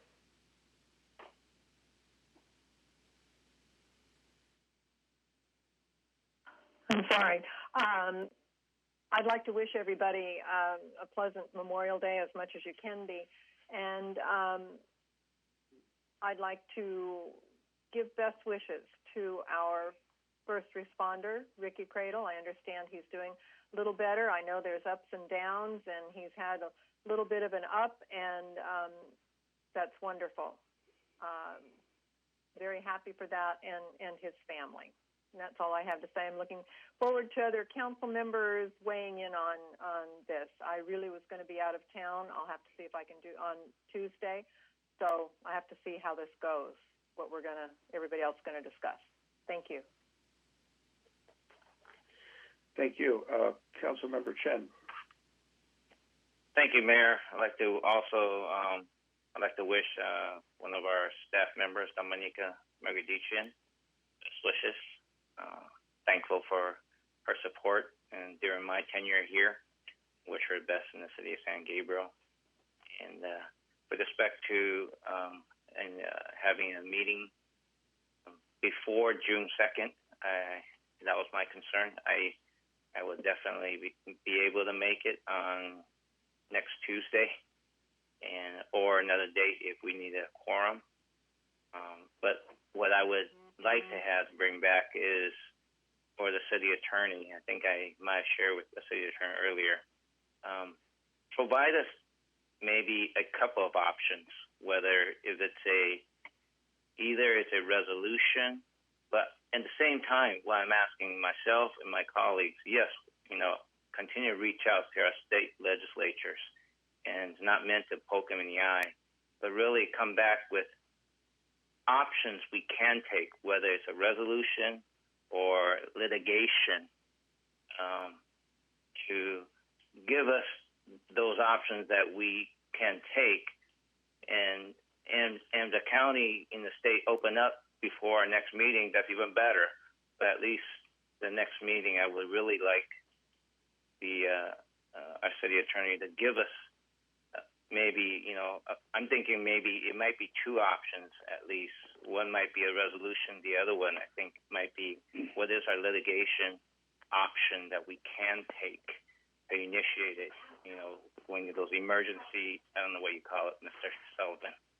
That's what I would like to be on the agenda, and just focus on that. Thank you. Thank you, Councilmember. Councilmember Goodrich. Yes, a question for our city attorney. If the city was to buck LA County's law and just say, hey, businesses go ahead and open up, and these businesses opened up, would they still be subject to LA County fines and penalties and whatever else? Yes, they would. Okay. So really, whether we pass something or not has no bearing, because ultimately all these businesses are still under the jurisdiction of LA County and still subject to fine, whether they open it tomorrow without any action from this body, or if they open up a week from now. That's correct. Our resolution would have no effect on whether LA County chose or the state chose to enforce their order over our resolution. Okay. So if that's the case, if these business owners that strongly that they want to proceed, they'd be breaking the law whether they do it tomorrow without us doing anything, or they do it in a week from now with us doing something. So really, I'm maybe some of these other council members can convince me, but other than political theater, I'm not really seeing the point of us taking any action on this if businesses are still nothing in effect changes for them in regards to the law. Just I don't know if you wanted to comment on that, but just as an attorney, one is sworn to uphold the law. I don't think we should be openly advocating for residents or businesses to violate the law. If we disagree with the law, I think we should probably challenge it in court. And I think the same thing goes for businesses and other residents that have done it here in California without much success. Obviously, in Oregon and Wisconsin, there was success, but obviously, you go down a very dangerous, slippery slope of you deciding which laws you're going to follow and which laws you aren't, and that's kind of how lawlessness breaks out. So, if that's the direction that residents and businesses want to do, I would advise that they should really pursue this in a court of law. And same thing with the city. If that's the direction council wants to take, it's the more practical and obviously the more legal way to go about this. And if we want to have a further discussion of the legalities, we probably should have a closed session next week about this. Mm-hmm. I agree with your assessment, City Attorney, but again, I share the same concerns as my other council members and feel that we're moving too slowly, but I also have concerns about the process in which we undertake this.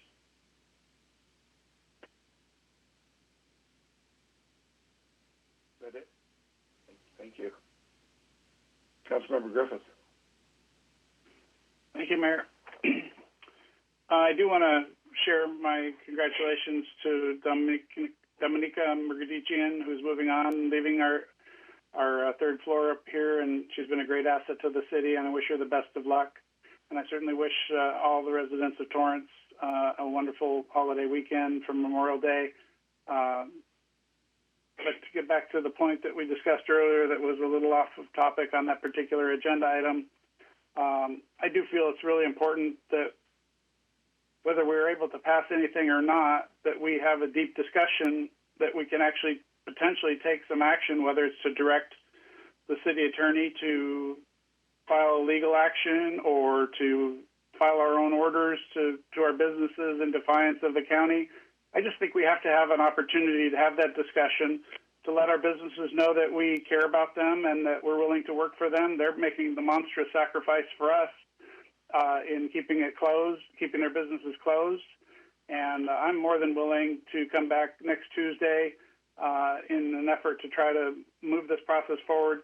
And if it turns into political theater, that's okay too. I think we need to make sure that the people that are pulling the strings on us, the county and the state, are aware of our concern and the seriousness of how we take this matter, and that we are willing to stand up to this and actually make something happen.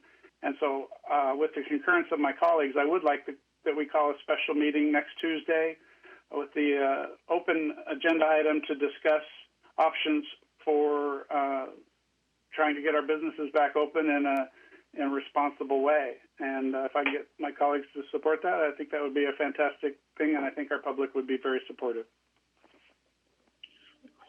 Would you also include? I'll be out of town, but it really doesn't matter where we have council meetings like this, does it?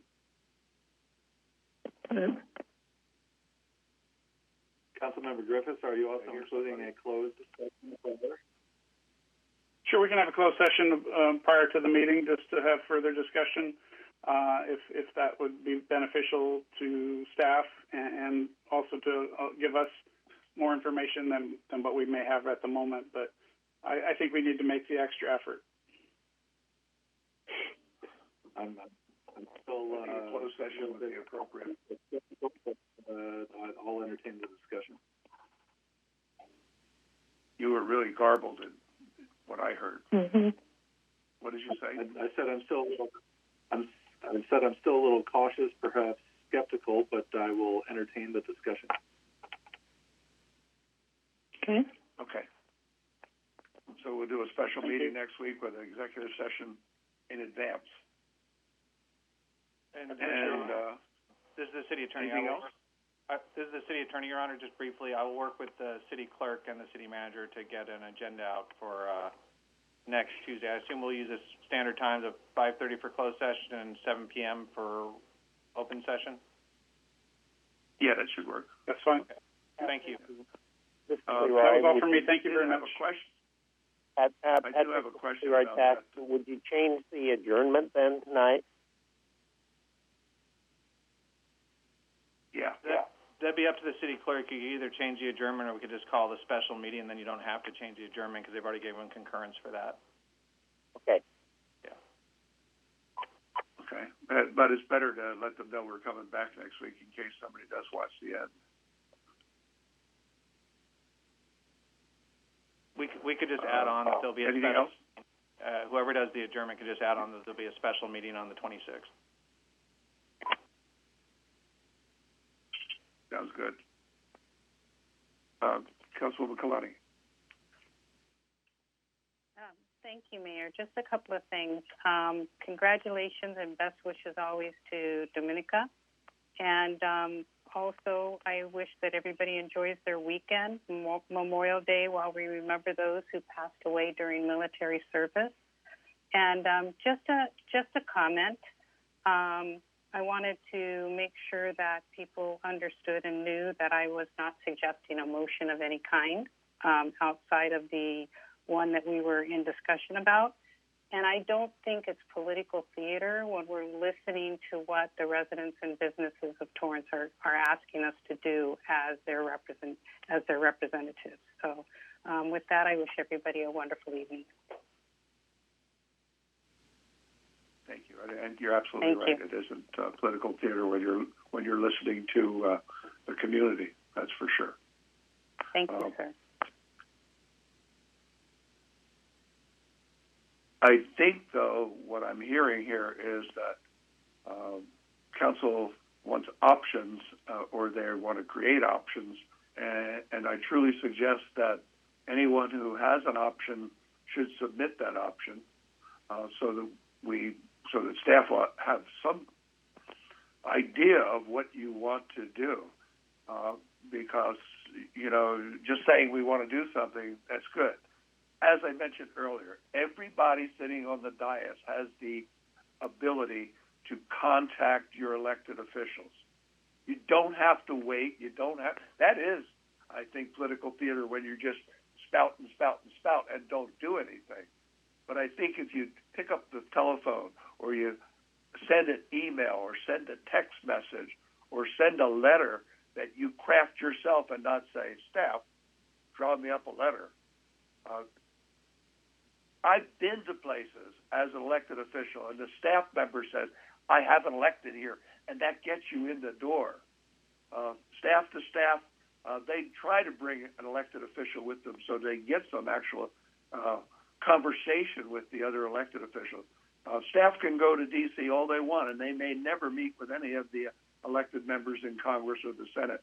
But if you bring an elected official, you will. And you have more than one elected official, you have a much better chance. So if you have this burning need to do something, reach out.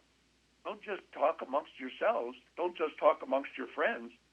Get them too, because the state has to see that everybody feels the same way. They can't just think that it's just a couple people yelling out, or they get one letter. If they get 7 letters, it's much better than one letter. And we've done this before when you have children in the schools write letters to try and get a library repaired. You actually have to pound it out before they understand it. Otherwise, what is chaos is the definition is running around smacking your butt. You're not getting anything done. You're just smacking your butt. And again, and the other one is you go to the definition of insanity, doing the same thing over and over again, expecting something different. But you have to change it up to make something different. I've been doing that for 2 damn months. I've been contacting those people. I've been attending Zoom meetings, which anger me to even have to go to those type of meetings. telephone conversations, telephone meetings. These are things you have to do to get educated and find out who to talk to. So, we'll come back next Tuesday. Hopefully we'll have some guidance for staff, and perhaps we can move on from there. But frankly, throwing a lawsuit against the state of California, I know everybody talks about Huntington Beach. He's doing a great job down in Huntington Beach. He's doing a fantastic job in Huntington Beach. And we have the great city of Coalinga. Oh my gosh, I want to do something like Coalinga, or what was the other city? They're not Torrance. And we shouldn't even compare ourselves or speak in the same paragraph with these other municipalities. We are much better than that. We know how to get it done, and we should get it done. And I continue to work for that. I encourage each of you to continue to work that way as well. And working together, we can get something done. But, just throwing barbs, I've heard people this week, they weren't as bad calling names of our governor, calling names of other elected officials. Do you think when somebody comes up here and says nasty things to us as a council, do we want to go out and do something for them? Do you, in your heart of hearts, want to go out and help them? Probably not. And I believe it's the same way on the other side as well. If I had a dime for every time somebody told me that they're not going to vote for me in the next election, and that's happened in the last couple of years, I'd be able to retire really well. Oh, I am retired. That's all for me. Dom, I'm really going to miss you.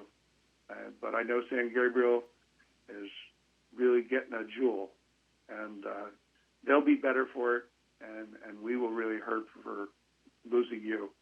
It was one of the things I really wanted to do is keep you around because I know how special you are and such great work that you do. You're going to be a rising superstar, and I hope you remember the city of Torrance wherever you go. Mr. Jackson, is there anything from the city, from staff? Just echo the same wish to Dom the best for their future, and kind of a sadness for us for losing her. Thank you, Mayor. For sure. Thank you. With that, I'll take a motion to adjourn. Mayor, you got it? I got the modified version. I moved the council adjourn tonight's city council meeting to Tuesday, where we will have a special meeting on May 26, 2020, with 5:30 p.m. for the closed session, with a regular meeting commencing at 7 p.m. in compliance with Governor Newsom's Executive Order N-2920, which suspended portions of the Brown Act. Members of the City Council and staff will participate in this meeting via teleconference and other electronic means in our continuing effort to practice social distancing to reduce the spread of COVID-19. Members of the public are encouraged to watch via all means possible. I guess I'm not, that is my motion. I'm not going to say Tuesday is a dark night. Next Tuesday, 26th, will be our special meeting. And could we add that the next regular meeting will be June 2nd, 2020 at 5:30 for closed session and regular session at 7? Yes, and the next regular meeting will be on Tuesday, June 2nd, 2020 at 5:30 p.m. for closed session, with the regular meeting commencing at 7 p.m. Thank you. What a motion that was. Do we have a second? Somebody? Second. Councilman Griffith, second. All right, we have a second. Have a roll call, please. Yes, Your Honor. Councilmember Ashcraft? Yes. Councilmember Chen? Yes. Councilmember Goodrich? Aye. Councilmember Griffith? Yes. Councilmember Kalani? Yes. Councilmember Matucci? Yes. Mayor Fury? Yes. That motion carried unanimously, Your Honor. Thank you. Good night, everybody. We'll see you next week.